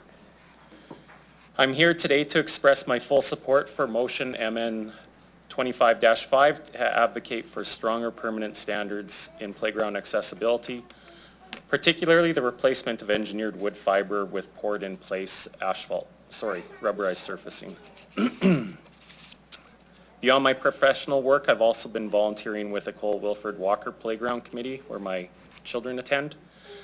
We recently tendered a 400 square meter accessible playground, so that's approximately 4,300 square feet. In that process, the real-world pricing as of March is engineered wood fiber around $34,000 and poured-in-place rubber installation would be $93,000. So that difference is about a $59,000 premium for rubber surface, equivalent to about 3% of a park construction cost. That would be on a $2 million park budget. So for context, a typical 4 to 5 acre park in Regina costs approximately $400,000 to $500,000 an acre. That's $2 million to construct a new park in a new development. Viewed against that scale, this cost of ensuring consistent long-term accessibility is modest. While engineered wood fiber may seem more cost-effective upfront, the long-term financial picture tells a different story. When we assess the total life cycle costs over 20 years, the numbers would come out to be engineered wood fiber approximately $80,000 and poured-in-place rubber approximately $100,000. That difference would be approximately $20,000, which is 1% of a typical park budget. More importantly, that investment buys a surface that's immediately and consistently accessible. Under ASTM F1951, it's low maintenance and weather resistant even in Regina's freeze-thaw cycles, and allows children to use playground longer in the season when it's wet and cold. And it's more equitable, offering safe and inclusive access to children of all abilities every day of their lifespan. In contrast, engineered wood fiber, while initially affordable, does require top-ups, regrading, and compaction to remain compliant. If neglected, it becomes inaccessible, excluding the very children and playground it is meant to serve. When viewed in parallel to other budget items like the irrigation systems, which often consume 25% of a park budget and would exceed $500,000 in cost, the investment in rubber surfacing is not only modest, but it's far more impactful. Municipalities across Western Canada are already shifting their park design strategies to eliminate or reduce irrigation by using deeper loam profiles and drought-tolerant grass species. These practices reduce long-term water consumption, operating costs, and infrastructure demands. An example of cities doing this right now would be Winnipeg, Calgary, Edmonton, Saskatoon, Kelowna, Victoria, and Lethbridge, to name a few. Many of these cities would be focusing on accessibility as well. Following 4 days of budget deliberations last week, if council was concerned with fiscal sustainability of our city, then I would suggest this. We already see the value of poured-in-place rubber as a long-term accessibility investment, but we could take a step further by studying the impacts of reducing irrigation requirements in new parks. If Regina chose to follow this path and reduce or eliminate irrigation in municipal reserves outside of sports fields, which would still require it, we could save approximately $2.2 million annually. Factoring in both capital infrastructure and operating costs, those cost savings could be redirected to high-impact amenities like greater rubberized accessible surfaces in the city, or all-season play features, or even perhaps an indoor playground facility for year-round use. I have about 30 seconds left. In my view, motion MN 25 is not just a step towards equity, it's a financially responsible, forward-looking investment in the kind of community we all want to build, inclusive, sustainable, and resilient, and I'd be happy to answer any questions you may have. Thank you for that great presentation.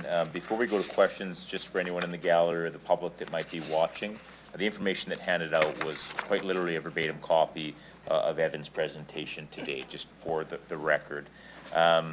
With that, we'll go to questions. I see Councillor Zakidniak. Please go ahead.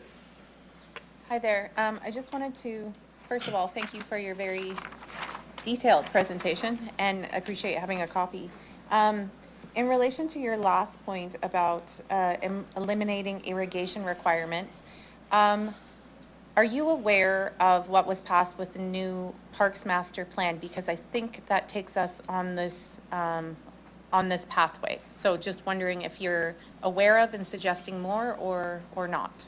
No, thank you for that question, Councillor Zakidniak. Through the chair, yes, I am aware. It's, again, sometimes we get lost in today and a lot of the geopolitics that are occurring in North America, and we focus a lot on costs. So I just wanted to make it as simple as I could to say the added cost for accessibility is so infinitesimally small. We're talking 1% of a park budget. If it came down to not approving something because it would add 1% more, I would suggest you could easily, scrap 25% park item like City of Winnipeg's doing, with increased loam depth and drought-tolerant grasses, and you see this in Western Canada. And Regina is heading there, I understand that, but The standards, to my knowledge, haven't changed yet, but Ms. Deridich might correct me and I might be wrong on that, so. Okay, yeah, I'll ask them about that. Thank you very much. Councillor Turnbull, please go ahead. Hi, thank you for being here and for your input on engineered wood fiber and rubber. So you're currently building a playground, I believe, and what size is, it says here that it's the 400 meters, so that's slightly bigger than the one that I have outlined here. Do you think that's a fair size park for our standard? Yeah, thank you for that question, Councillor Turnbull. Through the chair, this playground is 400 square meters or 4,300 square feet approximately. Your motion requires destination or neighborhood playground to be no greater than 300 square meters. So this is a good sized playground. You would find this as a, small little neighborhood park in any new community or at a school. It's sufficient for a Cole Wilford walker, and it would add an additional area there. So I would say the 300 square meter threshold is not it's not a barrier to entry. You'd be constructing playgrounds larger than that typically. Okay. And then as a part of organizing this playground, how would a community grant incentivize or help a school build a more accessible playground? Thank you for that question. Through the chair, if grants were more readily available, it would far increase the ease. This playground that we're fundraising for through the parents would be about $315,000 total cost, which again, a lot of that would be through donated labor and resources. But if there were other capital grants out there through the province or the city, or even Cal Tire has a grant as an accessible grant for $20,000 towards poured in place rubber surfacing, that pretty much if you're able to apply for that, you can get awarded that type of a grant. So. And to the chair, do you find that a community grant would be a good way to leverage the community to build to a more accessible standard so that we could create more collaborations and really make more playgrounds by helping groups already on that path? Thank you. Through the chair, I would agree with that. I think community needs to be a little bit more like community used to be 20, 30, 40 years ago. And if community organizations could work together to do that sort of thing, that would be great. Myself as a developer, we're for profit. We can create the budgets. We can do this easily in new communities. But sometimes too bad that some of the existing communities around the city aren't, they lack those playgrounds like a newer community might have, like Harbor Landing as an example. Okay. And then my last question, asking you as a developer at this time. So the City of Regina playground standards do go to our developers and are shared with the school boards and things. There are other delegations mentioning it, but as a developer, would you find the new standards as worthwhile or good, or any problems with them, of the suggested new standards? Yes, thank you for that question. Through the chair, I think you'd have pretty much unanimous support from all developers. I know Dream put in a letter supporting as well, and I'm sure any of the other developers would support it as well. Thank you so much. Thank you for being here. Thank you, Evan. I do have one question myself. For those that might be watching and aren't sort of familiar, outside of regulations, why might a developer build a new park in a new area? Why might you have a vested interest in doing that? Thank you for that question through the chair. When you're competing with a new development, you're really trying to market a new home in a new community to a person who's interested to buy that new home in a new community. And so it would be competitive between even developers, that you're trying to have amenities that would encourage people to purchase and invest in that community. So that's why I've always had the mind frame that you could build the best playgrounds and parks that you can absolutely afford, because you're just trying to stand out compared to other developers. So. Well, thanks, and which leads to my second question. Given Councillor Turnbull's information that just under 30% of our neighbors in our community have some type of disability, and your comments around the investment, might adopting this motion and these new standards in fact make communities more attractive for people to buy and build and own a home as a developer? Yes, I agree. I would agree with that. Thank you. That's all I have. I see Councillor Rasevich. Please go ahead. Do we not, as a city, have regulations and rules for accessibility? Like, could you still put in, I guess, you call engineered wood fiber? Can you still do that? Is it your choice, I guess, or just developer? Or? Yeah, thank you for that question, Councillor Rasevich. Through the chair, this motion would remove the ability to use engineered wood fiber as an accessible surface, that you would be mandated to put in a rubberized surface. Okay. That would meet the ASTM reference there. Okay, thanks. It's a choice. Yeah. Gotcha. Councillor Turnbull would like a point of clarification. Go ahead, Councillor. In the new motion is going forward, it would not mandate rubber. It just mandates meet ASTM 1951. So I just want to clarify that the new motion does not actually say rubber. Okay. It is the most likely conclusion, but it doesn't say that specifically. Okay. Yeah, I'm sorry, I misunderstood that, but you could use an artificial turf or some other surfaces as well to hit that ASTM standard. It wouldn't just have to be poured in place rubber. Yeah. That's correct. Okay. Anything else, Councillor Rasevich? I'm good. Okay, with that, Evan, you can return to the gallery. Thanks for your insight and your presentation today. We have some communication relating to MN 25-5. I'd like to add one name, Jonathan Tremblay, Delegation DE 25-46. So I'll ask that that be added. Can I have a motion to receive and file the following communications? That's CP 2521, Jason Carlson, Dream Developments.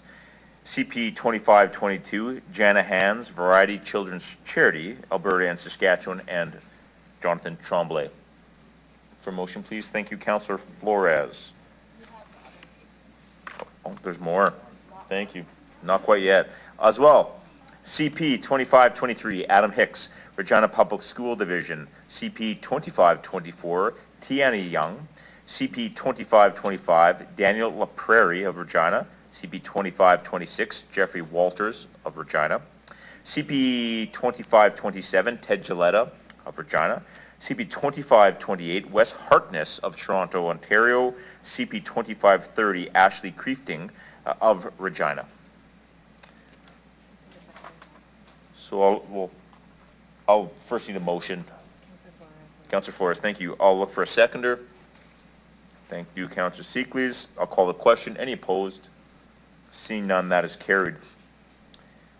We will now consider motion MN 25-5, Playground Accessibility. I will ask the Councillor Turnbull to introduce her motion.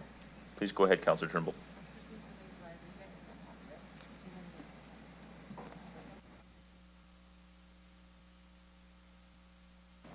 Okay.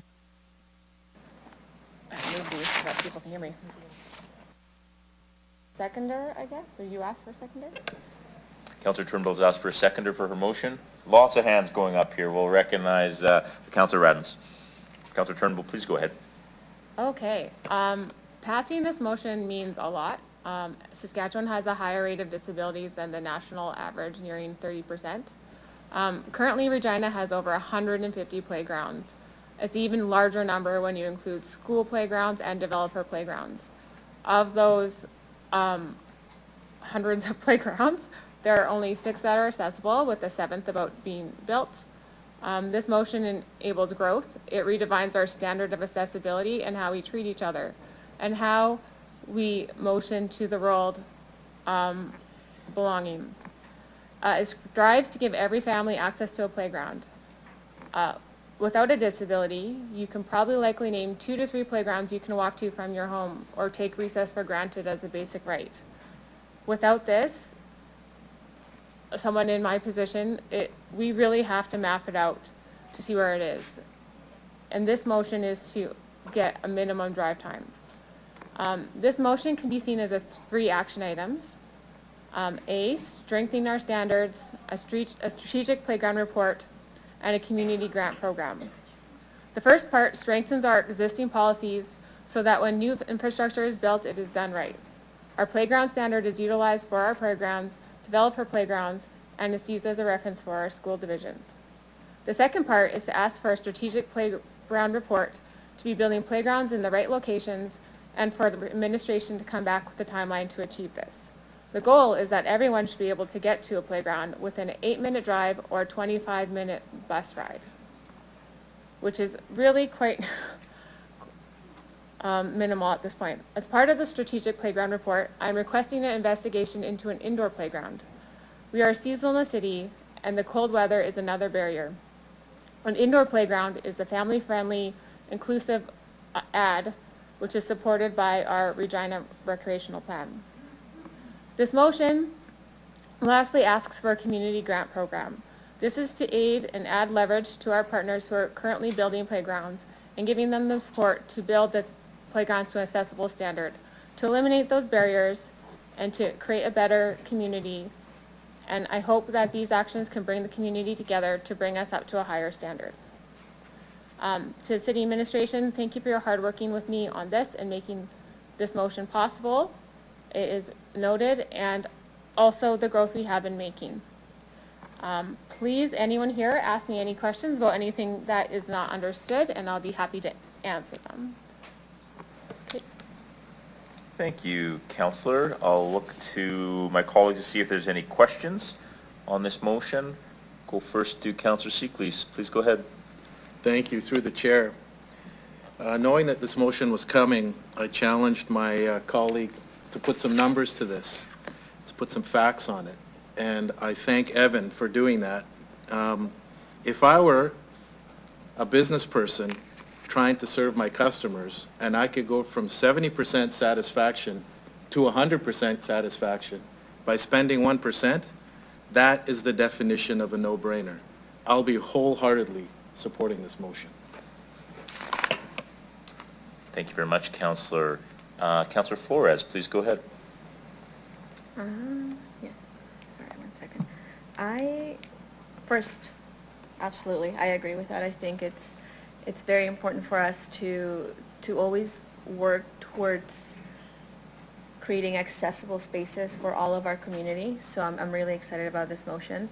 But I'd like you to share a little bit more about the ADA and how those standards help shape the recommendations for improving playground accessibility. And are there any important differences that we should consider in applying those ideas in Saskatchewan?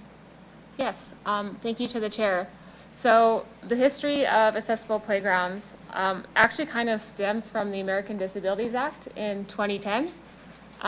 In the United States of America in 2010, they actually legislated that playgrounds are accessible, and their level of accessibility is 50% of play components and having an accessible surface, and that's where the ASTM comes from. Because that has been legislated since 2010 from the South, those things sort of trickle up to Canada, but in Canada nationally we do not have legislation. We don't have legislation provincially either, and it's up to our municipalities to build our own legislations to do what's correct.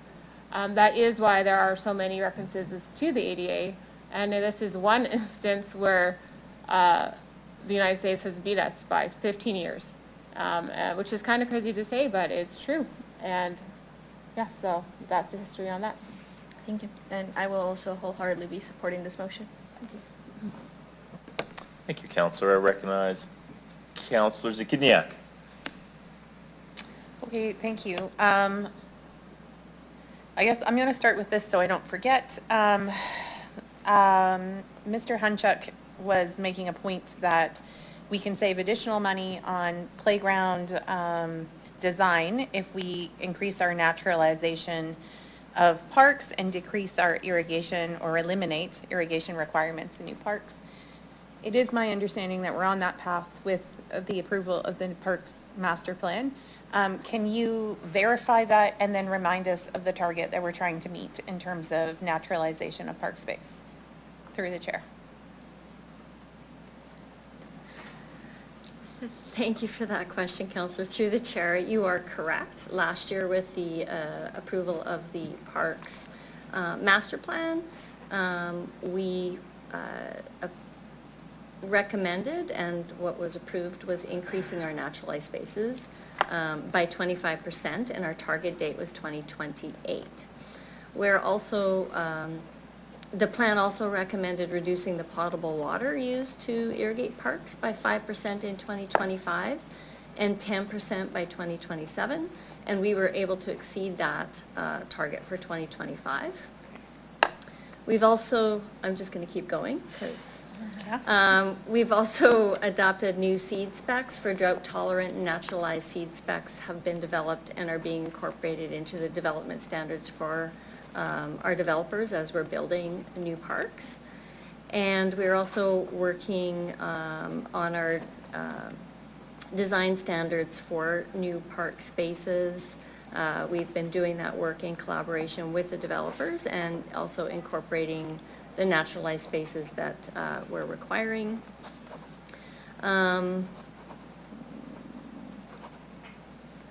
Yeah, I think that's... Okay. Okay, so I think the point was, like, you're going to save money by doing some of that, and Yeah. it sounds like we are starting to realize some of those savings. That's correct. Okay. And then, Councillor Turnbull, I understand that you did work on your motion, that you consulted with administration in the development of your motion. So I guess I'll first confirm that with you, and then I'll ask administration about that. Yes, to the chair, I have been talking to administration, going back and forth and tweaking some things to suit. Nothing would affect this year, so everything is good. Kinsman Park is good to go. There are some things which will be investigated and explored within the report they bring back to us, but I do believe that, and they can confirm, that this seems to be mostly in order at this point, so. Yeah, sure. And I guess, yeah, I'll ask administration, recognizing that some of them are changes that you're asking for immediately, and then others are a report where you may either administration recommend or not changes and give us additional information. Yes, thank you very much through the chair, and I just really appreciate the motion put forward by the councillor. You know, over the last year, the administration is working on accessible playground standards as a result of our corporate accessibility plan and our adapted recreation plan. These standards are really an enhancement to the work that was done. We do seek a little bit of clarification. First of all, as a result of some of the work that we've been doing, we have hired consultants to complete some condition and accessibility audits for all of our playgrounds. So that is a significant chunk of work that will take to the end of 2025. And so bringing back this comprehensive report about a master plan within the same time frame is, it would be a duplication of work, and B, like, I don't think we can meet the end of 2025, and would really prefer an amendment to make that report coming back the timing of the end of 2026. End of 2026. Okay, and so is that the only additional feedback? So we did have some clarification points that we were looking for. One was in relation to the raised planters. We have already incorporated sensory, this is getting kind of detailed into the piece, but it is one of the questions that we had. We've already been looking at sensory types of plants, and raised planters aren't in Regina very good for perennial plants. And so we wanted to be able to do some work on what that would actually look like. We could do plants for sure that would be accessible to folks, just not necessarily in a raised planter. So that was one piece. And then another piece we wanted to seek some clarification on from the councillor was in regards to transit.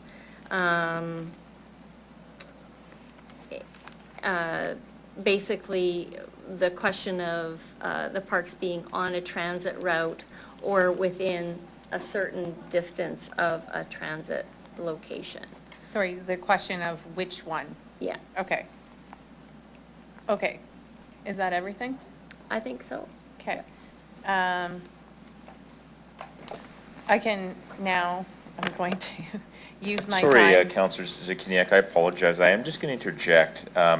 Councillor Turnbull, as the mover of this motion, just has some concerns about the implications of a potential amendment just due to budget. So I apologize for interrupting, but have Well, to I was confirm. going to ask her anyway, so. Fair, yeah, thanks, thanks, Shannon. Just we're have to good. confirm with the clerk. I'll recognize Councillor Turnbull, and then we'll go right back to you. Thank you. Yeah.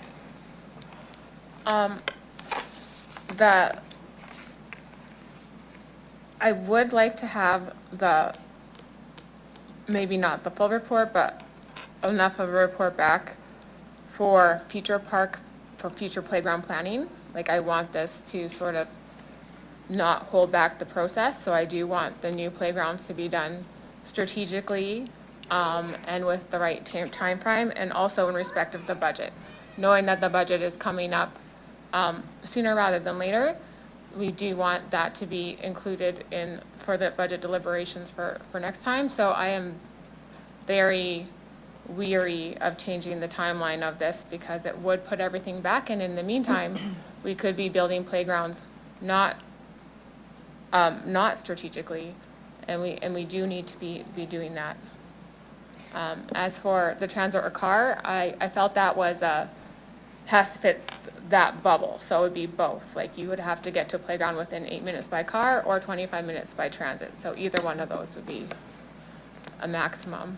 I think the question. Sorry, I think what we'll do is first I'll have Ms. Braden respond to that, and then we'll go right back to Councillor Zakidniak. So to you, Ms. Braden. So thank you. Just in response through the chair, so regarding the 2026 budget and strategic planning for work occurring in 2026, I think we could arrive at some information to include within our 2026 budget conversation. And then by fall, we could probably have some conversations with the Accessibility Committee, et cetera, on a strategic approach for the immediate year, but not necessarily a fulsome plan. Would that accommodate, and that would give us longer time to have that bigger strategy conversation coming back after we know, exactly where all our parks are at in terms of their condition. I think that's fair. I don't know how to write that, but the clerks can work on it. But I think the intention is to make sure that we are doing things right from now on, and strategically from right now, and making sure we catch the upcoming budget for that. And I think that from last week, and this might even be a question for my fellow councillors, that there was interest in. Sorry, Councillor Turnbull, I think what we'll do is just in the interest of procedure and process, we'll stop that specific discussion. I think Councillor Braden has clarified, and you've given your preference to clerks. This is about that report in that time. Is the grant part, is the community grant part also being included for the upcoming budget too? Through the chair, I think we can do that work for the upcoming budget. Okay. Yeah. Thank you, Councillor Turnbull. Thank you for your patience. Councillor Zakidniak, over to you. Okay, and then there were two other pieces of clarification that I heard city administration stating. This is for Councillor Turnbull. So I don't know if okay, Councillor Turnbull. I wanted to ask you, so the question I heard them ask is, in relation to transit, is it that you're wanting the accessible parks on a transit route specifically, or is the distance from transit what you were going for? Like, as indicated, I think 25 minutes in your motion. It would be on a transit route like that. So that's not all parks. This is the destination portion of the parks, because there's the neighborhood parks and there's the destination parks. And the destination parks are the higher level of accessible parks. And that one is important to be on a transit stop so that there is access to them. The neighborhood parks do not have the same requirement for transit. And these time requirements are also for the destination parks, not the neighborhood parks. Okay, so I heard on a transit route, and I also heard that they wanted clarity in relation to the planters. Like, did you hear those concerns? Do you have a Yes. response to those? Yes, so the sensory planter concerns is about, we have spoken about this. So they are the dimensions to make the planters accessible, similar to like you would do like a reception desk, like so that you would have a certain portion of higher. They are standards across the country. I'm not sure if we have, the detail just hasn't been sorted out with the Saskatchewan plants, because we have different plants in horticulture, so the detail hasn't necessarily been sorted out.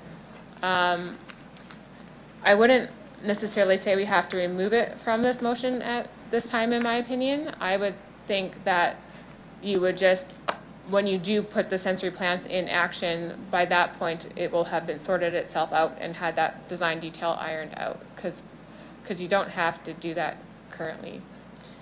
Okay, so administration, in terms of the clarification you were looking for, do you feel that you have it, and do you have anything else to add? I'll refer that to Ms. Dirodich, please. Through the chair.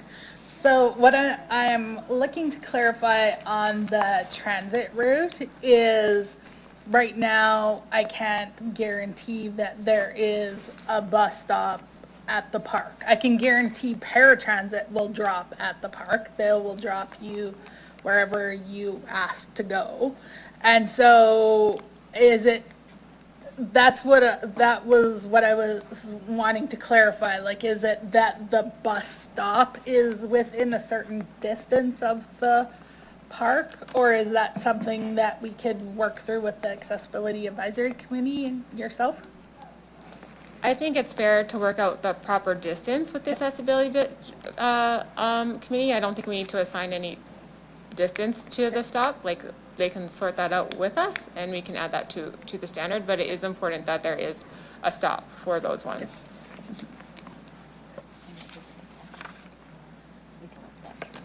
Councillor Kidniak, do you have anything else to add? So I think what I'm hearing is that administration feels that, that they've worked with Councillor Turnbull, that they can continue to work with Councillor Turnbull, understanding the intent of this motion and figuring out how to meet the timelines as best they can this year and continue the work beyond. Is that accurate?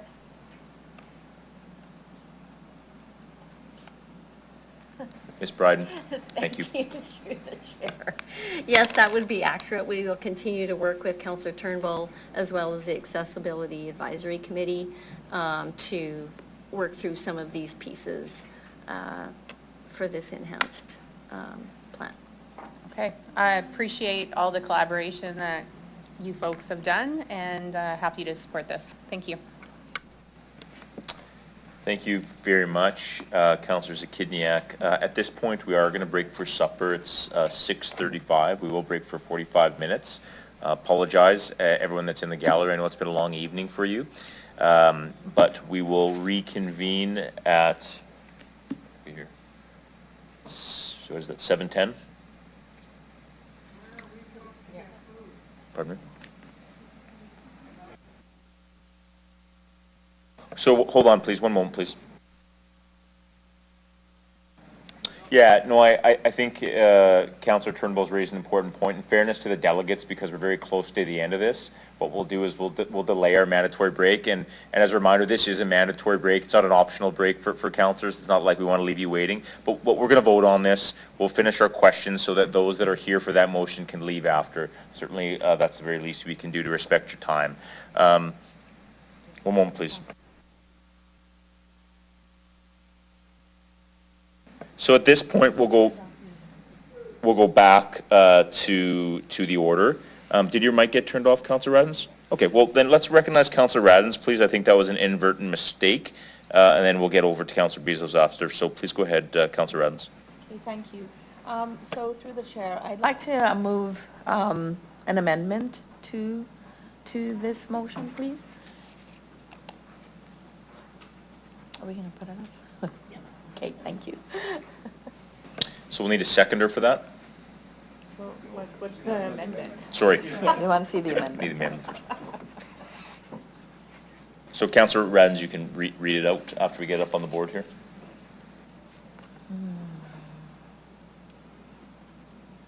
And I assume we see that this is a friendly amendment. Correct, thank you. And Councillor Turnbull has indicated she views it as a friendly amendment, so Councillor, please go ahead and read in your amendment. Okay, that, okay, so, that City Council direct administration to include an option, where'd it go? Where'd it go? Okay, for consideration as part of the 2026 proposed budget to allocate $1 million toward a refurbishment fund for playgrounds, city-owned playgrounds, parent associations, and community associations related to design, construction, and related equipment.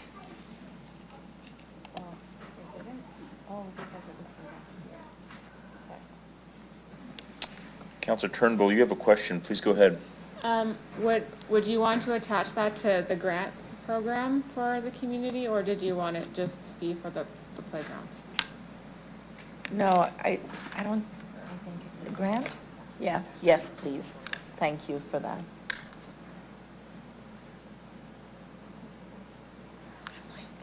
Sorry, one moment, please.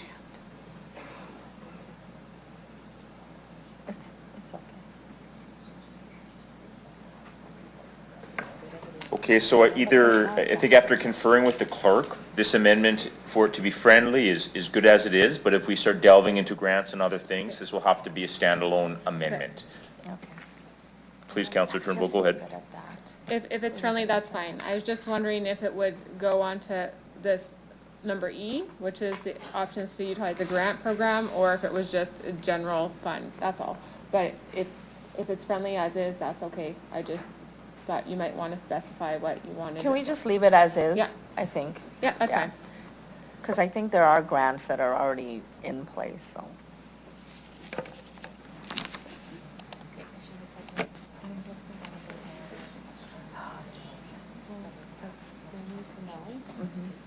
On the amendment. Oh, okay. Which is like, and it's okay, but like. It's a proposed budget, right, so allocating it in the 2026 budget. So this is like. Okay, so because it's been accepted as a friendly amendment, we're still dealing with the main motion, and there's several questions left. So we'll go through those. Before I do that, though, I guess I should ask Councillor Radens if there's anything else you'd like to add before we move on. No, and thank you for bringing forward this motion, and I think we do need to do more in regards to playgrounds in our city, and I know community associations are doing a lot of work and fundraising all the way around to upgrade playgrounds, and so I think it is an important piece, and so this is why I wanted to put that forward. Thank you. That's it. Thank you. I recognize Councillor Bizot. Yeah, thank you. Through the chair, this went from kind of a smaller motion to administration saying they need more time, it sounds like, to do some of this work. I'm just going to ask for, is that, Ms. Turnbull, time and money is one thing that administration is asking for this. If it's forced to right now, is going to be the appropriate thing, the transportation side of the equation. I'm really confused on the transportation side of the equation, like 8-minute drive or so many minute bus flight or a bus commute. Like, I'm just wondering what that looks like if I'm stuck behind a train to get to a park or whatever. It's like, I think there's a lot of moving parts in this that just was discussed and thrown in there as moving parts that I'm still unsure of, completely unsure of. And now we throw another $1 million expenditure in this. I would actually ask if this whole thing could be rejigged and reworked with the city at this point, because there's just too much unknowns out there from the city's ask and from what's being asked of us right now. So I think first we'll we'll deal with Councillor Bazo's question. It's Councillor Turnbull's motion, so I think Councillor Turnbull, what I'll ask is that you speak to the extent you can to Councillor Bazo's question as it relates to transit. What I might do then after is clarify in administration the budget implications as it relates to that motion, and then Councillor Zakidniak will go to you next. So Councillor Turnbull, please go ahead. Yes, so the travel distance is part of the strategic plan or report, which we are working out. So we are asking to work together on that report. So that should address your concerns because that is what the motion is asking for. And the travel distance is important because that determines how someone gets to the playground. For an able-bodied family, you can typically walk to a playground. That is not the case here, and you could live right now, I think it's just a random circle on a map. And the way that our city's set up, you could be in a random circle to a map, and it will still take you 15 minutes to get somewhere. So it is important to address the actual transit time and the actual transport time, and that is the intent of asking for it in a report, to give them the time to come back with that. And that report might say, hey, council, is 31 minutes better? Like there's flexibility with when they report back with that information. And I'd just like to say, just for clarity, for those of us that are wondering, this motion says to include an option for consideration in the budget. Right? We still will do the budget. We'll still deliberate and decide when the budget comes. But if there are those that might be concerned with this amendment, there is the option to separate the vote. So I just wanted to provide that clarity. At this point, I'm going to go to Councillor Zakidniak for a point of clarification. Then I'll come back to you, Councillor Bezo. Councillor Zakidniak, please go ahead. It actually relates to the whole consideration as part of the 2026 proposed budget, and I wanted to know if that is clear to administration and what that means to you to ensure that we are all on the same page about what that means in the amendment. Ms. Anderson? Thank you, through the chair. I think we just finished budget deliberations last week, and I know that there was differing perspectives on administration doing the best they could on deciding what to put in the proposed budget and what to put as other areas of consideration. I would say as we move forward for budget deliberations 2026, we'll be having conversations with council on if you continue to put forward things for the next budget year as an option, how you actually want to handle that. Okay, so then with that in mind, we can leave this as is, I guess, because we'll be getting better clarity on what that means or the process at a later date. Through the chair, you will be deeply involved in how you want it shown or integrated into the proposed budget. Okay, good. Okay, good, thank you. Thank you very much. So if I'm hearing correctly, this allows you to take this into consideration for the preparation of the budget, and council, of course, will have the opportunity to discuss and decide that come budget time, so that we're all clear. Do you want to go back to Councillor Bezo if you had anything else further to add or any other questions on your end? Yeah, sorry, for through the chair, just on that transportation side of the equation, you mentioned the radius, so like my concern is still the timing. So you're open to saying, you know, work with administration, so we're not saying, you know, it has to be within 5 minutes or 8 minutes. Here's the radius. I might be stuck at traffic. I might be at a red light. I might be at a car accident. Being prescriptive to 8 minutes doesn't really open yourself up to anything. It's a radius at this point. We deal in distances of travel, not time of travel. Yes, I think the idea of asking for it as a report is to get the input back and to get the options and to expect the experts to come back with the right things, but the intent is to get the travel distance in a reasonable way so that really everyone in our city has an opportunity to have access to a playground. Mm-hmm. I think at this point too, I just want to remind members that we were supposed to recess half an hour ago. This is a mandated recess, not an optional break. No one's against working hard, so I guess I would say unless there's anything very critical, really relevant, please, undoubtedly it's your prerogative if you want to ask that. Otherwise, in the interest of time and the folks in the chamber, I'd ask us to consider calling the vote. But it is your prerogative. I see sorry, before I go to Councillor Mazzanelli, I recognize Ms. Bryden. Thank you. Through the chair, I just wanted to seek some clarification because I'm not sure that an amendment or an adjustment to the motion was made that described bringing a report back on all the issues for the end of 2026. I just want to ensure that that is... It is clear, having conferred with the clerk, they're going to work with administration to make sure that that language is appropriate and clear. Thank you. Councillor Mazzanelli, please go ahead. That was my first point of clarification. I never quite caught on that we actually got the dates correlated with what administration was asking for, and after the budget meeting last week and all the pressure put on administration, I wanted to make sure that I didn't let that slip. So I guess that's cleared up. My second point is administration pointed out that the planters are quite prescriptive. It sounds like this is a feature used in many places but doesn't align with our vegetation or our natural habitat that we have here. Is that kind of what you're pointing out? And I was wondering if we could pull off that prescriptive piece. One thing about legislation is once it's written in ink, they have to follow the ink. So I don't know if that's a correction later or not, like described. Through the chair. Ms. Bryden. Yeah, thank you for the question. So in Saskatchewan, raised planters and perennials don't really get along. The sensory plants that we were looking at using were taller, like things like shrubs and bushes that would be reachable for folks, and other things for scent like lilac bushes or pine trees and things that blow in the wind for those types of things. So we will work, I think, through the accessibility committee and the councillor to try and resolve that scenario. Understood, and just and I'll put my mic off and vote right after this, but that's one thing I've learned is once the pen hits the paper and you write down it has to hit this spec and the motion gets passed, doesn't it have to hit that spec?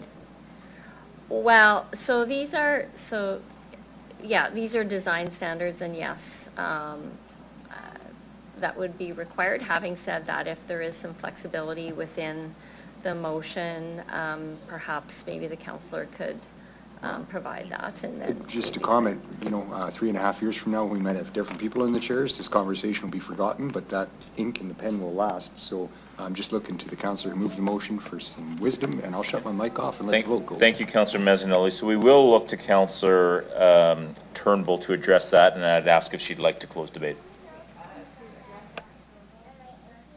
Dimensions, they're not made up. They're the same ones you would use for, if in the accessibility world and design world, they're the same ones you'd use for a reception desk or for a vanity or what you would see in the building code in section 3.8. So the reason they are that is because those are the dimensions which have been made by people smarter than me for years and years so that you can roll underneath and have the right spot for your foot plates and all of that. So they're not arbitrary at all. They are those dimensions. Councillor Mazzanelli. So just to clarify, administration's comments led me to believe that if we were to have plants, that it was demanding by this motion that they use a planter and those planters be of these dimensions. If I'm understanding Councillor Turnbull's explanation right, she's saying that if we were to use a planter, these planters should be these dimensions, but we don't have to have planters in place for accessible playgrounds for them to have. That's right. No, you do not need to have. I'm satisfied with understanding. Yeah, you don't need to have planters. It's just saying if you do have planters, you need to provide a certain amount of accessible planters. But if you don't have planters, it takes the whole conversation away. Okay, so with that, Councillor Turnbull, is there anything you'd like to add, or you'd like to close debate? I know we all want to get on with this, so I'm not going to say much other than thank you to everyone here for having this conversation with me. It's been very collaborative. Thank you for everyone to come from the administration, from around this table, to everyone who's interested in this, and I'm really looking forward to having a positive change in our city. So, thank you. Great. Thank you so much. I'll ask the clerk to start the vote.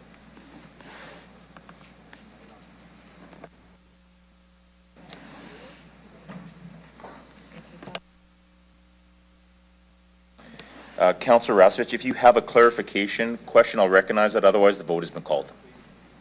Chair, so are we voting on this $1 million? So, Councillor Rasevich, maybe just to sort of explain. This friendly amendment includes language that will ask administration and us to consider. It is not prescriptive. It does not mean it will be in next year's budget, but it means that we will deliberate on it amongst other options in that budget. Okay. Not unlike how we deal with many reports around this table. Okay. Continue on with the vote, please.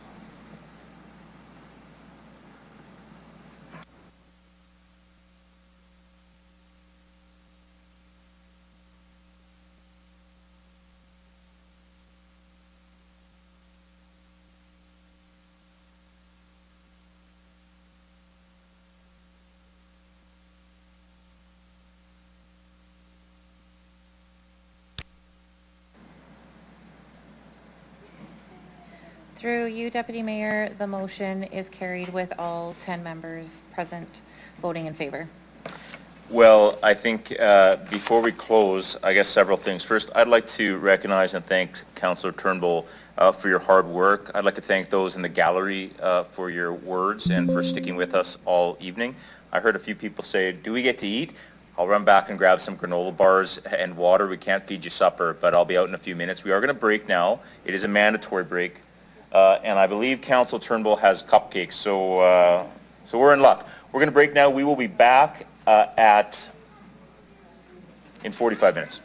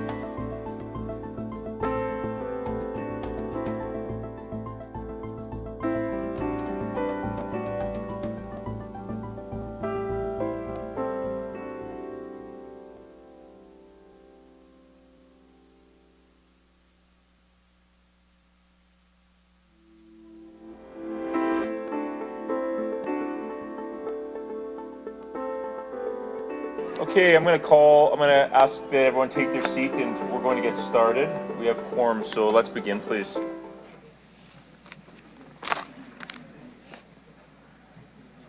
Thank you to everyone that stuck with us this evening. I want to acknowledge that it's getting late in the evening, but we do have some really important business, and we want to give that the attention that it's due as well. At this point, I'd like to call upon Delegations MN 25-6. Rob Nelson, if you could please come forward, please.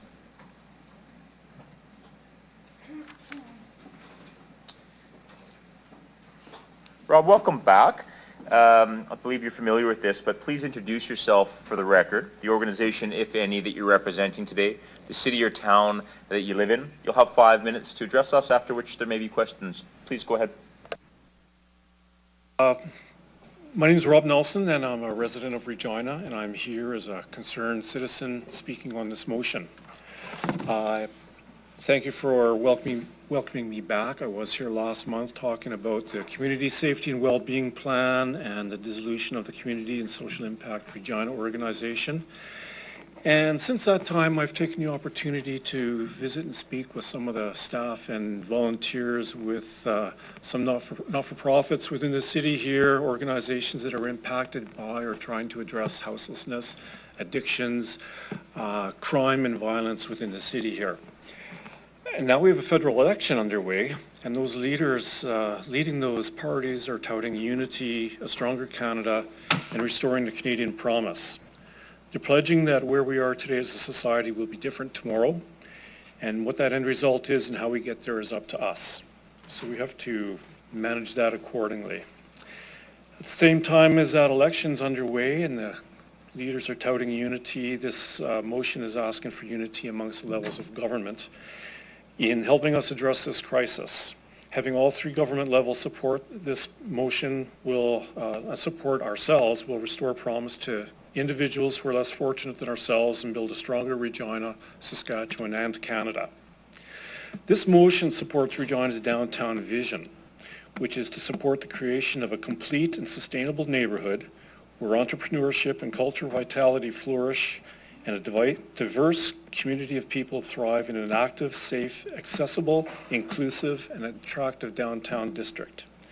The motion supports Regina's vision, which is to be Canada's most vibrant, inclusive, attractive, sustainable community where people live in harmony and thrive in opportunity.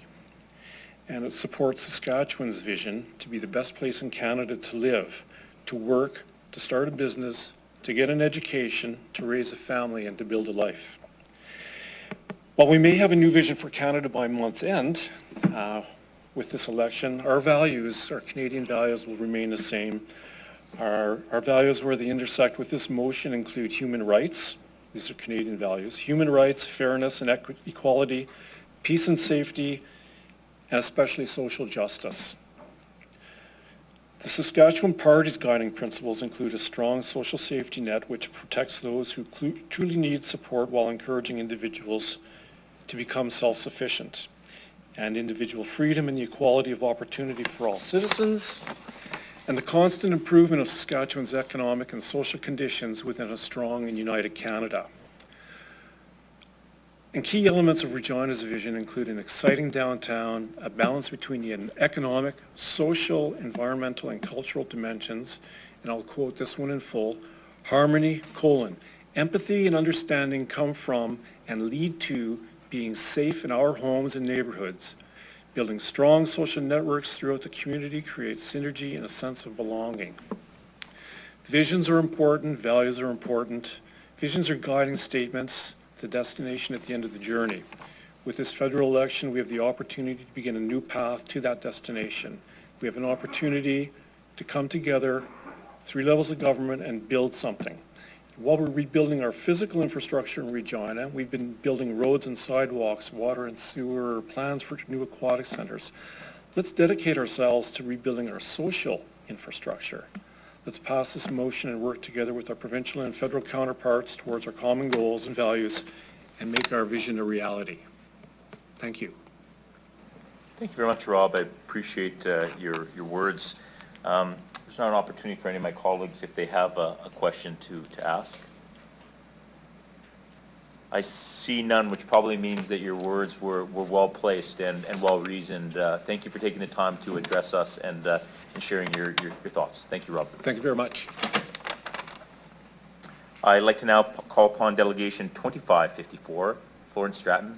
Florence, you can come.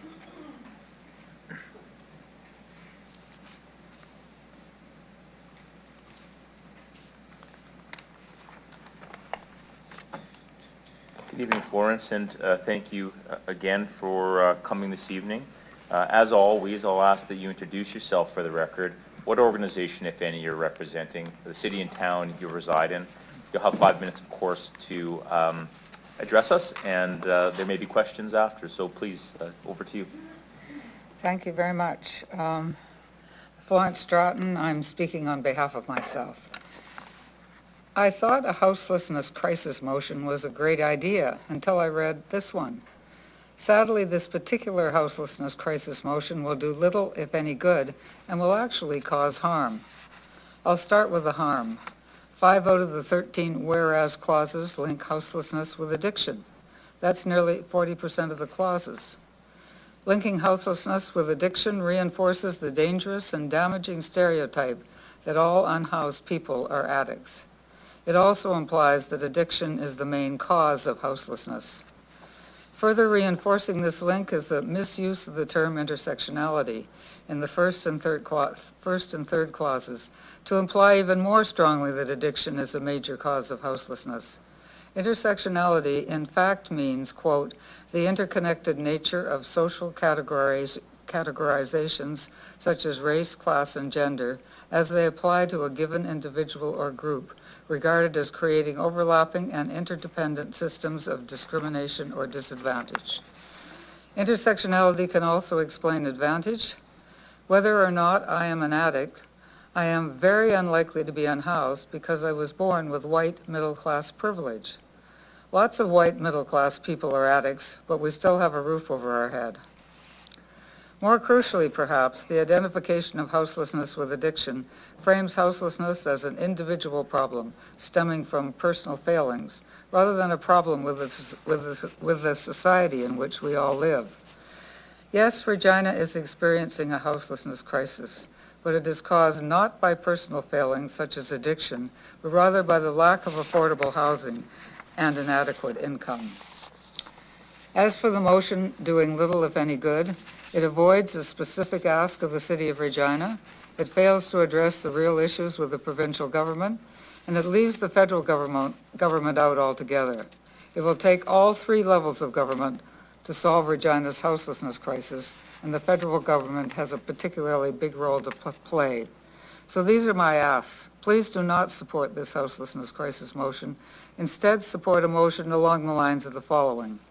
Whereas Regina saw an increase of 255% in its 2024 point-in-time homelessness count over its initial count in 2015, whereas a growing number of Regina citizens are losing their lives to houselessness, 118 names were read out at the 2025 memorial for those who lost their lives to houselessness, a 49% increase since 2022. The lives of unhoused people matter. Whereas the main causes of houselessness in Regina are the lack of affordable housing, that is housing that costs less than 30% of a household's before-tax income, and the lack of an adequate income, that is an income above the poverty line, in which in Regina is about $2,300 a month. Whereas the right to housing is a human right recognized as part of the right to an adequate standard of living in Article 25 of the 1948 Universal Declaration of Human Rights. Whereas the City of Regina commissioned or endorsed homelessness plans are set to immediate expiry or renewal. Whereas Regina's ever-increasing number of unhoused people suffering and dying on our streets requires solutions from all 3 levels of government. Therefore, be it resolved that 1. The City of Regina declare a houselessness crisis. 2. Regina City Council, A, commit to allocating $10 million annually starting with the 2026 budget to the construction of affordable rental units. B, call on the government of Saskatchewan to make available for immediate occupation all empty Sask housing units in Regina and throughout the province. C, call on the government of Saskatchewan to raise the rates of the province's 2 income assistance programs above the poverty line, Currently, a person on the Saskatchewan Income Support Program gets $1,005 a month, while a person on the Saskatchewan Assured Income for Disability receives on average $1,382 a month, both well below the poverty line. And D, call on the Government of Canada to restart the National Affordable Housing Program, cancelled in 1993, which for a period starting in 1974 created up to 20,000 affordable housing units every year. Thank you. Thank you, Florence. I appreciate your comments today, and I agree with much of what you said, which I'll address in my comments, but they're well received. At this point, I'd like to recognize Councillor Bizo. Thank you very much, Florence, through the chair. Florence, you obviously have a lot of information, a lot of data, a lot of statistics that you're bringing to the table. How does taxation drive houselessness? How does taxation and increase in property tax drive houselessness? The correlation between increasing in taxes and affordability, how does that drive into the equation of houselessness? Well, as I think I said at the budget meetings, I am very happy to pay taxes as long as they are going to the social good. So, I mean, that's not exactly answering your question. But I doubt that somebody living in a house because the taxes went up is going to be out in the street. I mean, do you have some stats? I don't, and I think it's very unlikely. Yeah, because we just heard from another delegation earlier that, you know, we're seeing people that are selling their houses, selling their condos, now they can't afford places to live. There's a few councillors that went to the Nest, and they said seniors are now seeing an increase in those facilities. So you're right, I agree with your statement. You have a question, Councillor Bizo? Yeah, no, I said I would agree with your statements about, you know, it's not all drugs and addictions. So what other options are out there, would you say? Well, as I also said, the problem is a lack of affordable rental housing and a lack of adequate income for many people, particularly those on the provincial SIS and SED programs. You can't possibly live on what they get. $1,000 a month, that won't even pay rent, much less food and clothing and so on. So in my understanding, and it's not just me alone, I mean, people who are real experts in this field make exactly those points. Mm-hmm. Okay, thank you. Thank you, Florence. I don't see any other questions. You can return to the gallery. Okay. Thank you very much.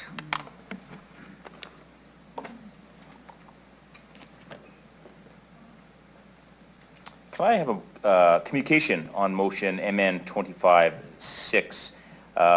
Sorry, we have a communication rather on MN 25-6. Can I have a motion to receive and file communication CP 2529 from Serena Reich of Regina, Saskatchewan?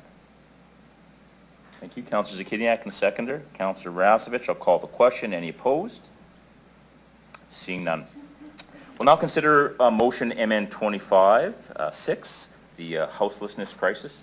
I'd like to start off by speaking to the importance of decoupling language between addiction and connecting that to the unhoused, and thank Ms. Stratton for identifying a blind spot for me. It was not my intention, but I understand that words matter, and I also thank her for taking the time with me.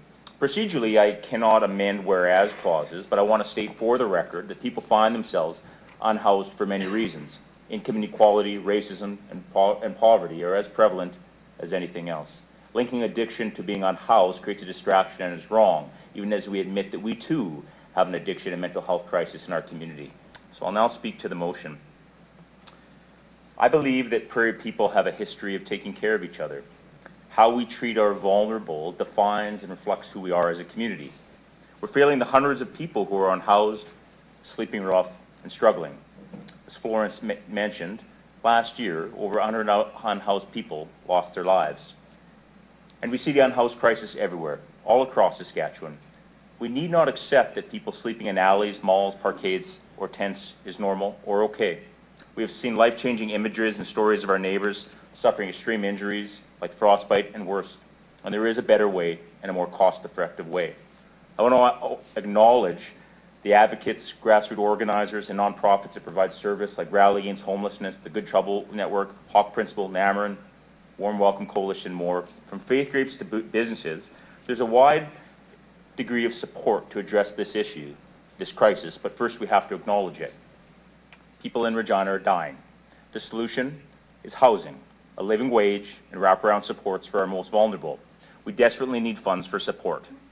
We need supports for housing, second stage shelters, and harm reduction. And critically, we need a housing first strategy today that sees our supportive housing units filled and leveraged with community-funded nonprofit supports.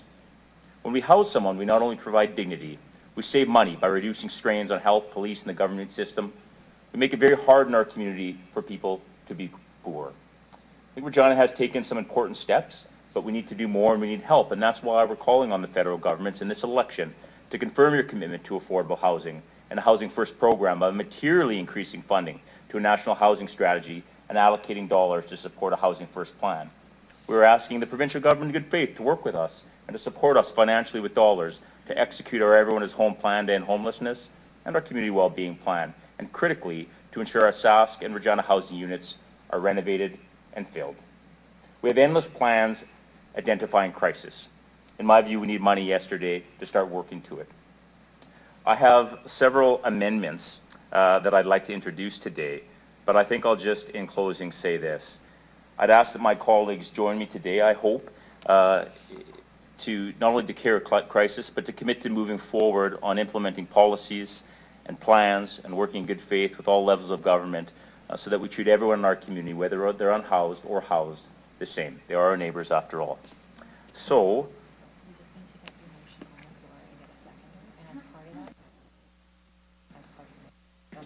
we're going to get my motion on the floor. We're going to be looking for a seconder, and then I'm going to put forward some amendments to that motion. Councillor Flores, thank you.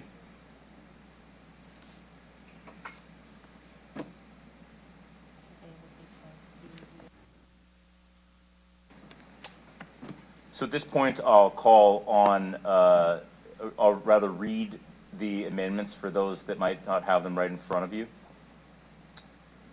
The new wording, not included in the original package, is to call on the government of Saskatchewan to make available for immediate occupation all empty Sask housing units in Regina and throughout the province, to call on the government of Saskatchewan to raise the province's income assistance rates so that clients do not fall below the poverty line, and address policy impediments which keep clients below the poverty line, to call on the government of Canada to invest materially through the National Housing Strategy in a housing first approach in addition to their work on affordable housing, and call on all federal parties to affirm their support for a housing first and affordable housing through policy and resources.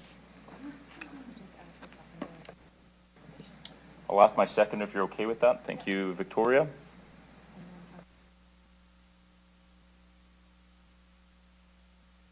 Yeah, thank you. You know, critically, you know, in my view, perfect is the enemy of good and plan beats no plan, but the next step and the most important step is to actually identify the dollars we need to implement those plans.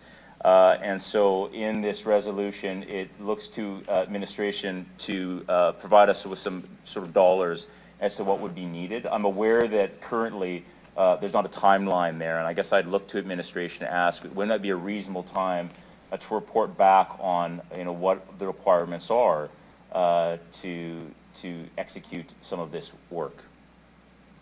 Understanding that there's conversations that will need to be had with the provincial government, and some I believe that's been scheduled already.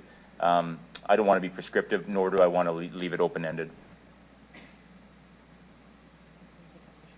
So who would like to take that question from administration? Audra? Please go ahead. Thank you. Through the chair, I believe we can undertake to look at something in October or September of this year.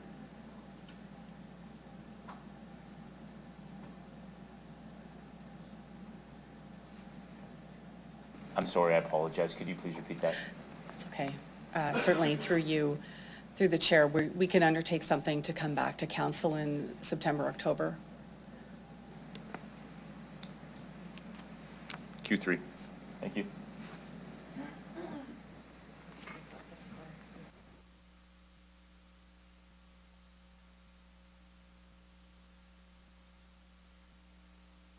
Okay, thank you. This motion is not perfect by any stretch, but in my view, as I said, you know, perfect's the enemy of good and we need to get going. The bottom line is that it's costly It's less costly to house and support individuals than the alternative, which we've been doing. I know everyone around this table shares my commitment to care for community, and I'd ask that you join me in declaring the crisis and working with all levels of government to find the adequate resources to care for our most vulnerable. At this point, we'll open it up for questions and comments. I see Councillor Zakiniak. Please go ahead. I think I want to start with an amendment that I have. And so this was sent to all of you and to the clerk's office. And so there it is. As you can see, it's going to need a report back. And so I know I need a seconder before I can speak to it. And it is for a report on the current encampment response and protocols that are utilized by city staff and partners to assess and address encampments. Then I can speak to it. I would be willing to view this as a friendly amendment, but I need to check with Councillor Flores if that's okay with you. Okay. Okay. So then, just for this, I mean, it doesn't matter. I just get my regular 5 minutes then. Okay. So I guess I'll start by speaking to my inclusion of this. I've actually heard folks asking that question across the board. So whether that's residents, grassroots organizations, working with unhoused folks themselves, and most recently businesses, particularly some of the businesses that will be located next to the, or that are located next to where the new emergency shelter will be. Folks want clarity on what our current process is. And once we see it, then we can see, like we have the information, everyone has the information, that's the starting point for sure. And so just, it is my understanding that there are protocols that are currently being followed, and so this is just some clarity so we can all understand what those are. But I do want to take this moment to ask administration's response to the motion. So, I mean, I think that's always an important part of our debate process. So any response that administration has on any of the, like any and all parts of the motion. Ms. Anderson, please go ahead. Thank you, through the chair. I'm going to start just with the amendment and maybe make one recommendation. I think that because we've been working on the encampment response plan, we could actually bring that back sooner. And so if you did that as an entirely separate motion, we could have it back by July. If you tie it to here, all I'm saying is we wouldn't be bringing it back until later. So if you actually wanted to see it sooner, having it as an entirely separate motion and asking administration to bring it back in July would actually get the information out to you and community sooner. Now, is it possible to just put by July in this piece? If I may, Councillor Zakiniak, I'll ask the Deputy Clerk to speak to that. Please go ahead. Through you, Deputy Mayor, I believe the intent is that these are two separate reporting items, so we are just waiting. We were just going to ask administration what date they could report back on item G. So those would be two separate reports. Through the chair, perfect. I didn't want it to be delayed further than it had to. So as long as that's good, then we're good. Okay, so is there anything else about any other piece of the motion that you folks want to comment on?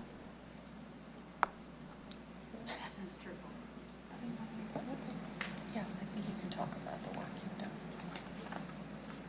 Through the chair, we do have some progress on the encampment response, and that's aligned with the federal funding. So I think that it makes sense to tie it to this piece because there is that collaboration happening with the provincial and the provincial government as well as our federal pockets of money. So I think it does make sense to tie the encampment piece to this.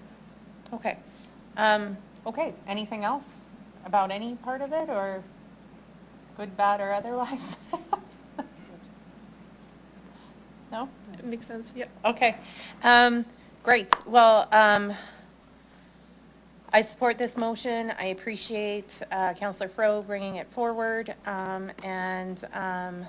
know, I think it always is important to hear what administration's take on our motions are, so that's why I asked. But I hope that we can all, or as many of us as possible, support this motion. I think in general, like, this is asking for what we've all said is important, is that all levels of government need to be working together to address this serious issue that is rising in prominence year to year in our community. So that's what this is asking us to do.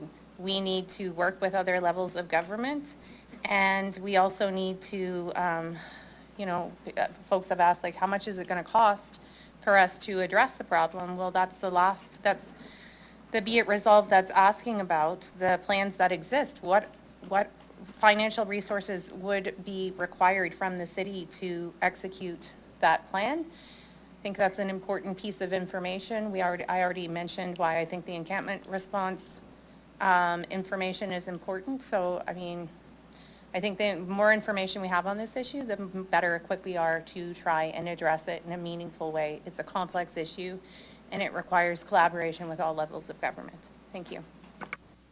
Thank you, Councillor Sikidniak. I recognize Councillor Adams.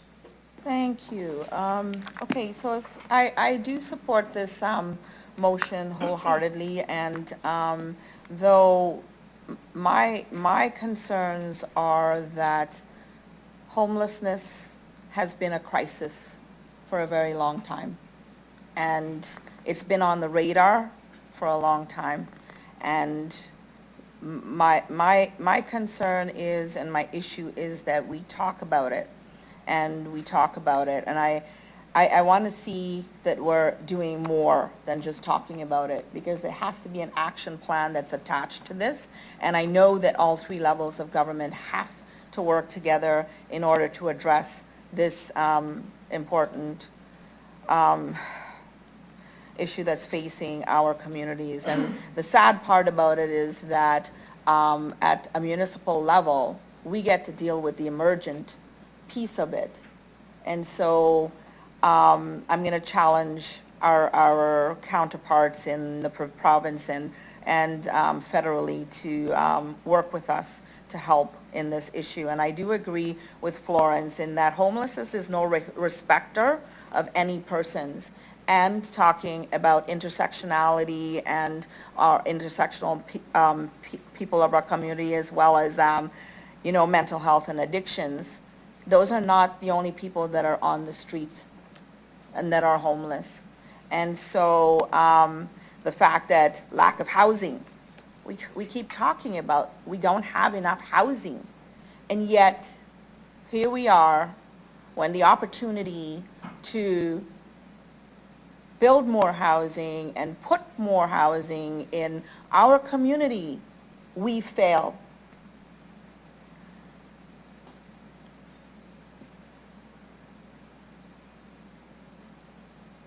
Honestly, I don't think that we should put dollar signs on the lives of people. We have had 118 people who died in this city alone from homelessness. And we want to put dollars on their lives? I am sorry, but we cannot be putting dollars on the people's heads. And frankly, if we take care of folks and we get them into homes and they can deal with their mental health and addictions and whatever else that they're facing in this community, it's a win-win, because then they become productive citizens of our community. And then they start contributing back to our community rather than being taxing our community and taxing our governments. Okay, so yeah, we need to do better on this front, and I support it, though I still have issues with the fact that we're calling it a crisis. It has been a crisis for far too long. Thank you. Thank you, Councillor. Recognize Councillor Flores. Thank you. Through the chair. A lot of what Councillor Radden said, it resonates with me, and I have seen this crisis by being involved in community for a long time and seeing the amount of free labor that happens with a lot of our community groups, a lot of our nonprofits that are going beyond their capacity to help a lot of people who would otherwise suffer tremendously on the streets. As she said, there are deaths, people are losing limbs. We are paying for this already. I think that's something that we need to recognize, that when community members are suffering and dying and are houseless or sleeping rough, we're paying for that already through emergency services, healthcare, and all of that. So I think it's important for us to work with our levels of governments to say, we're already paying for this. Let's invest this in a way that we're not paying for the deaths. We're not paying for the hospitalizations. We're not paying for the emergency services. Let's pay for this in housing people. Let's pay for this in making sure that our community is supported all around, because I think we're only as strong as our most vulnerable community members, and I think that's something that's really important to recognize. So I agree, this has been a crisis for a long time, and I think sometimes it's a tough conversation for people to have, because we have responsibilities for all kinds of things as a municipality. We have to pay for a lot of things, and I don't think this is an either-or situation. I think that it's important for us to work with the provincial government, to work with the federal government and say, these are issues that have continued to happen, and if we don't do anything about it, they're going to continue to happen. The only thing that's going to happen in addition to that is going to cost more. It's going to strain a lot of our different services, healthcare, policing, all of that. So I'm glad to see that there's this conversation that's continuing to happen. I'm glad to see that we hopefully all agree that we need to work together at all levels of government to address this issue, so that every year we're not meeting for another memorial that increases the number of people that have died as a result of being houseless. That every year we're not talking about the increase in our count, but rather we're talking about what innovative solutions we've come up with as a community, as a government, provincially, federally, municipally, to say, hey, we are caring about our community and things are getting better. And you know, if anything, I agree, like if we get people to be able to be housed and to be able to be back in our community contributing, then they are also people who are helping others. So I think I support this motion. I think it's really great for us to in good faith, really start working to do this so we see results, to see these success stories, and we don't continue to rely on the free labor of a lot of community groups that are taking on this because they truly care. Like, we need to work together and support that as well. Thank you, Councillor. Recognize Councillor Mazzanelli. Could I please see points D and E?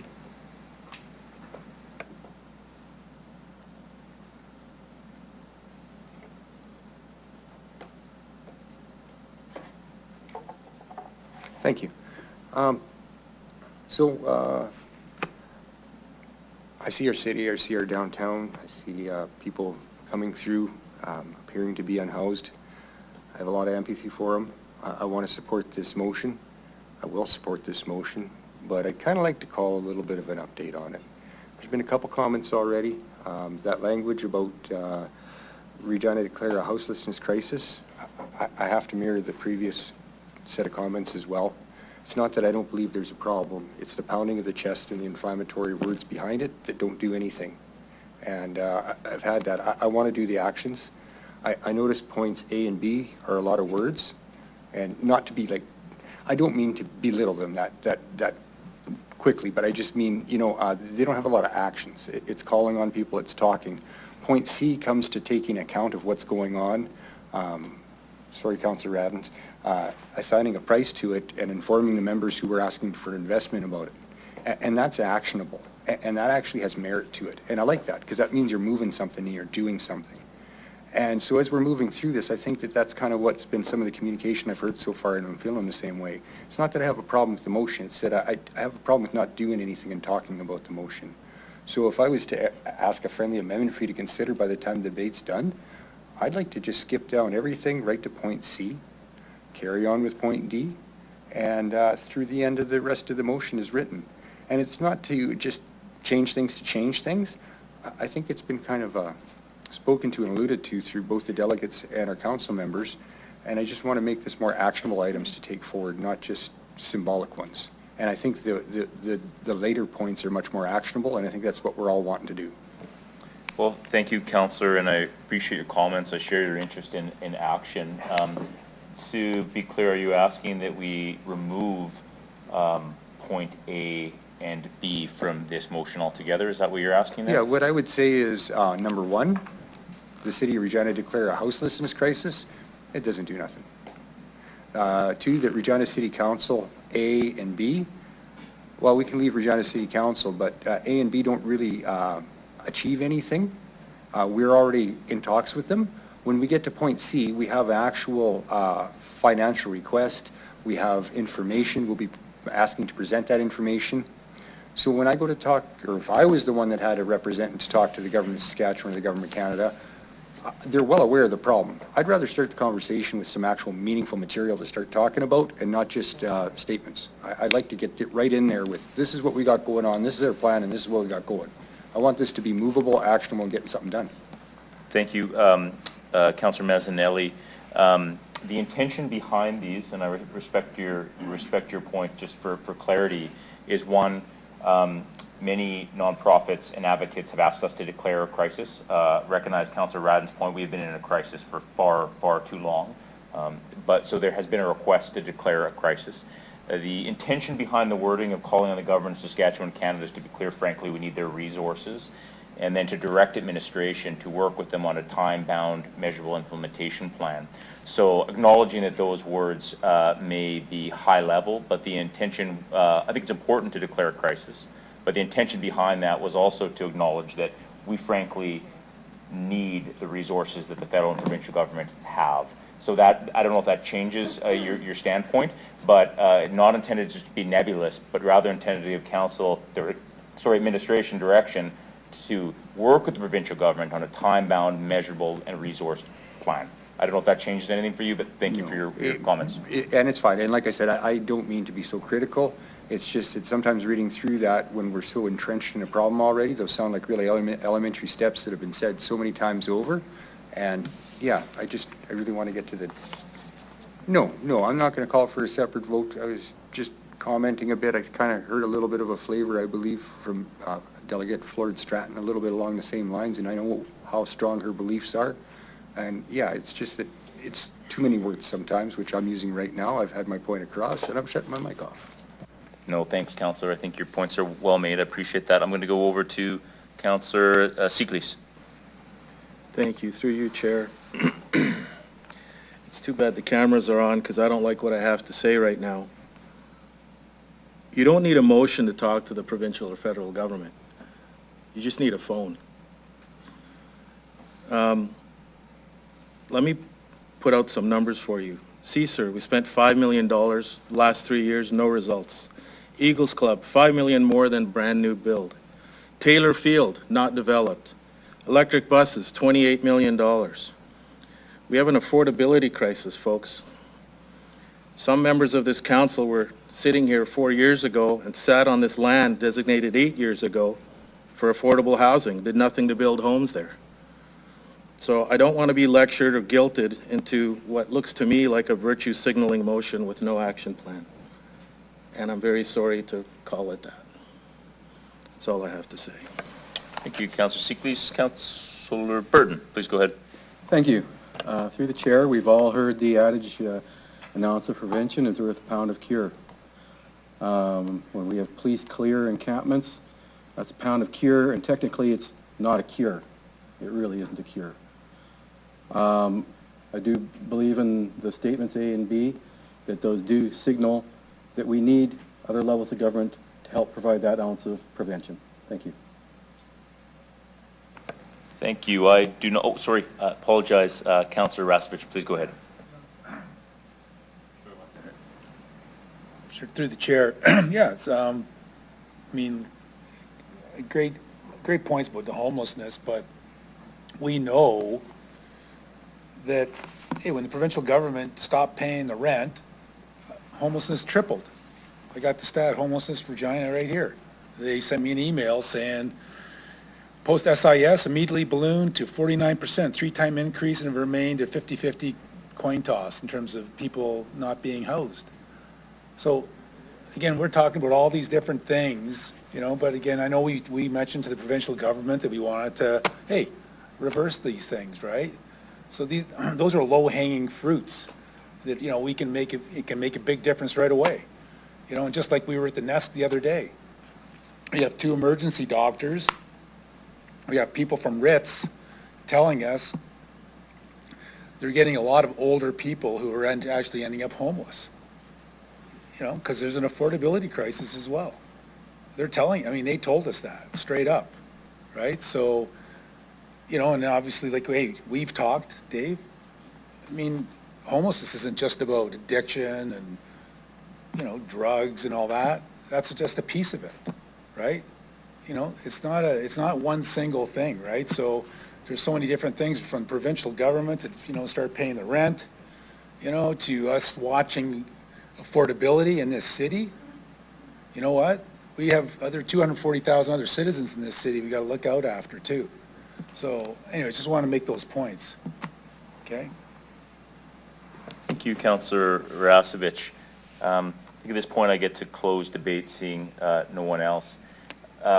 Just in closing, how we treat our vulnerable undoubtedly defines who we are as a city. Thank you, Councillor Radens and Flores. We've had a crisis for a very long time. To be clear, people find themselves unhoused for a variety of reasons, and it's critical.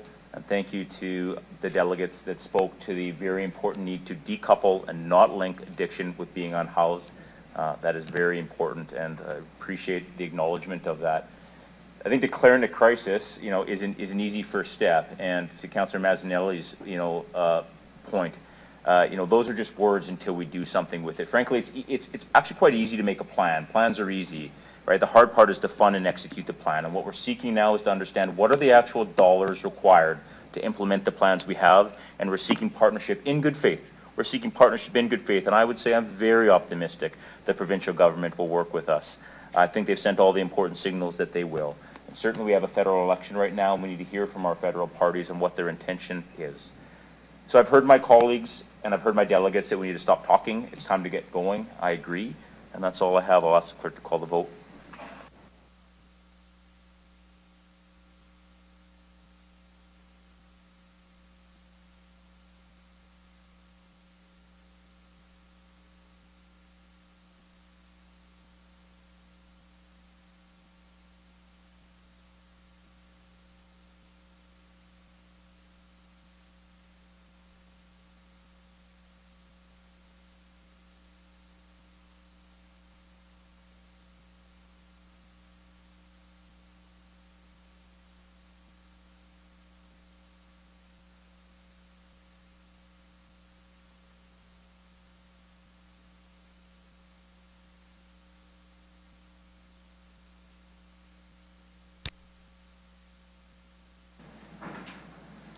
Through you, Deputy Mayor, the motion is carried 8-2 with the following members voting in favor as follows. Councillors Mancinelli, Burton, Rasevich, Turnbull, Zakidniak, Flores, Fro, and Radens.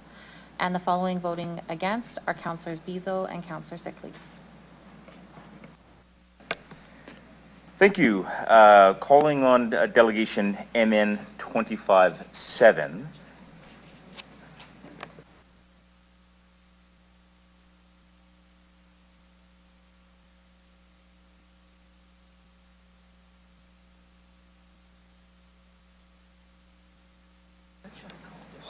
Sorry, thank you. Just want to acknowledge that Marlene, I apologize at the pronunciation here, Marlene, that Marlene Obrigovich will be invited to speak today. There was a technical error relating to that delegation. We apologize, and so we'll certainly call upon you to speak. But up first, I'd like to welcome Paul Barreau of Regina, Delegation 2555. Paul, if you're here, you're welcome to come to the front.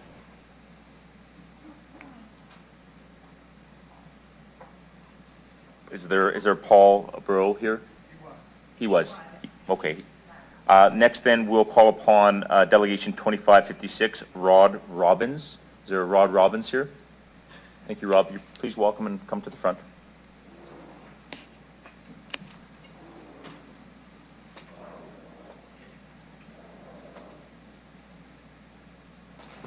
Mr. Robbins, please introduce yourself for the record, the organization you're representing, if any, what city or town you reside in. You'll have 5 minutes to address us here, after which you'll have the opportunity to respond to any questions that we may have. Please, sir, go ahead. Yes, my name is Rod Robbins. I'm a resident of the city of Regina. I'm here with the Clem Elm retirement community. I'm going to start with, on December 23rd of 2024, ST Property Management came onto my rented property without notice, at which time they tore down my fencing, proceeded to empty my storage shed, and place the contents at the south end of my home. In the snow, there were contents in there that were weather sensitive. They never even covered with a tarp or anything. On December 30th, they tore down my 4-season porch, saying that it was over the sewer line, that it had to be removed. They offered me no compensation. They tore it down, and when they excavated for the sewer, they were 8.5 feet away from my porch.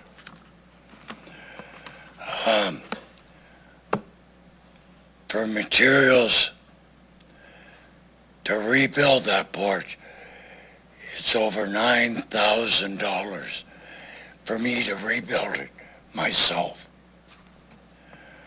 There was a water line break right at the back of my house, and there was up to 3 inches of water under my house, around my house. And this same company, this ST Property Management, that was hired by Glenhelm Properties, they came in with a skid steer and they drove it right over where the sewer line was. Well, it sank right down to the cab. They had to get their big track hoe to pull it up and out of there. So now, what they do, they decide they're going to hydrovac to find this water leak. So they do that, and that's all fine and good. They find the break in the water line. Well, the water line's 2 feet below the sewers. So instead of working around my sewer line, they broke it off. And then they fixed the water leak. And I said, well, you're gonna fix my line? Oh no, the sewer line is collapsed. Well, I wonder how that happened. And there was a hole in the top of my sewer line. Well, maybe the high pressure washer blew a hole in it. But they totally rejected to hook me back up to the sewer, which was working fine before they came. Now, so what they did, they just filled the hole in with gravel. And then on January the 27th, they sent me an eviction notice that I had to leave my home immediately.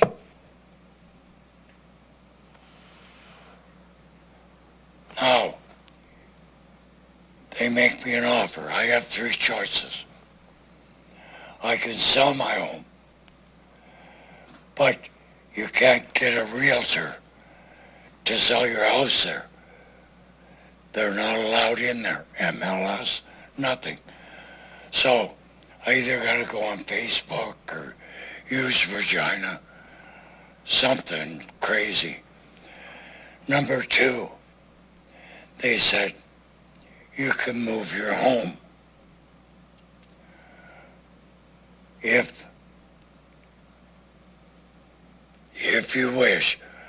We'll give you $10,000 to help move your home, but you have to sign a waiver against any damages to anything, and the property had to be totally cleared out, and or we'll buy your home for $6,000. Well, I've got $100,000 invested in my home.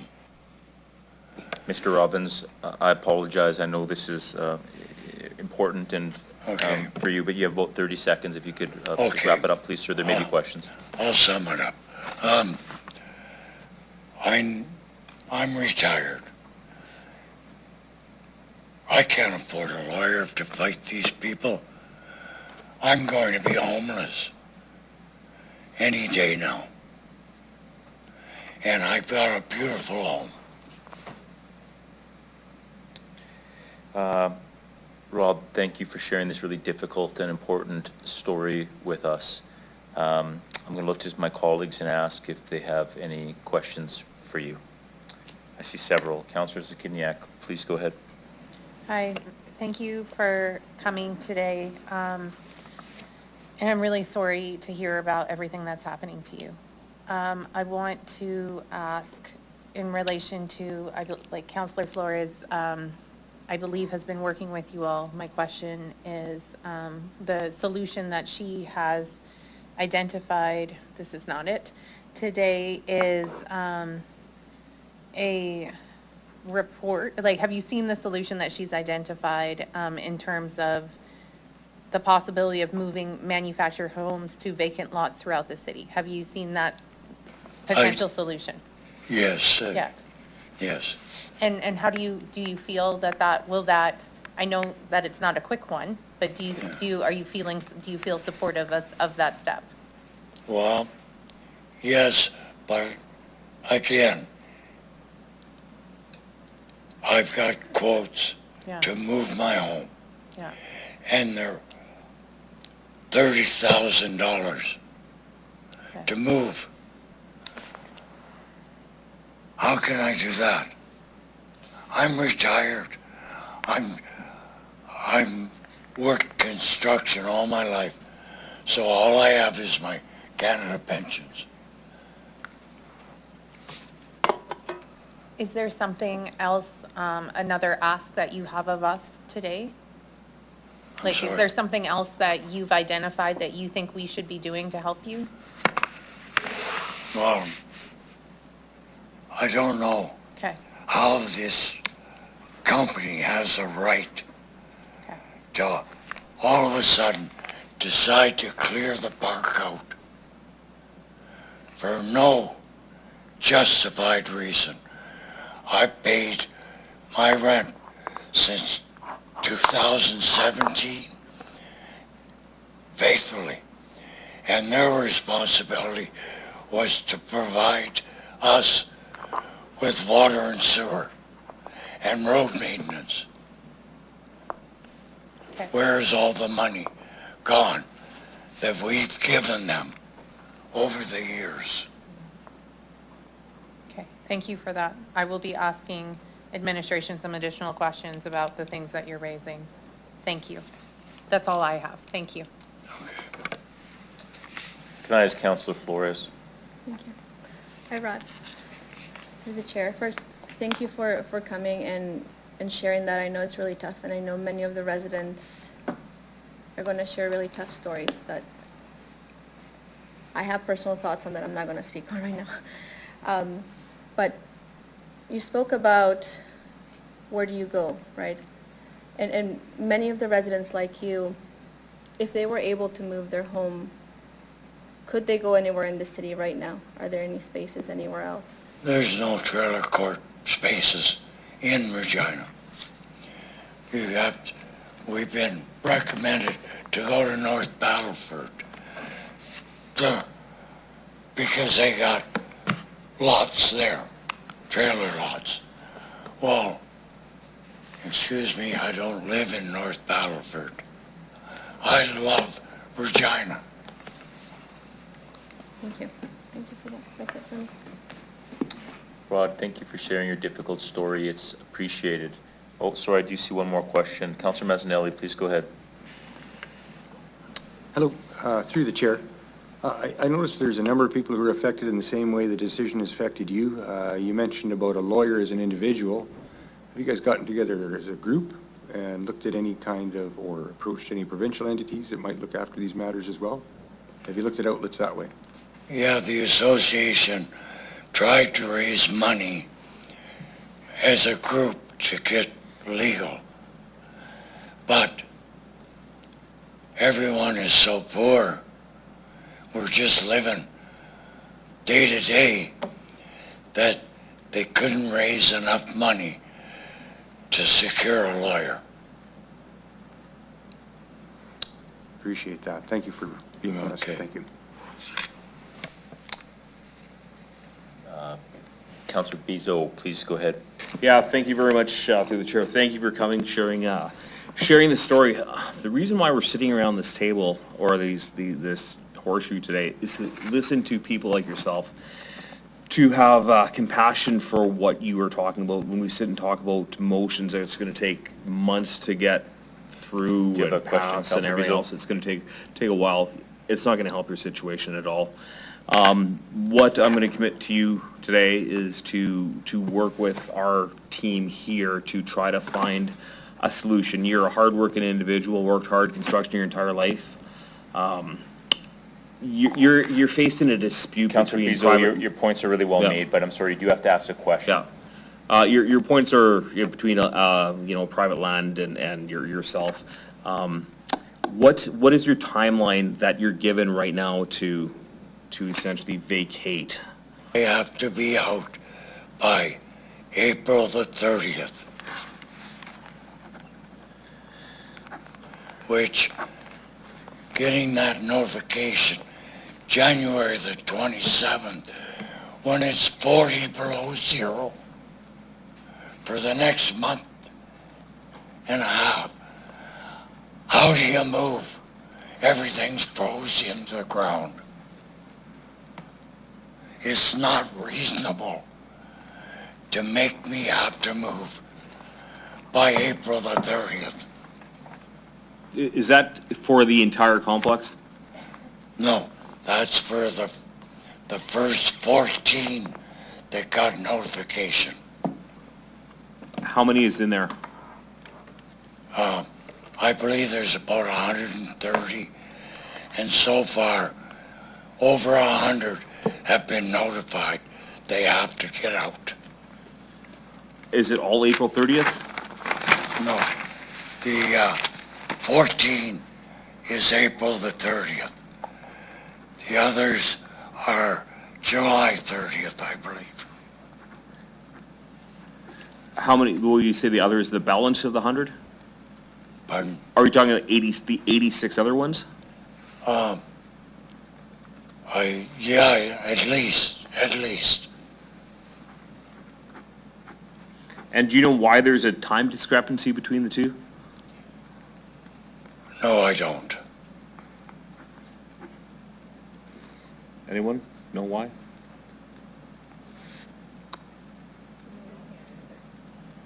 I think we can see during our conversation with administration if anyone's aware of that, but thank you, Councillor Bezos. Yeah. Okay, thank you. Thank you, Rod. You can return to the gallery. Thank you for hearing me. I'd like to welcome Janice Headley, Delegation 2557, to come forward if you're here. Pardon me? You may read on their behalf, but as a reminder to my colleagues, we're not to ask questions. So we will hear that and receive that for the record. Please, you're welcome to come forward.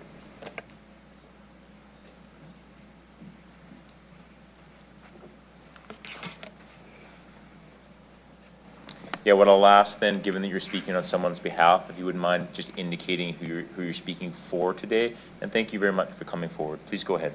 Certainly. I am speaking on behalf of Janice Headley. Good afternoon, or good evening, City Councillors. I live in Glen Elm Trailer Court, as well as over 130 other families own their own trailers here. We want to stay in Regina and have no place to move our trailers. We really would love to stay in Glen Elm Trailer Court, where our trailers are situated and we pay lot rents. But the owner, John Williams from Saskatoon, isn't allowing that to happen. Instead, he is evicting all of us.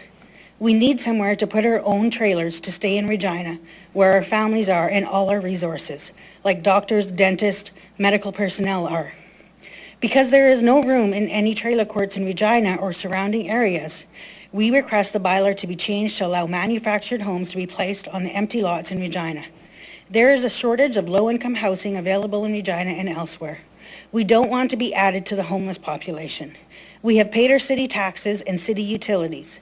Time is of the essence, and some trailer owners are being evicted April 30th, and the other approximately 90 trailer owners have been given their eviction for June 30th. I think 20-some trailer court owners, there's 33, that have yet to be evicted. This is through no fault of our own that we are evicted. Glen Elm Properties has received $1.3 million each year for renting out the lots to us, but not maintaining the sewer pipes and water pipes. Yet we still have water and sewer right now. We are unsure what his reasons are for this eviction of over 130 families. Please change this bylaw so we can remain in the city and move to our own trailers, to a lot here to remain close to family. I myself do not want to die in a strange city or town with no family close by. Thank you. Thank you very much for reading that important letter for the record. At this point, I'd like to call upon Rachel Torrey, Delegation 2558. Please come to the front.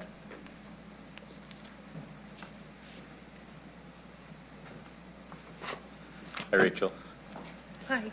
I'll ask you to please introduce yourself for the record. Indicate what organization, if any, you're representing, the city and town you reside in. You'll also have 5 minutes, and after you're done, my colleagues may have some questions for you. Really appreciate you coming tonight. Thank you. My name's Rachel Torrey. I live in Regina, Saskatchewan, and I'm here for the Glen Elm Retirement Community. So I've been a resident of the Glen Elm Retirement Community since the beginning of COVID, so 2020. My family and I moved into the community as part of mine and my husband's decision to raise a family in the city of Regina. We purchased our home for $15,000, and we have paid our lot fees on time for 5 years. We come before you today to ask that the way of life in our community that has been there for over 70 years should be allowed to be continued for another 70 years for myself and for my family. We are filled with anxiety and stress over the events that started in January, where the residents of our community are being evicted for failing water and sewage lines, even though some residents are still getting adequate water and sewage usage. We are extremely distressed by the evictions because Glen Elm is one of the only places in Regina where the types of home we own are legally permitted to have a home. I chose to raise a family here in the city of Regina, not Weyburn, not Lumsden, and not Indian Head. We stay in Regina so that my kids are able to grow up close to their grandparents and not 40 minutes away. And that's all I've got to say. Thank you so much for sharing. I see several of my colleagues that have questions for you. So first I'll go to Councillor Zakiniak. Please go ahead, Councillor. Thank you. I guess one question that I have is, so there was a potential solution or step identified by Councillor Flores, which has a report back by Q4 of this year. So although it can help in the future, it doesn't, well, I guess I'll start with, like, what's the date for your notice that you have to be out by? I have to be out by June 30th. June 30th. And so do you see, so you'd have to be out before, if this passes, that you would be allowed to move your trailer to another place in the city. Is that accurate? I am unable to move my trailer. Okay. My trailer is too old. I'd have to take the $6,000 demolition. Okay. So even if this passes, this is not going to help you specifically? It's not going to help me. Okay. Is there something else you have identified that you are looking for us to do to help in your case specifically? I don't know. Yeah, okay, that's understandable. Okay, thank you. Thank you, Councillor. I recognize Councillor Bizot. Please go ahead. Oh, sorry, Councillor Bizot, you still want to speak? Yeah. No, I'm good right now on this one. Okay, thank you. Rachel, thank you very much for coming and sharing your story this evening. I know it was hard and we really appreciate it. It was important that we heard. You can return to the gallery. Oh, I apologize, Rachel. I'm sorry. I apologize, Councillor Mazzanelli. Please go ahead. I asked the last delegate same question to you. Have you sought a legal opinion on your situation, if available? My husband and I are currently looking for a lawyer. We just haven't found one as of yet. Okay. Yeah, thank you. At this point, I'd like to call upon Heidi Bernhard, Delegation 2559. Heidi, you're welcome to approach the front, please.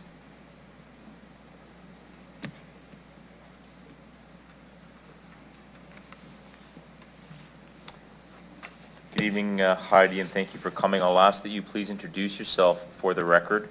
What organization, if any, you're representing, the city and town you reside in. You'll have 5 minutes this evening to present, after which there may be some questions. Please go ahead. My name is Heidi Bernhard. I live in the Glen Elm Trailer Court. Now, as most of you are aware, due to the news that's going on, that a number of evictions had happened in 2025 at Glen Elm, with only 33 units left in the park who happen to be currently hooked up to city water and sewer. I sent an email to the Glen Elm Property Management, and the reply that I received was from the manager that we would send our rents to. And she said to me that I am currently in no danger of my unit being put up for eviction because I'm part of the 33 units that are not currently evicted. I have a choice, even though I was notified by the park that I could not put my house up for sale. If I did, it had to be moved by the new owners. Now, according to their email, I can put up my house for sale and they would consider a new leasee for my property. At no time has Glen Elm Property Management attempted to make repairs to the sewer lines and water lines that are currently been disrupted. They were aware of the problem and have been for quite some time. So I'm really unsure of how long I'm safe for because there's no correspondence for that. But that has really nothing to do with any of you here. The city, if I do move, I have to remove the water meter from my home at a $200 cost and return it to the city on good working order. It has to be working on being able to communicate with your system. I'm also aware of all the caveats that run down E row and F row. That's all the city lines for SAS Power, Internet, SaskTel, There's a whole bunch of wiring system underneath there, because at one point in time, Glen L Properties was right on the city line before they built further east. And the only way currently that the city has access to those lines is as they go in and hydrovac and water spray out all the dirt. I'm not sure exactly what it's called, what they do, but anything that's sitting on those property lines have to be movable. So trailers in our situation. Or if there's a shed out there, it has to be on skids. Now, I don't know where half the families are going. Most of the community itself is seniors. There's a lot of young families in the community too. I have no idea where anybody's going. We're all stressed, all of us, including me, and I'm one of the safe for now. It just feels like there's a whole bunch of back work politics that are going on. It's like Glen Elm Property Management came to the city planning zone to plan something. They're going to raise the ground, they're going to take out all the trees and take out all the units. So row E essentially is going to be completely exposed to the ring road for weather coming in, because taking out the trees and raising the ground and removing people's units, it's gone. There's approximately 139 occupying units currently in the Glen Elm Trailer Park. And other than possibly 33 units, all of those other units are going to be homeless of something that we just talked to prior to this. So I'm not sure what the city's going to do, if the city's going to step in due to all the lines that are running along for SAS Power, all the caveats that are all running behind those units, how you guys are going to address the $200 cost to remove these water meters from our homes if we get evicted and have to move our units. Yes, we are currently fighting, okay? We are looking for a lawyer. No, we haven't reached the amount of money that we need to actually retain a lawyer, because the community itself doesn't have a lot of money, unfortunately. So here we sit, we've come to the city, we're looking at rezoning, we're looking at homelessness, we're looking at all of those things. If you guys can help, it would be great. If you can direct us where we need to go next, that would be lovely too. But here we are.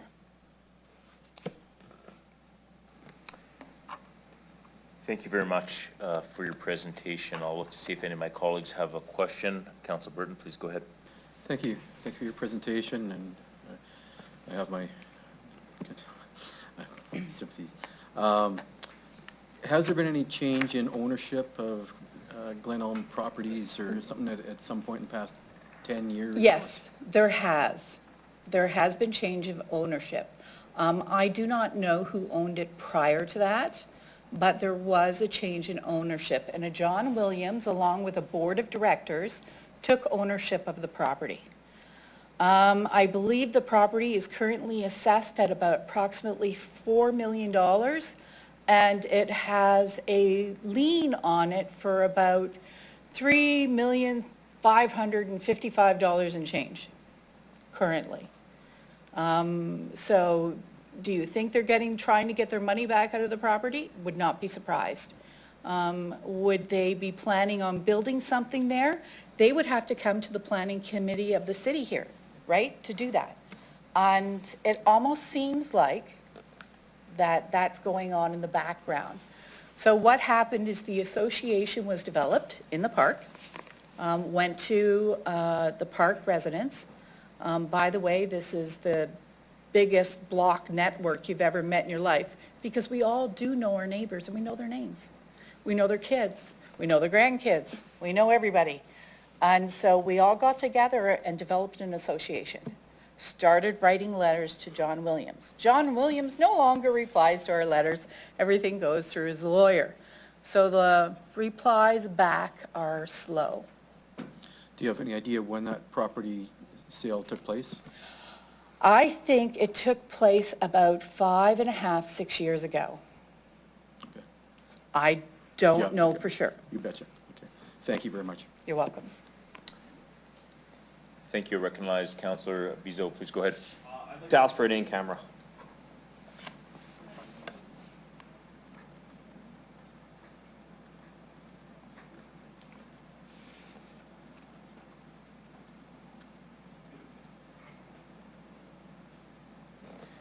Councillor Bizot, after conferring with the clerk, does the in-camera need to happen now, or can we finish having a question with this particular delegate? Either's fine. You know, it doesn't Like, matter. does it have to do- It's all about the whole package. It's here. about the whole package. The whole package. Thank you. So if it was in relation to this particular question, I would suggest now, but given that it's in relation to everything, I think what we'll do is we'll get through the delegations, and before we go into debate and question administration, then we'll break for in-camera. Thank you. If you would like me to stay behind and answer anything, I'm more than willing to do so.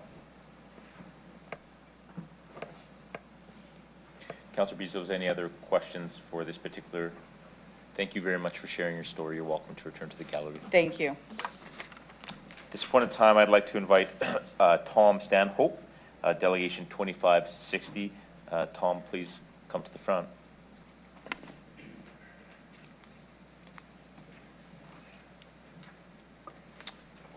Tom, thank you for staying all evening to join us today. I'll ask that you share your name for the record, the organization, if any you represent, the city and town you reside in.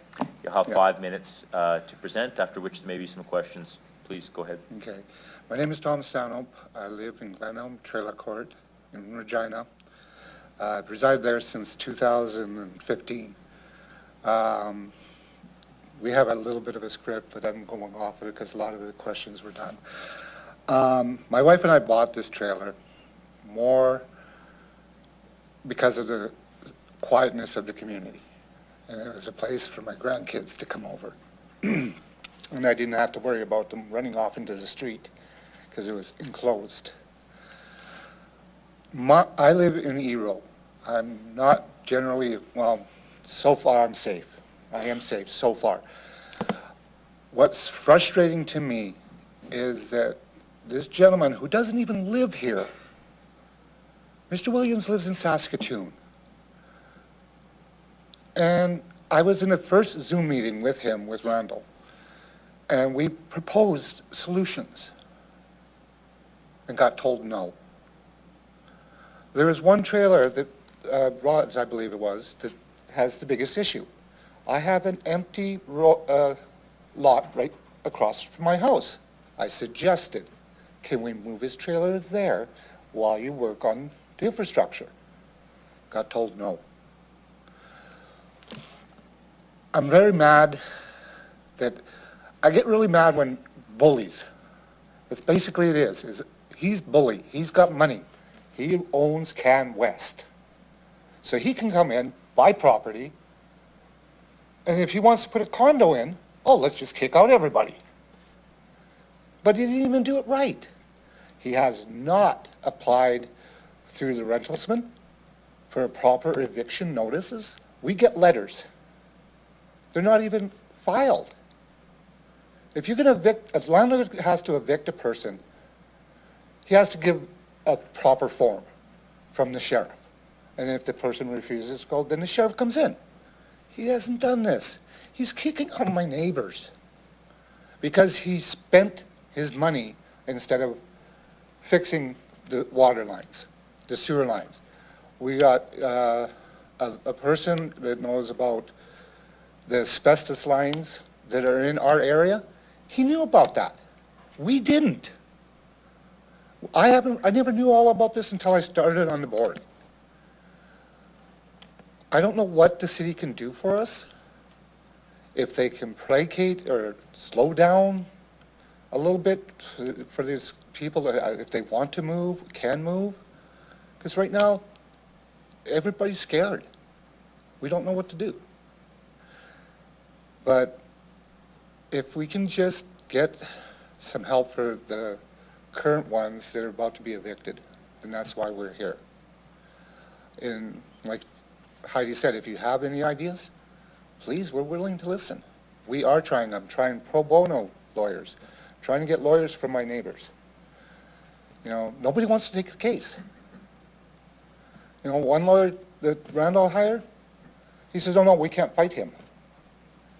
Then who fights for us? Nobody wants to fight for the little guy. So that's why we're here. That's all I have to say. Tom, thank you for sharing your story. It's important for us to hear that. I'll ask if my colleagues have any questions for you at this time. Councillor Seeklees, please go ahead. Thank you, through the chair. Hi, Tom. Hi. Just one. You said you were in a Zoom meeting with the owner? Yep. Did the reason why he wants to do all this come up? Nope. And basically, he says, we proposed solutions to him, and we said, okay, we understand that the infrastructure needs work. Yeah. And that's where I came up with the solution of moving the worst case scenario over to the open lot that's attached to the city line. Right? You're at 42? 34, E34. I'm looking at the map. Yeah, I see the open spot there. Yeah. Okay. So I suggested putting the worst case scenario in that spot. Yeah. He said no. And he first said the infrastructure would cost $1 million. A week later, we get a letter from him, to Randall, who is our president. The number's now gone up to $6 million in 1 week. He says there was a study done. We have not seen any of this. We haven't seen any inspection reports of this so-called failed infrastructure. We don't know if it's even real. His property manager is telling tenants in Ebro that they're going to knock down the north section of the trailer park where A and D reside. Yeah. And I don't know if this is a possibility. I'm just going to throw it out there. That trailer park's been there 70 years. That's a heritage thing. You know, that's something that's been there a long time. The actual property office was an old gas station back in the 50s. You know, it's got some heritage, and they want to knock down all this heritage. Trees that have been there for 50 years, just so they could do whatever. I don't know what's going on, and neither does none of my neighbors. Mm-hmm. We need answers, and if you guys can help us, that'd be awesome. Thanks for that. Yep. Can I ask Councillor Radens? Please go ahead. Presenting today. Listening to all of you actually is very heartbreaking, and you had mentioned that you're asking for help. What specifically, because you did mention, you know, if there was a possibility we could slow down the eviction, or what specifically are you asking for? For right now, I would love it if we could somehow give my neighbors time. They don't have time. These notifications weren't even legal. It's a letter from the property management. You're evicted. You know, a lot of times they're not even signed. If you do it in an infraction, they don't even sign it. They don't date it. They just say, here, you screwed up. You know, if we're going to do this, let's do it right. You know, like, if you're going to throw somebody out, do it right. But in my mind, I feel Mr. Williams has forgotten the human side of business. I've been in business since I was 15 years old. I'm now 57. I know how to deal with people. What he's doing is wrong. He shouldn't be allowed. And I don't know if the city has any authority in this area, but if we can do something, let's do it. So just to clarify, you're renting the land that that's on there, okay. We thought of it, we even bounced up the idea of purchasing the land as a group. And any of us won the lottery, we'd do the same thing. And that would turn around and sell each person their space for $1, because that's a legal agreement. As long as you put a dollar amount on it, it's legal. but then they'd own their own home again, in the space they're on. Like, we pay lot fees, where's it going? You know? Okay. All right, thank you, sir. Yeah. Tom, thank you very much. Yeah. You can return to the gallery.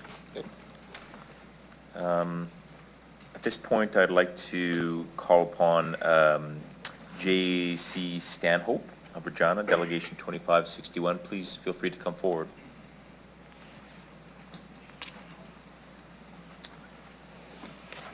Good evening. I'll ask that you state your name for the record, what organization, if any, you're representing, the city or town that you reside in. You'll have 5 minutes to address us, after which there may be some questions for you. Please go ahead. Good evening, ladies and gentlemen.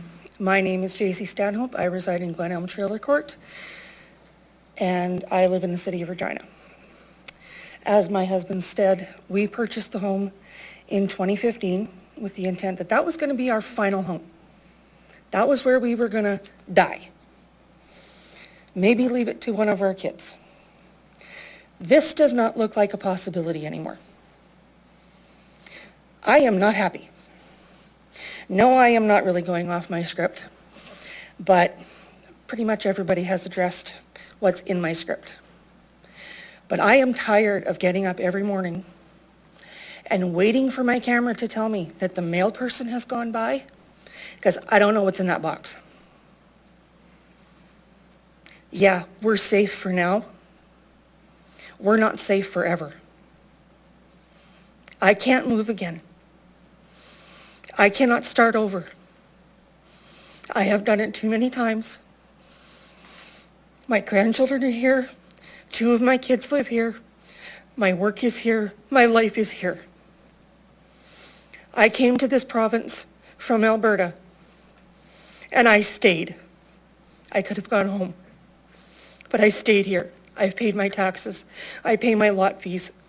I am doing my part. Mr. Williams is screwing us in no uncertain terms. What he has done is illegal. It is immoral. And I am frankly disgusted at the fact that everybody wants to talk about fixing it. Well, guess what? Talk is cheap. Put your money where your mouths are and help people who need it. We are going to become part of your homeless population very soon. I do not see any person in that row who deserves to live on the street because of some greedy businessman who cannot follow the law. And yes, I am the shock and awe, because my philosophy right now is burn it down. I am so done with him. I am so done with his garbage, because he's had his property manager try to evict us during COVID, which was after the federal government passed the law stating you can't evict someone during a pandemic. His property manager harasses people in the park. He has friends who come and take pictures of your yard. Yeah, they do. They walk around in backyards and take pictures and make phone calls. So if you have something on your property that Mr. Williams doesn't like, you will get a notice. Nobody has to live that way. Nobody deserves to live that way. Every other landlord in the city has to give you 24 hours notice to come on the property, despite the fact he owns it. This man does not. His employees have no identification. They have nothing that says they work for him. His property guy has no ID. He doesn't wear a name tag. He doesn't wear a shirt with the property company on it. His truck does not have it on it. And I tell you here and now, if that man comes on my space again, and I hope that every single one of my fellow tenants follows this, I will call the police and have him trespass because I don't feel safe. And that is wrong. I shouldn't be afraid to be in my own home by myself, ever.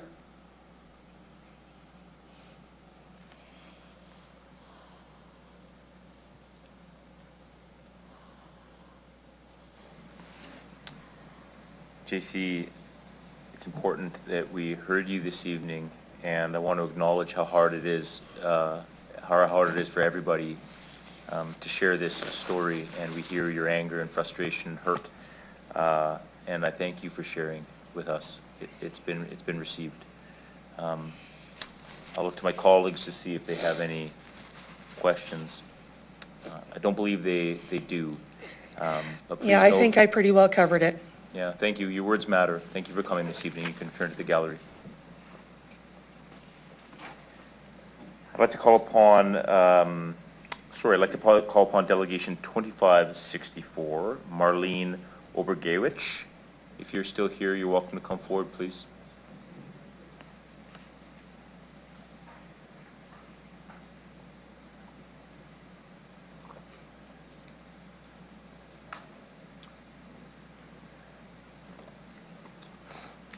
Thank you, Marlene, and sorry that you had to wait so long this evening. I'll ask that you also please introduce yourself for the record. The organization, if any, that you represent, the town, city that you reside in. You'll have 5 minutes, and after which there might be some questions. You're welcome to go ahead. Thank you for hearing me. My name's Marlene Obergewich. I live at C23 Glen Elm Trailer Court here in Regina. And I was one of the first ones to get an eviction notice. They were working on the water lines east of my house and north of my house in December and January. They must have fixed something because they closed up the hole, and within 4 days after the hole closed up, my house started feeling fresher. Before that, I was always tired, broke out in a rash, coughing, everything from raw sewage poisoning. My doctor has just verified it completely. I had pictures taken by the health nurse and everything, and I can't find anywhere to live. I have 2 cats and myself, and I've lived in this park since 1998. We've had 3 owners in this park. When I first moved in 98, we had Mr. and Mrs. Porter and their silent partner, Mr. Gould. And then they sold it to some gentleman and his son who lived in the park. And then they sold it about 3 or 4 years later to Mr. Williams. Now, I pay my rent every month on time. They've jacked the rent up to $845 a month, and when I first moved in, it was only $195. The new owners, the Williams, do not want to trim the trees. They expect us to take care of the trees, but if we touch the trees, they try and sue us. I had a neighbor that took down a tree in his yard because the park refused to take it down, and he told me straight out that they wanted to sue him. $6,000 because he took the tree down, and the tree was sick. I had to threaten them with withholding my rent one time at the beginning of the month after I had put a written request for a tree to be either trimmed up or taken down because it was sick. And they used to spray the trees every spring before the park was sold, and for cankerworms, and it kept the mouse infestation under control, the trees from expanding their roots. As soon as Mr. Williams came in, they stopped spraying the trees, and the mouse infestation got so bad that I called head office and spoke with the district manager, and she told me, get cats. Well, I'm allergic to cats. But I ended up having to take in 2 cats on top of it. Thank goodness they're Bengal cats because I'm able to breathe with them and that. But still, I shouldn't have had to take in cats. And I can't find nowhere in my neighborhood to move with my cats unless it's a no-smoking apartment. And I'm not going to go stand out in the middle of freezing cold weather to have a cigarette, especially when I also have brittle bone disease and depression. They've got me so depressed right now that I don't even want to be on this God's green earth anymore. To the point I had to call Coast to get some support. And they're trying to help me find a place, but it's very hard because there's nothing to rent in our neighborhood. I live on pension, which is my late husband's OAS, and survivor pension, and my own CPP, which isn't very much. By the time I put out $845, power, energy, phone, internet, and my property tax, I barely have enough to survive the month. Plus, I have to put out for my medications. And what am I supposed to do? I can't even afford my meds. Like, it's hard. What do I do? Like, I don't know anymore. I really don't know what to do. They're also evicting my son who lives on D Row, and he has to be out by the end of June. But I have to be out at the end of April. And like, JC? She said, the manager of the park will just walk onto your lot without even telling you or giving you notification. I caught him many times coming into my yard, to the point I had to yell at him to stay out of my yard, and he won't. He stalks my house, he sits by my house, like right out in front of my window. I literally had to change my password on my Wi-Fi so he couldn't use my Wi-Fi, because he would sit there for like an hour on his phone using my Wi-Fi. And they also brought in a bunch of meth heads and tried to run everybody out. At one point, they let a meth dealer buy up 8 houses. They had a meth lab running right across the street from me. We had a murder on the next block over. And then they had another meth lab running just south of that one house south of me. Marlene, I'm sorry, like... No, please. I just wanted to let you know you have 30 seconds left with your time. I don't mean to rush you, but just to be aware. Please go ahead. That's understandable, but this is what's been going on. They don't care.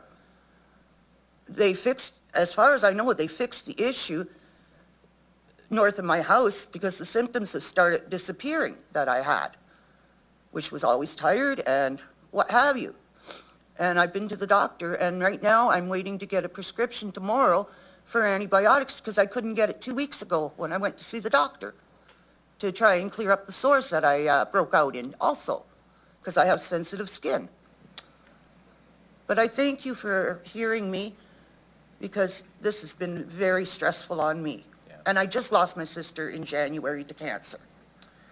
So it doesn't help either. No. Marlene, thank you for sharing your story. I'm sorry for the loss of your sister, and I thank you for presenting to us today. I'm going to look to my colleagues, and I do see one question for you, Marlene.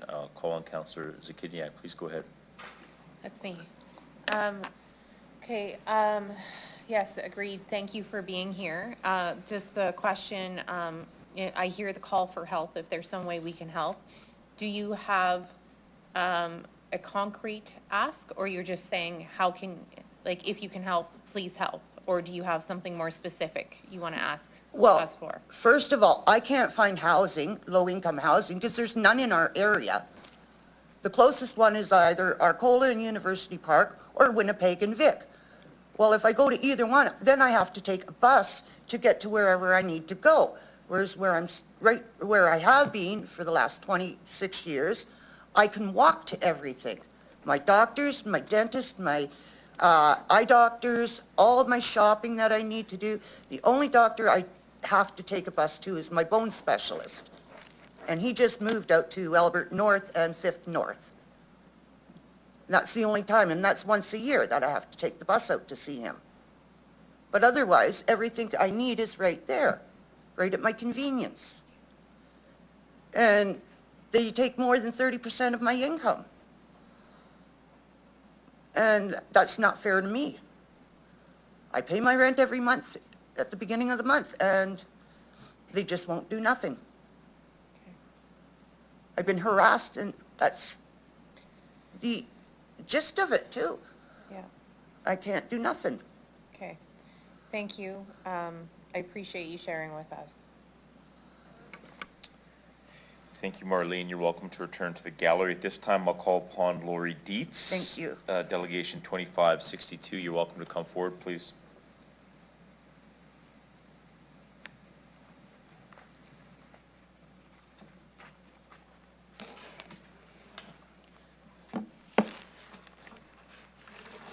Lori, thank you for coming. Before we continue, procedurally, I'm going to need a motion for one of my colleagues to continue because we went past 9. I see Councillor Zakiniak, seconded by Councillor Radens. Any opposed? Seeing none, we'll continue. Lori, thank you for coming. Much like the others, I'm going to ask that you introduce yourself for the record, state what organization, if any, you represent, the city or town or village that you may reside in. You'll have 5 minutes to address us, after which there may be some questions. Please go ahead. Good afternoon, members of the City Council. My name is Lori Dietz, and I'm here today as a resident of the Glen Elm Trailer Park. I live in Regina, and I am here representing myself. I'm also here as a housing advocate.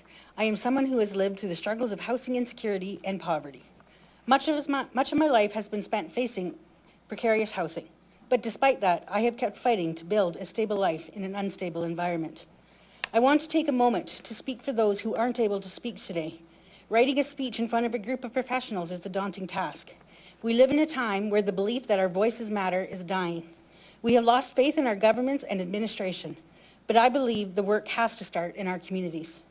Today I stand with 120 residents of this community who are facing eviction due to alleged catastrophic infrastructure issues, specifically with the water and sewer systems. Many of us have lived here for decades, some for over 30 years. And now we're being asked to leave due to issues that I believe could be fixed with the right leadership and effort.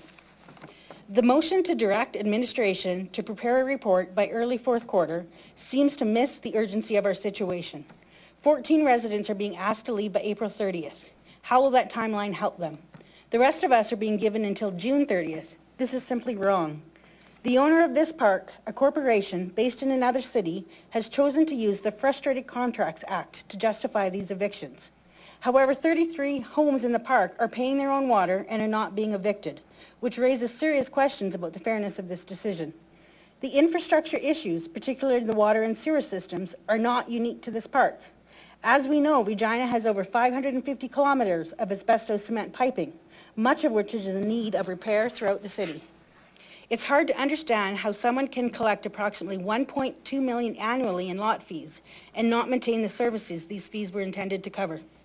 Instead of forcing people to move, the focus should be on repairing the infrastructure and finding a sustainable solution that keeps us in our homes. This community is home to seniors, families, and people with disabilities, all of whom depend on the stability of this park provides. I have lived in nearly 50 different homes throughout my life. I've faced addiction, poverty, and the emotional toll that comes with constantly having to rebuild. But I have fought hard to achieve a sense of stability, and I know how much that means. Over a year ago, I tried to crowdsource $50,000 to buy a trailer in this park. I didn't succeed, but that didn't stop me. Through hard work, I eventually found a way to purchase a home of my own. I continue to fight not just for my own home, but for the homes of others in this community who face the same struggles. We are a strong, resilient group of people, and we deserve to live in safe, affordable housing. Displacement is not just an inconvenience. It's a trauma that takes a significant toll on our well-being. And just to be clear, I'm also speaking to you from lived experience. I'm a 60-scoop survivor, taken from my mother, my family, and my homeland. I grew up in Treaty 4 and now consider it my home. Like everyone here, I just want to be in a stable, secure home to call my own. It's all I've ever wanted. That's why I can't express enough for everyone in this park. These are our homes. We need to save them, not only for our own personal well-being, but for the betterment of the Glen Elm community and Regina as a whole. Trailer parks are communities. I ask for your help in finding solutions that will keep us in our home and provide a long-term fix for the infrastructure issues. Repairing the water and sewer system should be the priority, not eviction or relocation. We are also exploring the possibility of purchasing the lots or cost-sharing the financial responsibility for repairs through a shared billing system, similar to what they've done with the cast iron pipes. We do not want to be forced out of our homes. We want to work together to ensure this community remains a viable option for seniors, low-income families, and those with disabilities. The situation we are facing is not just about this park. It's part of a much larger issue in Regina and in communities across this country. Housing instability and failing infrastructure are widespread problems. Regina's aging infrastructure is a legacy we can no longer ignore. For many people who are forced to live in substandard housing due to necessity, this issue is not going away. This is an opportunity for the city to step up and show that it cares about the people who are facing these challenges. Safe and affordable housing is a human right. It is essential for the well-being of everyone in our community. I understand that there is a process, but I believe you have the ability to ask for an assessment of the infrastructure issues and determine if there is another solution that would allow the long-term residents of Glen Elm Trailer Park to stay in their homes. We don't want to be displaced. We want to stay in our homes, repair the infrastructure, and live with the stability and dignity that we deserve. This is what we've worked so hard to achieve and maintain. Thank you for your time. Thank you. Good timing. I timed it. Noel, thank you for your advocacy and your voice and your fight. I appreciate your presentation today. Recognize Councillor Radens. Please go ahead. Thank you, Lori, for presenting here today, and I think my heart goes out to all of you again. And I'm going to ask you the same question: is what do you see us? How can we help you at this stage? I think one of the best things, in my opinion, is we need to have a serious conversation of what the catastrophic infrastructure failures are. Like, we seem to get that there is, but we all have water. There was some issues, but we're all okay. We've asked him for documentation, and we have not received anything. So we do not have any idea of knowing that, and we're just supposed to take that word for that. So for me, that is something that would be good. And the motion as is, no, it doesn't help, but is a step that probably needs to be taken. One of the things too, like Heidi said about E&F roads being on a caveat, you know, is it possible to find another place that 30 or 40 homes could go? I know in our letters that we're writing to John Williams in offering to buy the park, we've also asked to buy just lot 1, lot 2, it's not called lots, parcel 1, parcel 2, parcel 3, right? Maybe the one side but there's still some of the park left. Maybe we juggle people, we move people. There's lots of options if we actually work together, but right now it's just stonewalled and nobody's talking, and we got to send emails to a lawyer. Okay, thank you. I recognize Councillor Zakidniak. As part of your delegation, you said that you think that we could ask for an assessment of the infrastructure. I don't know if an assessment is the right word, but Okay. I use that word, yes, Yeah, but okay. yeah. And then I missed what the other one was. Maybe it was like asking for more time, but I was hoping you could repeat what you said right after the asking for the assessment.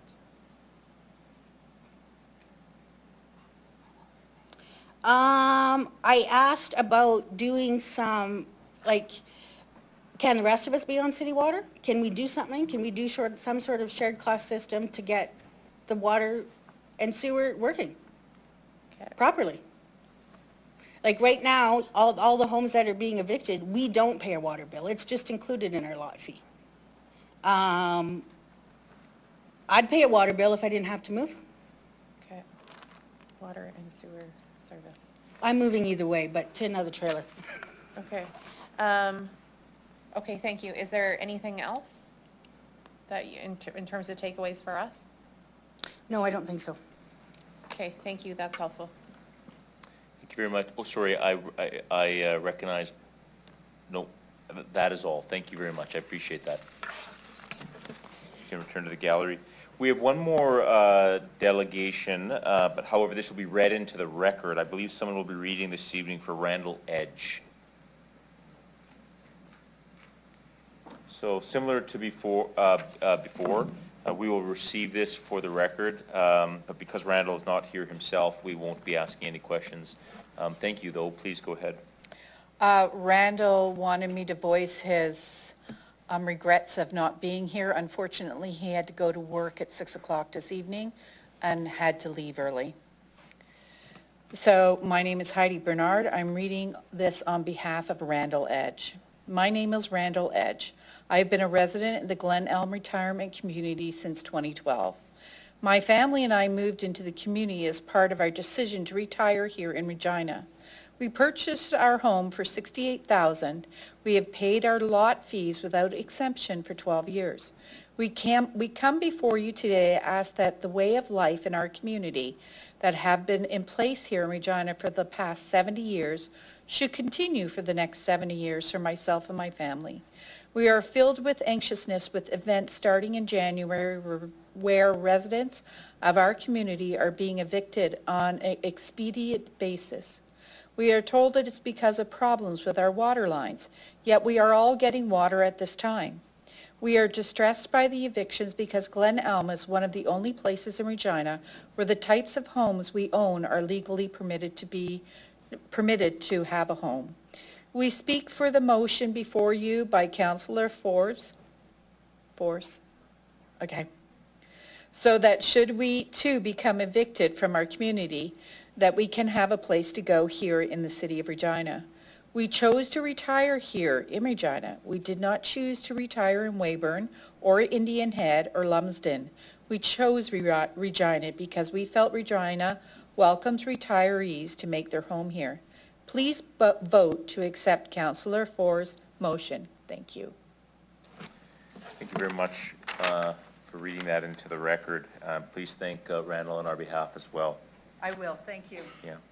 At this point, I will ask for a motion to receive and file Delegation Paul Barreau's written submission as communication CP 2532. A motion, please, Councillor Burton, and a seconder, Councillor Zakidniak. We will now consider motion MN 25-7 to amend the zoning bylaw number 2019-19, making room for affordable manufactured homes citywide. I do know there's a request to go on camera. However, first I will ask that Councillor Flores introduce her motion.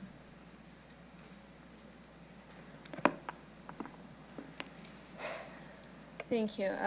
Through the chair, first, I want to thank for everybody that came here today. I know it wasn't easy, and those are stories that, as I think we've all heard, are really tough. These are people who are being displaced from their homes, and these are people that this was not in their plan. This was outside of their choice.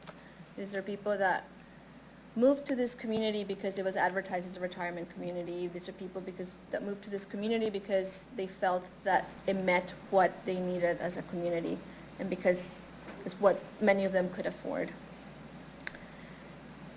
So I think by now we're all aware of the urgent situation at the Glen Elm community, and I think it requires both compassion and practical thinking from us as a council.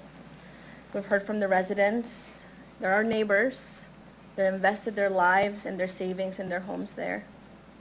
And they're facing eviction through no fault of their own because of failing infrastructure on that site. As we know, that infrastructure is privately owned and maintained, putting its upkeep outside of the city control.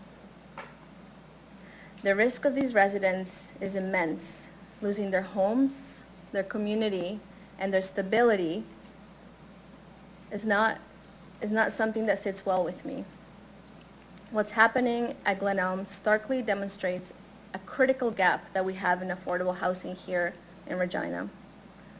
It underscores the human cost when people lose access to stable, affordable places to live, and that reality brings us to the crux of why we need to act. I know many people mentioned that they're being evicted as of June, or maybe a bit later, maybe earlier. Some of them are not sure. We've heard that.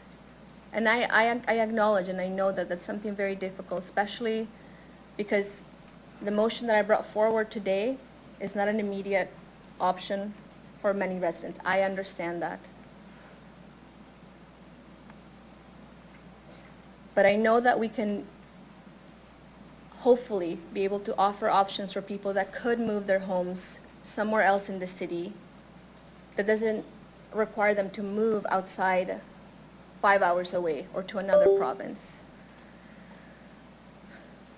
Unfortunately, the pace that things happen in government requires us to follow processes. The city is a large ship that requires careful steering, due diligence, and I think as the counselor for this community, I feel that tension really acutely.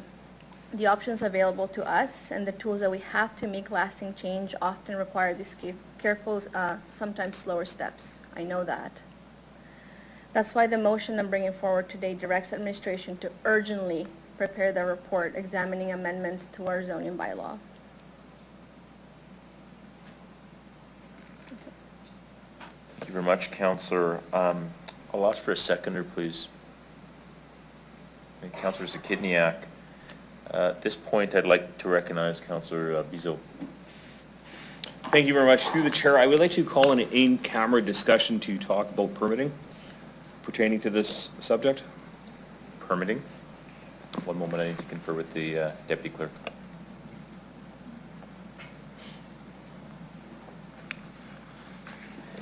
Thank you, Councillor Bizo. After conferring with the clerk, in order to go in camera and have that discussion in private, maybe a little bit more information as to why the conversation has to be held in private as opposed to in public.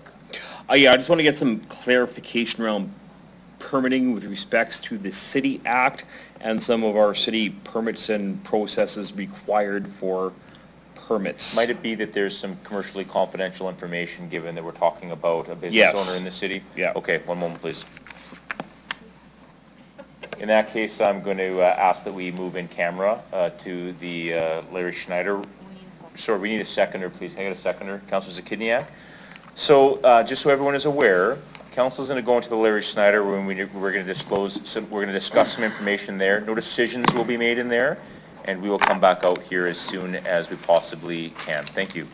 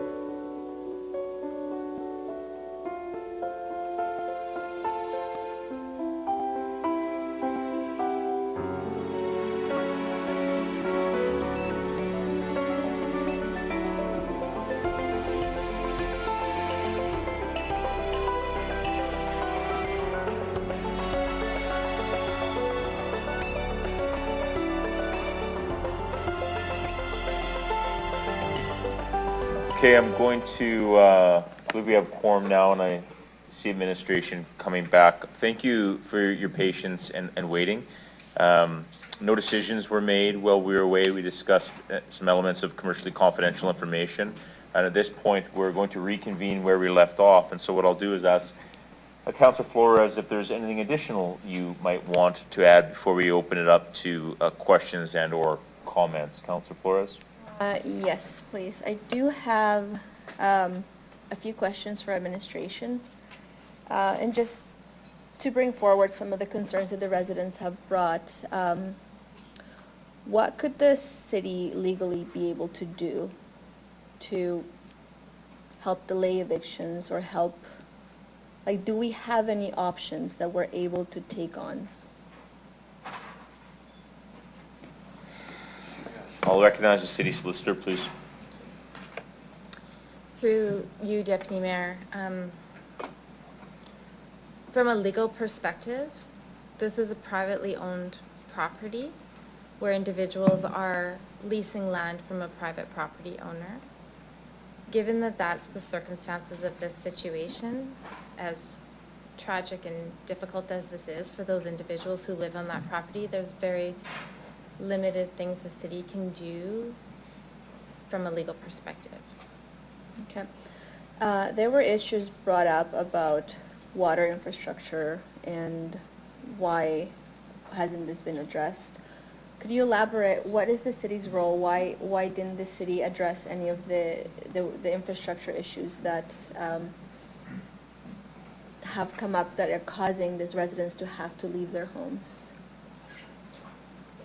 Again, through the chair, I can start, and I'm not sure if anybody else has anything to add, but my understanding of this and of this property is that there are 2 rows within this trailer park that do have city services to them. They are not individuals that are being, those rows are not facing the eviction notices that the other rows within this trailer park are facing at this time. The other rows within that trailer park do not have the same city services being connected to them, so it's private service being connected to those properties. And it would be like if, you know, a pipe burst in my house because I left the window open, I'm responsible for that, in the same way that a private property owner would be responsible for those services. So the city would not have the same type of liability to that private service that they would on the pieces of property that is city service land. Right. Just one last thing. One of the residents mentioned that they are connected to the city water infrastructure, but if and when they are told to leave, that they would have to pay for that water meter connection. Is there anything the city can do to help in that situation? Is that a conversation that we could explore? Through the Deputy Mayor, I'm sorry, I have no knowledge of that situation just because that's not within sort of the legal parameters that I'm involved in, and I don't know if anybody else has anything to add to that situation with respect to the water meter needing to be returned and the cost that would be associated with that.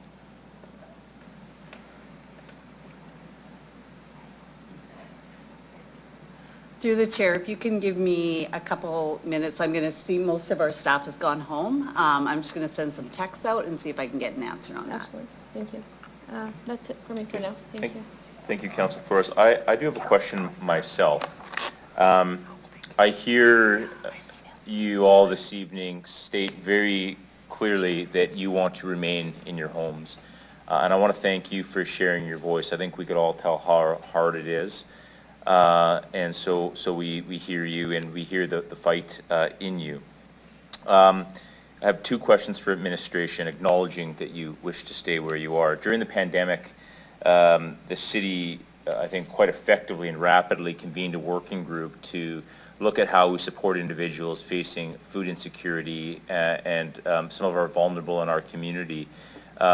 They were able to connect residents to services. They were able to convene community services together to problem solve and system navigate, and I think really sort of mobilize the community to support our residents. And I wonder if it might be possible in a similar vein for these folks that are on their own accord trying to figure out how to call lawyers and source quotes and read legislation and determine what's applicable. If we might in turn put a call out to community and some of our service partners to see how we might be able to support them.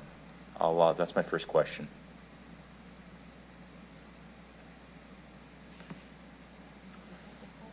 Maybe I'll put it to Mr. Anderson. I see the city managers trying to get an answer to the previous. Oh, please go ahead then. Do you want me to repeat that? Yeah, thanks, sir. I was just sending some texts out. Did you ask if we could reach out to service partners? Yeah, so I think, to Okay. just the question was, during the pandemic, the city of Regina had a rapid response team that reached out to well over 80 nonprofits and charities and community partners in an effort to address food insecurity and some of the other issues. And I think quite effectively helped community members system navigate, find resources, troubleshoot. Here we have a group of individuals that is trying to do all this work on their own, and I'm wondering if we might also be able to reach out, everyone ranging from pro bono law to NAMR and to any agency that might have a small or large role to play in assisting these residents so that they're not left, I guess, to their own accord to chase answers. Might we see that as a role for ourselves to try to do something like that? Through the chair, I believe that in the work that we did, we did alert like the province and social services, again, because it very much more aligned with their mandate of providing houses and social services. So it's not something we would traditionally do. It's not a service that we would offer right now. If we're asked by council to play a different role than what we would normally do, we can contemplate it. I would say we as administration, having had some of the conversations and listening to the stories, feel great compassion for what the people are going through. At the same time, there's not a lot that is tied municipally to this. It really is much more a provincial responsibility. No, thank you. I think that's a fair answer. However, much like the pandemic and food insecurity wasn't a municipal issue, I think we quite effectively didn't solve those issues, but we put a call out to service partners and community agencies to see if anyone wanted to participate voluntarily. Having been involved in those calls, I found it to be quite effective. So I would ask that administration, perhaps through Mr. Slater's group, consider putting out a call to the community to see who's out there that might be willing to help. I think, quite honestly, it's the least we can do. My last question, a previous motion on the unhoused crisis spoke to the need to rapidly and urgently make sure that we renovate and fill unused Sask Regina housing units. And I'm acknowledging that these committee members wish to stay where they are. We've heard that loud and clear. I'm wondering, is that even an option available to us given that we have an ownership stake in those units? Or is that a process that is sort of far more complicated than I might wish it to be?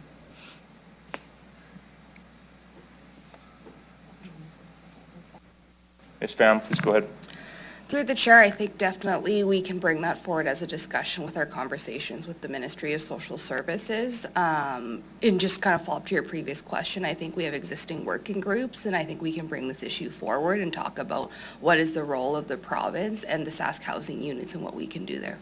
Thank you. So I guess my last question then would be to the Deputy Clerk, which is anything formal required from this council to direct administration to do those two things?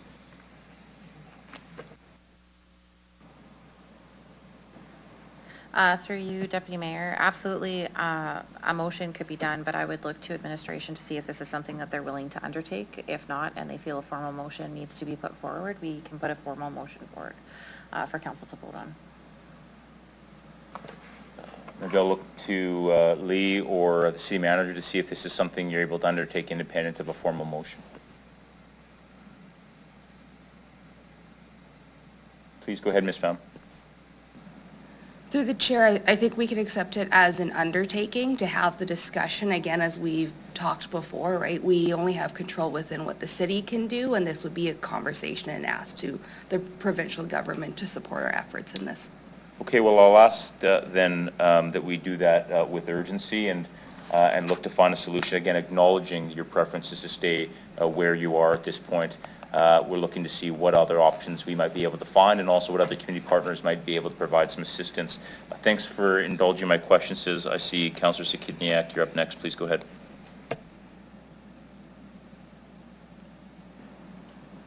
Thank you. I don't believe this was raised yet, but the question of, aside from the next steps that were indicated that we can take or ask others to take, what I'm wondering about the next steps. I think this is the city solicitor question, that for the folks who've raised all their concerns, like the next individual steps that they can take to address their concerns individually or collectively. Through the chair. Through the Deputy Mayor. Many of the individuals who spoke today talked about the work that they were doing to try and retain legal counsel. I imagine many of them may have already and are aware of resources within our community that they can go to if they qualify for some free legal advice and assistance. In our community, there are some incredibly dedicated and committed individuals who do provide that work through Pro Bono Law Saskatchewan. I cannot commit that they will be able to assist to the level of assistance that this group may need, but certainly I think they would be able to meet with them and give them some initial legal advice. They can reach out to Pro Bono Law. There is a 1-855 number, and I'm certainly willing to provide that to individuals if they don't already have it. Many of them may have already reached out, but if they haven't, I certainly am willing to provide that information to them at the close of the meeting tonight. Okay, thank you. And now regarding Councillor Flores' motion, I guess first of all, do we have any sense, and I don't, this is either for the mover or administration, of how many of those who have been evicted are actually able to relocate their homes? Do we have an understanding of what that number is?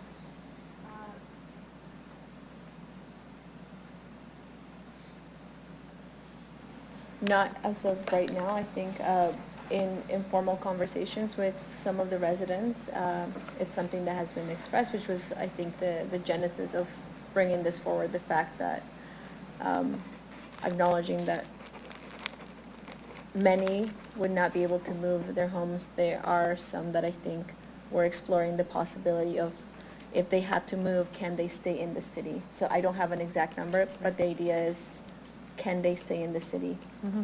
Right? Because there are no other spots in any other similar zoned areas. So that's the reason why changing the zoning, so those that are able to move don't have to move hours away. Got it. And in relation to the timeline, this one will be for administration.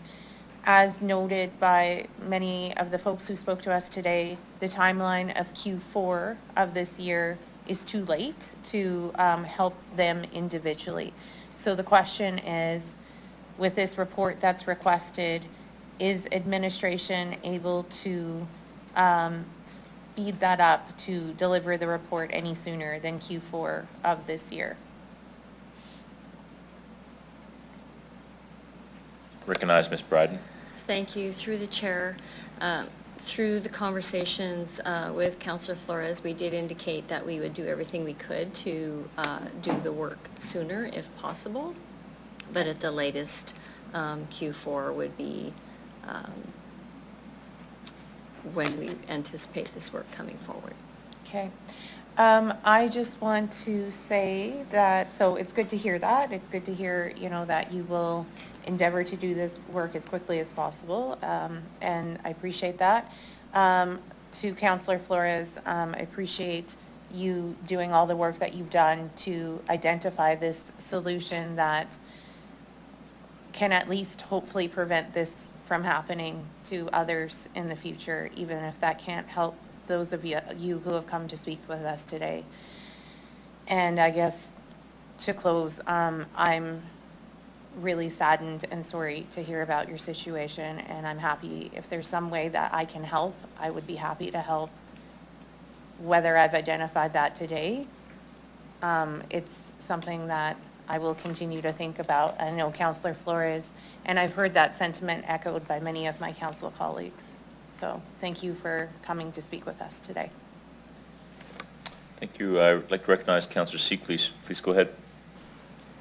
Thank you. Through you, Chair. I can't go home tonight without floating this idea, and I want to toss it over to administration and particularly legal. What if we were to entertain a motion to annex the land?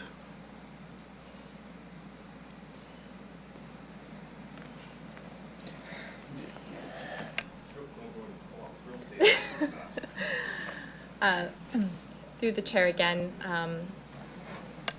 you know, I think we would need some time to think about that, but what I will say offhand is, again, it's privately owned land. This is a private landowner. I don't know that we would have the authority to do that, but I certainly, you know, it's something I think maybe, yeah, sorry, I'm very tired, and it's 10 o'clock. But yeah, I mean, I just don't think that annexing the land would make any help, would be of any help here, because this is in the city. It's not in another municipality. This is already land within the city. So if you're going to annex land, you would annex land from another municipality, but this is city land that's privately owned by an individual. Well, call it whatever you will. There's got to be some jurisprudence where a city has done this. No. Yeah, not that I'm aware of, but... Is it something we can explore?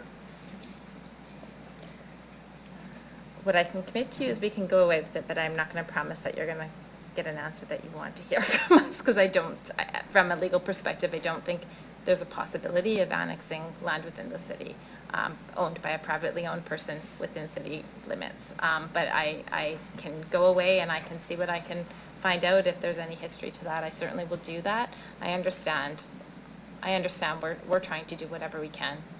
I get that. And I'm happy to see what we can do, but I don't think that there's any way we can do that. And I'm not sure, you know, again, that there's a legal option there, but. I do recognize there's members in the gallery that wish to ask questions. Procedurally, I apologize. At this point, that's not something that we're able to do. But sorry, please, I apologize, but please know, as Councillor Zakidniak said, this need not be the end of our discussions. In fact, when we adjourn tonight, we're happy to talk more. We just can't engage in a dialogue at this point. Councillor Seeklees, understanding your wish to explore any and all options, what you've asked, however, would likely require, in the clerk's estimation, some sort of motion, unless the solicitor feels she can sort of report back in a more informal way on what options, if any, might exist. I don't know if the solicitor, if you want to respond to that, or if the clerk, you'd like to speak to that procedurally.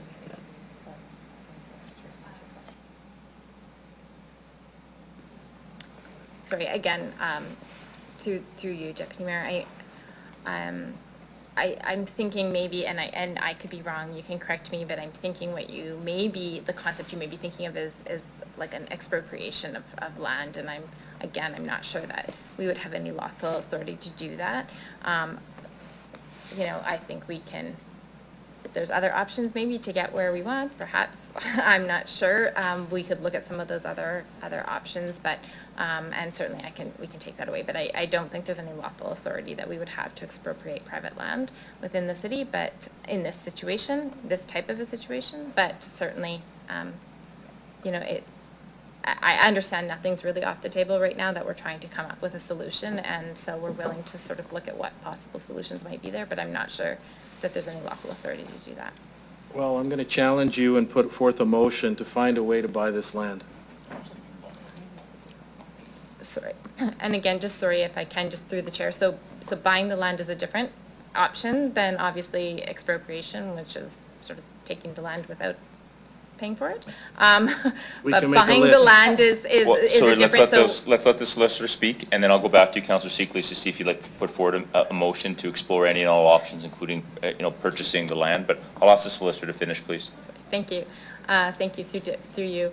If what the motion is that you are asking administration to approach the owner of the land to determine whether or not they would be willing to sell the land to the city, and the city is in a position to try to purchase that land, or is willing to enter into an agreement with this landowner to purchase the land. Certainly, if that's the direction that council is giving and that's what council wants administration to do, and you direct us to go and speak to them and find out those options, that's up to council. That would be option A, but I like the way our deputy mayor worded it better. Open options. Find a way. Yeah, I think there's some pretty complex pieces associated with this, and, precedent of us, purchasing land. We don't, to my knowledge, have a land dev corp. We do have a real estate division. I think it is your purview, Councillor Seekles, to put forward any motion you want. However, you may want to consider a motion that looks at the options available to us as opposed to being prescriptive that we purchase that land. But I don't speak for my colleagues, so it's certainly your prerogative. So back to you, Councillor Seekles. If you'd like to put a motion, you're certainly welcome to do so at this point. Yes.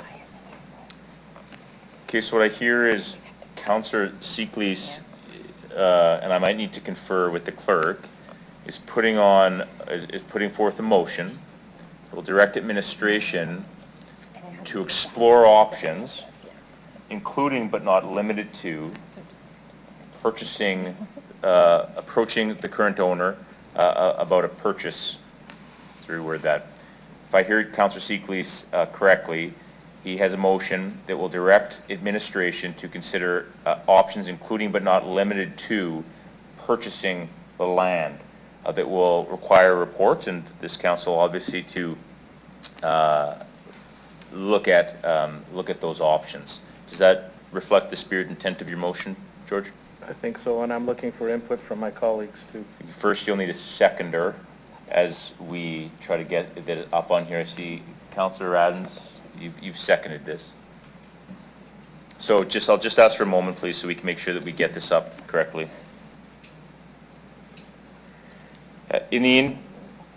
Councillor Radden seconded it. It's an asset. It's not like we're wasting money, we're buying something.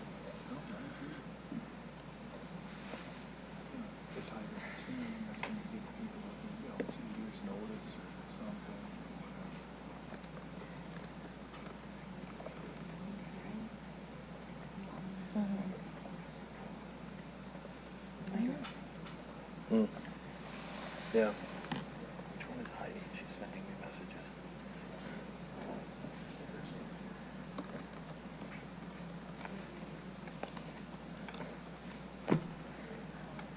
It's like I'm at the strip club throwing out 20s.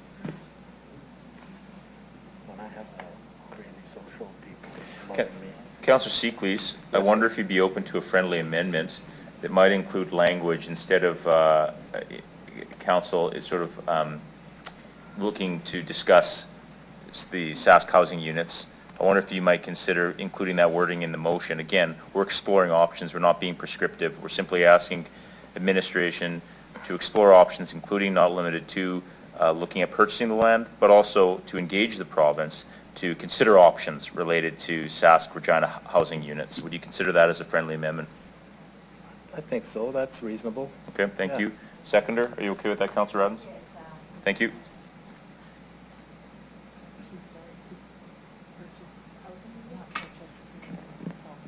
To consult on the availability of Sask housing units to support any displaced residents. To consider, right? We're not being prescriptive with the language in this case.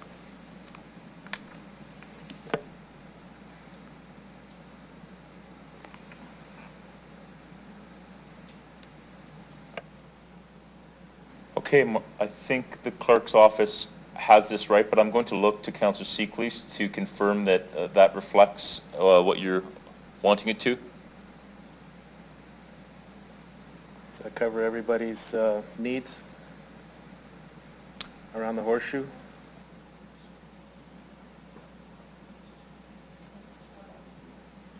Anything else to add? I'm open.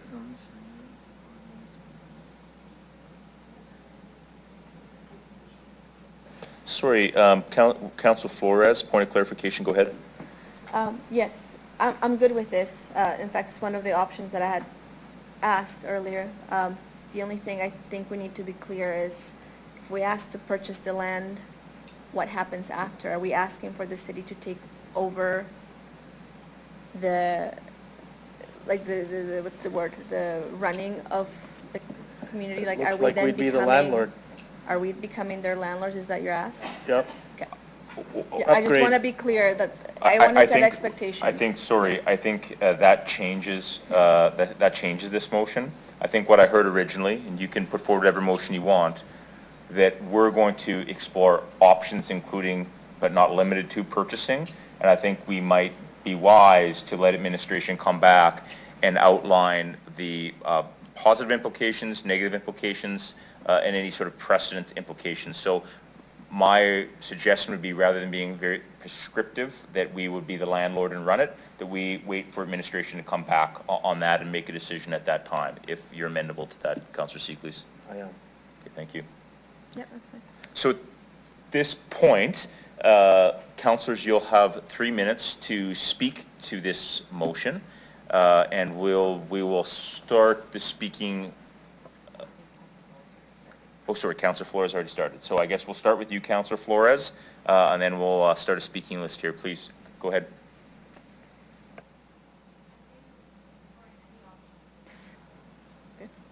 I think exploring any option is something that we should do. As I mentioned earlier, I've asked, since I found out about the situation, what we could do.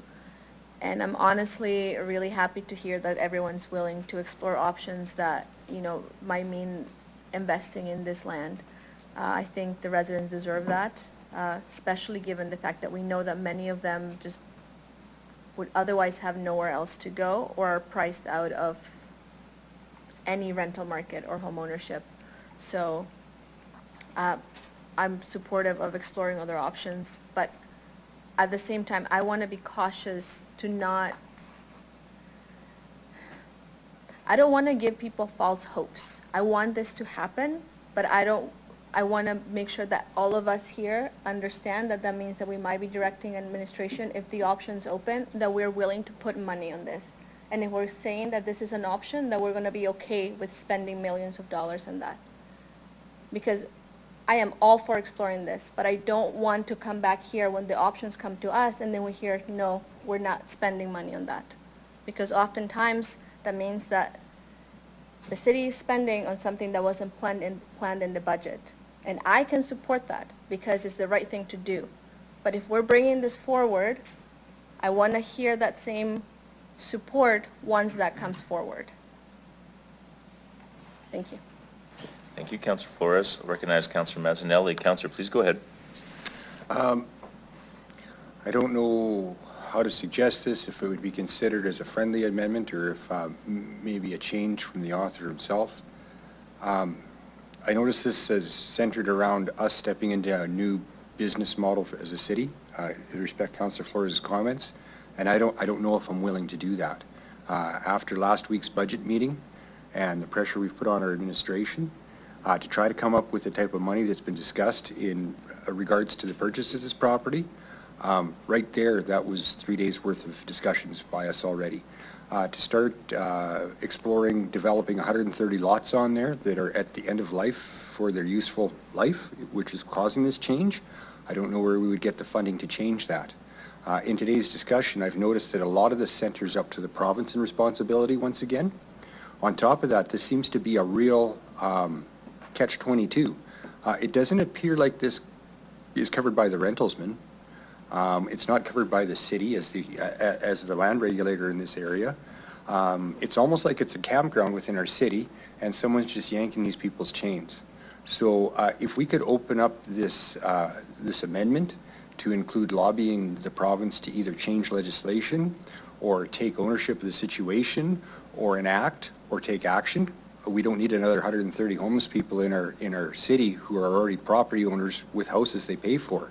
I don't want to get caught in the middle of legislation, so if we're lobbying, let's lobby for the Pens to be working on behalf of the province for our betterment instead of trying to break out wallets right away as we go through this process, would be one of my comments. Being that we're putting this from the floor of council right now, I'm sorry I don't have all the words to get that properly, to go walk up to the Premier right now and be really eloquent, but I think the meaning's coming across for you guys to understand where I'm coming from. And just mentioning the time and the hour, been down this road a couple times. I would think that we should really adjourn fairly shortly. We're getting pretty deep into some serious decisions, and a little bit of sober sight after a 9-hour meeting would be smart before we got too deep in. So I want to be supportive and help these people, but I want to do it in a way that we can talk about and afford and everything else that I just mentioned. My comments. Thank you. Thank you, Councillor Mazzanelli. And again, I think the wording as currently stated is consideration, not being prescriptive, allowing administration to outline the implications of those options, including consequences. I hear you have suggested potentially an amendment. There is language in this that looks to consult, and are you asking to include discussions, right? Like if you are looking to make a friendly amendment, because this motion speaks to consulting with the province anyways, I just want to be clear if that's what you're asking, and if so, we can wordsmith it, but... Oh, sorry, I better turn your mic there.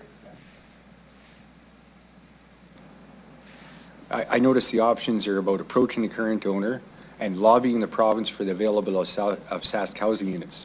But I guess if I needed to say it, would be lobbying the province for either greater authority to control the situation from the unique land use that it is, or lobbying the province to immediately put in better controls for the safety of the tenants within this area, or lobbying the province to, if someone else can fill in another blank. The province seems to have the power in this situation. We already have a homeless issue.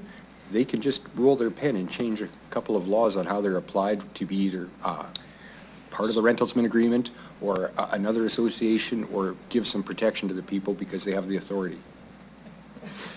Okay, so if I hear you, what you're asking us to do is consult with the province on applicable legislation and protections currently in place or which should be in place. Which should be in place, as part right. of this consultation. Not just lobbying them for use of their SASC housing houses. Okay.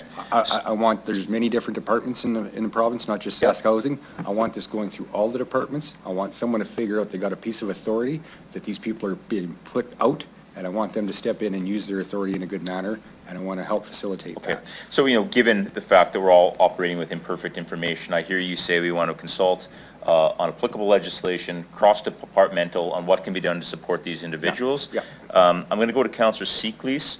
Effectively, what I hear is we're adding something addition to consult on. We're not being prescriptive, but I hear Councillor Mazzanelli say we want to look at the legislation and sort of cross-departmental supports for these individuals. Are you okay with adding that to your motion? Sorry, I'll turn you on there. I'm okay with that, but don't you dare for a minute tell me that I'm tired. Those people there are going to be thrown out of their damn house. Yeah, no, I understand that, but I've had very many decisions after We're going to very late stay night. and we're going to get this straight. Yeah, no, it's not a matter of tired, it's wise. No, so we're going to be respectful, and we're not going to talk over each other.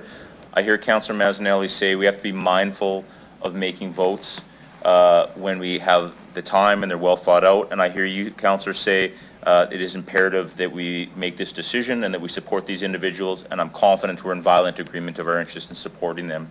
So with that, I will ask you, Councillor, I heard you say you're okay with the addition to that language. I wanted to confirm that. Okay, thank you. So now we are going to go back to discussion on the friendly amendment, and I'm going to recognize Councillor. Sorry, I guess I'm going to recognize Councillor Zakidniak. Please go ahead, Councillor. Okay. So I first want to note that we need to have a report back date in the amendment. This is what I've consistently been told by administration. So what would be the suggested report back? So So to administration.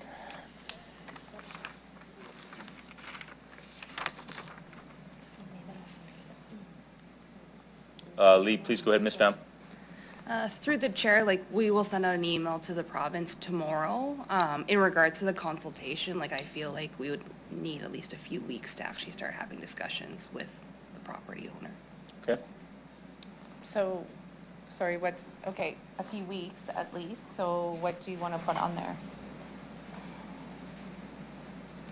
But through the chair, like, by the end of May, but I just want to make sure my ELT colleagues are in agreement.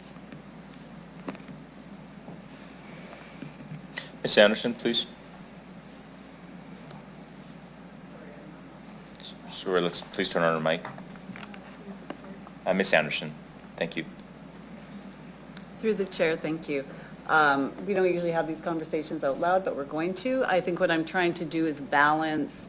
This is a motion, I would say, where the city is potentially taking on responsibility for the decisions of a private landlord. I believe I heard that the evictions were starting the end of August. If we don't bring anything, end of April. Yeah.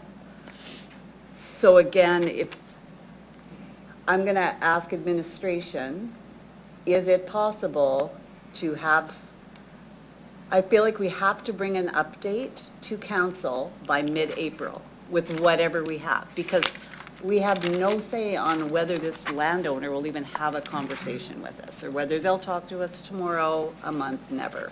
But I feel like the spirit of what council is trying to do right now is explore all options before the first person is evicted.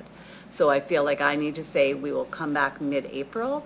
I cannot promise you exactly what information or how much information we'll have, but we will work extremely hard on this, and we will do our best, and we will bring back what we can then. So what would that council date be? April 10th, 9th? April 9th is the next April council 9th. meeting. Okay, I guess that's probably up to, I mean, I'm looking for clarity, but it's not my amendment, so. Okay, thank you, I mean, I have other questions, but. Councillor Seekleys, that is the only council meeting in April, so that's fine. Get back to you, Councillor Zakinia. Okay, thank you. So, do we have any sense, like, sort of speaking to what Councillor Flores was raising in her comments, do we have any sense of, like, what would be an estimate of a potential cost to purchase a trailer park? Through the chair, I would say I'm uncomfortable even like talking about land purchases in public, Yeah. where we're all saying out loud right now, go buy that piece of land. Yeah. We now have someone who you all are incredibly displeased with in how they treated people. And now we're having this conversation, and I have to go publicly talk to him and try and negotiate potentially a good deal for the city. So I am not answering one question on what I think the price might be. So then engage the province. So I think what I'd actually want to do is separate the land purchase component from this amendment. So I am asking for a separate vote on the land purchase and then on every other piece of the amendment. So I hope that is clear. And one of the reasons for that is I think it would be prudent for us to explore the other options available, especially since this is coming to the next council meeting, and then see what the results of that conversation are before we go down the road of this conversation, sort of also thinking of the concerns that Ms. Anderson just noted. I think it makes most sense to explore the first options, and then we'll have a report, and then we can talk about next steps on April 9th at that meeting. So that is my thought. So, right, there we go. That separates it. Okay. Appreciate this motion. Happy to support most of it. Don't want to go down. I think we need to decouple 1 and 2. That's my personal opinion, but I certainly appreciate the desire to do everything we can for these folks. Yeah, thank you, Councillor. So we'll separate those votes. I just want to be careful on the language. As I understood the language from Councillor Seekleys, It was to direct administration to report back on options including but not limited to, or to consider options including but not limited to purchasing the land. So he wasn't being prescriptive that we purchase the land, nor was he directing administration. I think he was interested in what options are available. So on number one, I just think we have to adjust that language. I see the preamble, but let's just be clear that option one is exploring or considering options available to the city, which may include but not be limited to. I think we just want to be careful that we're not being directive. With that, Councillor Burton, you've been waiting. Please go ahead. We'll get that language cleaned up. Thank you. Through the chair, I would agree with Councillor Zakidniak that I'd be greatly concerned about the purchase option and the money associated with that, especially after a tough budget week last week. My heart goes out to every resident with the situation. I would like to explore every other option, but I'm greatly concerned about the kind of money we're talking about for something to purchase. Thank you. Thank you, Councillor Burton. I see the language has been updated to reinforce the fact that we're not being directive in purchasing the land. Simply, we're exploring options with administration to report back. Councillor Bezo, please go ahead. Yeah, I just want to make sure a point of clarification at this point. So, Councillor Chiklis, this is a separate motion right now outside of Victoria's motion, or is this embedded in it? This is a separate motion. Okay. Okay. So right now, for clarity, and I'll ask the clerk to jump in if needed, Councillor Flores has a motion, which we still need to vote on. This is a separate motion. It started off as a conversation around exploring and considering options available to the city, one of which might be purchasing land, but acknowledging that Councillor Chiklis didn't want to be prescriptive into that. There were several friendly amendments to that. Now we have this new motion with the amendments into separate votes, and I see Councillor Flores, you'd like to speak. Please go ahead. Can we briefly go on camera? I just have a question to legal regarding property purchases that I'm not sure that we can just briefly.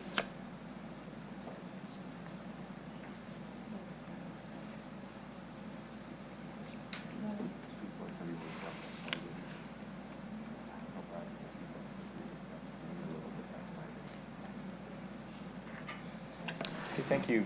Councillor Flores will require a seconder to go into camera. Councillor Zakidniak, we will break and go in camera in the Larry Schneider room. I will make every effort to make this as quick as we can. Thank you.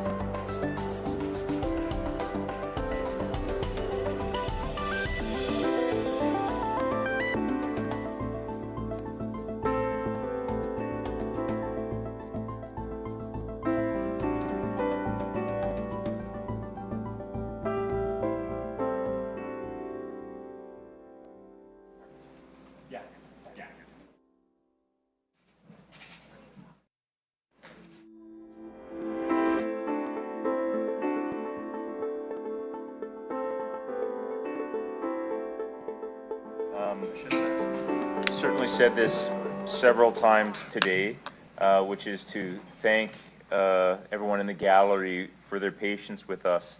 And I can tell you that everyone is coming at this from a place of wanting to be helpful and find solutions, and also being mindful of our fiduciary responsibilities.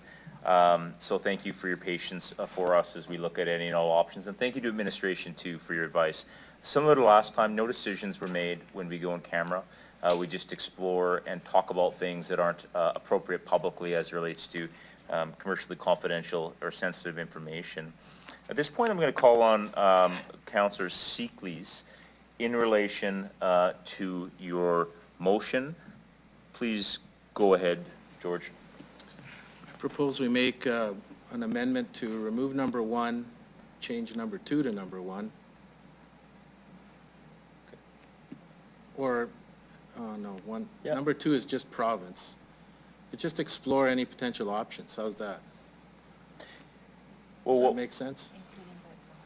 Yeah, so what I hear Councillor Seekleys saying is he is removing that particular bullet point from the motion, and what we're looking at now to do is explore potential options, including and not limited to engaging the provincial government to see what might be able to be done with the Sask housing units, for administration to look at engaging the community to form a working group, which Ms. Pham has graciously offered to do, to see how we might support our neighbors here, but also to engage the province to see what legislation, if any, might be, could be leveraged in this respect. I do want to say quite clearly that administration is going to continue to look at any and all options available to the city, and it's critical that we not do that in public.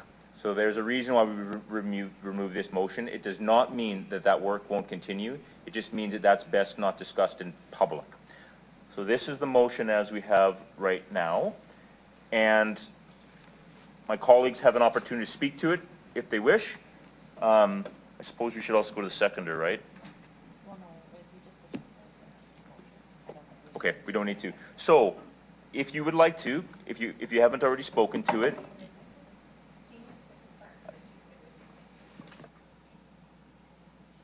yeah, sorry, that's what I was getting at. I need to confirm that the seconder is okay with these particular changes. Yes. Okay, Councillor Radens is okay with it. So at this point, being mindful of time, you do have an opportunity, if you haven't spoken, to ask administration a question or to speak. Okay. George, you still have 37 seconds to speak to the amendment if you choose, but you're not obligated. Just quickly, I want to defer to the boss of Ward 8 or Ward 6, sorry. Victoria, you can talk to this and let me know if that's what you think we should be doing. You have the most amount of information on this file. Go ahead, Ms. Flores.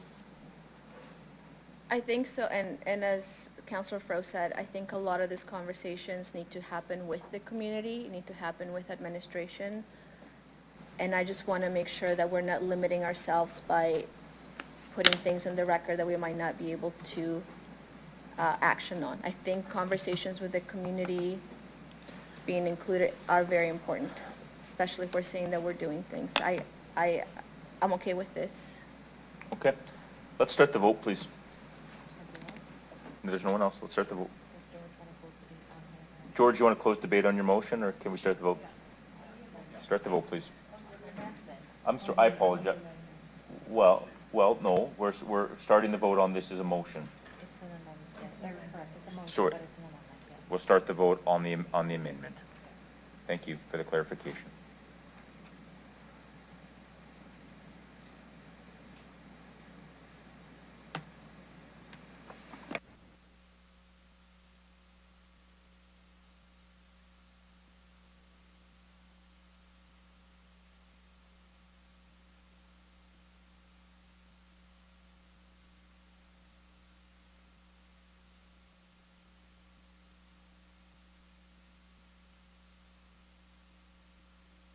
Councillor Bizot, please place your vote if you intend to.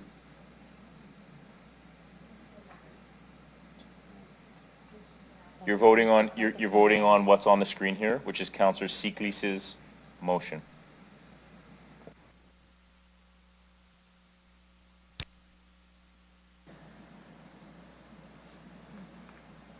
Through you, Deputy Mayor, the motion is carried 9-1 with the following members voting in favor as follows. Councillor Mancinelli, Burton, Rasevich, Turnbull, Zakidniak, Sickles, Flores, Fro, and Councillor Radens. And the councillor voting against is Councillor Bezo. I'd like to recognize Councillor Bezo. Go ahead.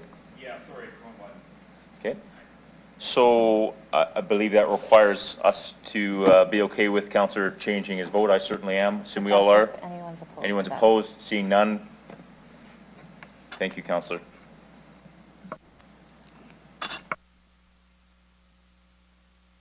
At this point, we're going back to the main motion. Point of order, Councillor Mancinelli. So you've been talking about Councillor Sickles' previous motion that we just passed as a motion on itself. That's passed now. So administration can start the work on that, correct? Correct. In that case, I'd No, like to sorry, move one for second. adjournment. Point of clarification. I shouldn't have been so quick.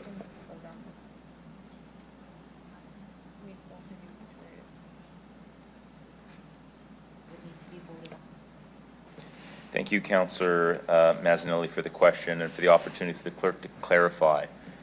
We're then going to go back to the main. You know what I'll do? I'll ask the deputy clerk to please clarify your questions so we can be clear at this late hour. Please go ahead, Amber. Through you, Deputy Mayor, what Councillor Sickles moved was an amendment to the main motion. So we are now back onto the main motion. And so when debate and discussion is done on the main motion as amended, we will vote on it as amended. So the amendment won't particularly take place until we vote on the main motion as amended, as long as that carries. Okay, I understand that. On this main motion, at 11:15, I have quite a few points. I don't agree with it and how it's written, primarily because of the designation of where it affects in all zones throughout the city. I'd like to kind of cooperate and put some good time into debate on that, but at 11:15, I'm already using up my time to speak to it. No, I'm not, because I called it as a point of order. So I'm just kind of wondering on how we can move this through to get a time-sensitive matter we just talked about moving towards administration and dedicate enough time, being that we're approaching 11 o'clock, and I know that there's a fair amount that I'd like to speak to on this main motion.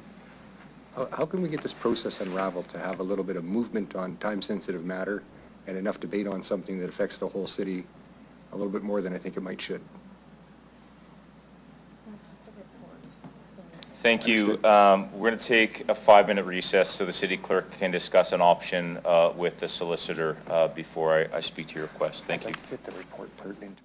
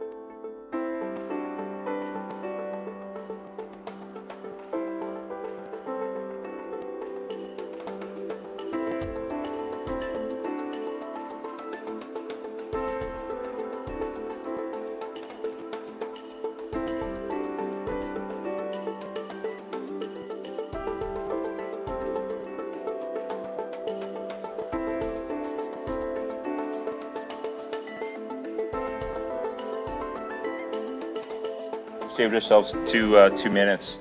So after conferring with the solicitor and the deputy city clerk, unfortunately, Councillor Mancinelli, the request to separate the amendment from the main motion is out of order. So you effectively have two orders, two options to you as I see it. You can choose to request that it be tabled. The risk, of course, is the time, I see you shaking your head. So go ahead. As Councillor Flores is pointing out, this is for information in the report. I do have some hesitations because once again, I think it's counterintuitive to change the zoning and to study the whole city. And every time we say yes, someone's got to lift a pen, put pen to paper, and then do that work. And the more you put it to the entire city instead of areas, the more work there is. But it's court 10 to 11, and I think I'm taking up more time than needed. At the end of the day, I think I can agree to a report. So, thank you. I appreciate that, Councillor Mazzanelli. So with that, we are back to the main motion as amended.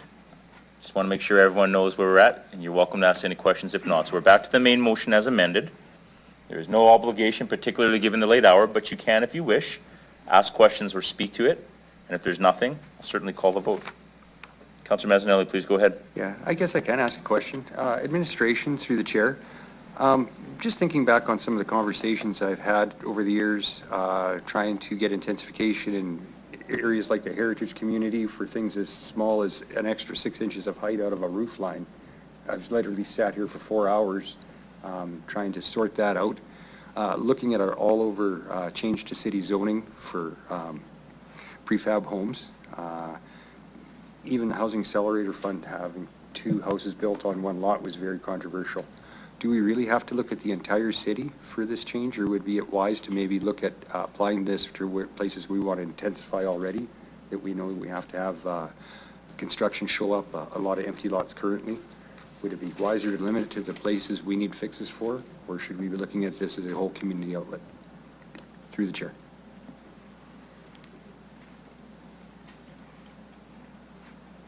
Councillor Ms. Bryden, please go ahead. Thank you, through the chair. Thank you for that question. And I would say that we would do the work considering citywide housing options, just like we have through, many of our policy decisions over the past year and a half related to the Housing Accelerator Fund. It's really about creating housing options citywide, trying to create policy that is similar citywide and different housing options in different areas of the city. So that's the work that we will bring forward, and of course council has the prerogative to make suggestions or changes at that time. Okay, I appreciate that information. I guess a follow-up question. Sometimes when a report comes back, it's got attributes of the report and information, but seldom does it have pieces that you can interchange. And what I'm saying by that is a citywide report. Parts of our city have many open lots that aren't generating any taxable income.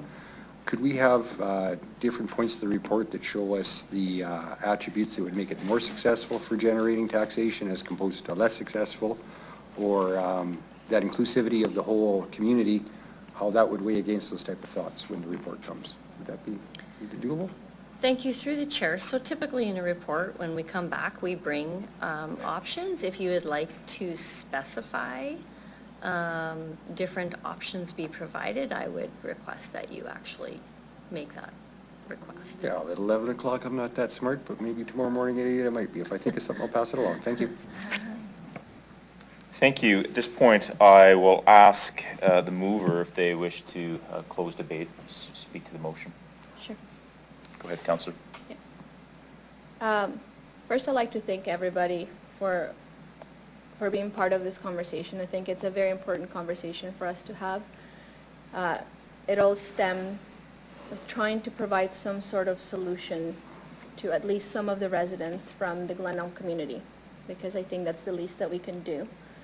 And I am very encouraged and I'm very happy to see that there is enthusiasm from the rest of my colleagues to explore more options as to how we can find better ways to help our community so they're not finding themselves houseless.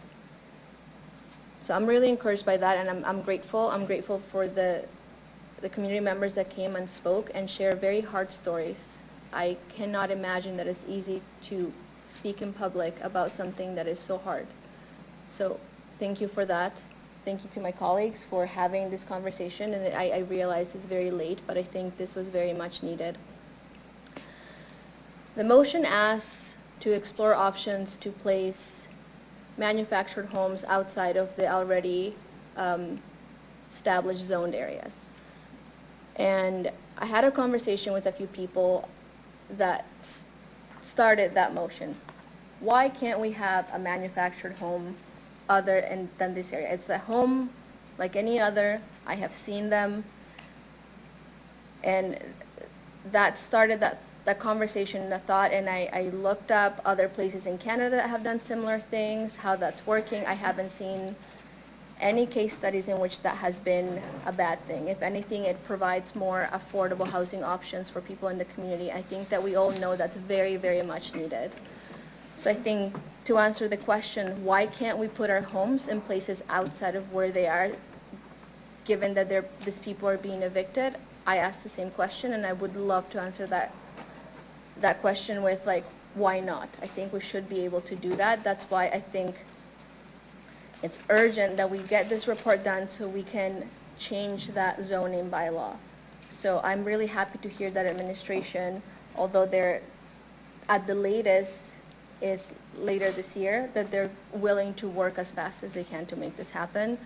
I'm glad the rest of my colleagues see this as an opportunity to ideally, not just for the members of the Glen Elm community, to have an option to not have to leave Regina. We've heard from many of them. They want to stay in Regina, and we want them to stay in Regina. They are valued members of our community, and I think they should be able to stay in the home that they've made for themselves with their neighbors, with the people that they know, their friends. I think that's really important.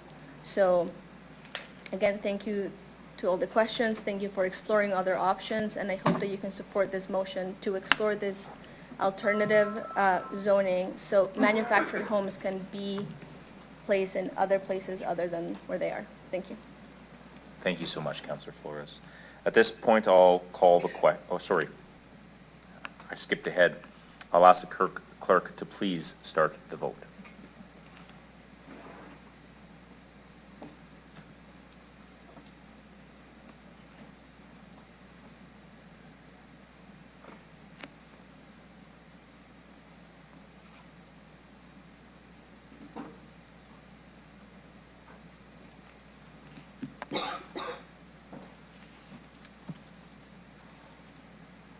Councillor Bizo, please place your vote.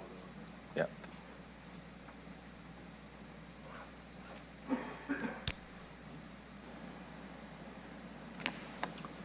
Through you, Deputy Mayor, the main motion as amended carries with all 10 members voting in favor.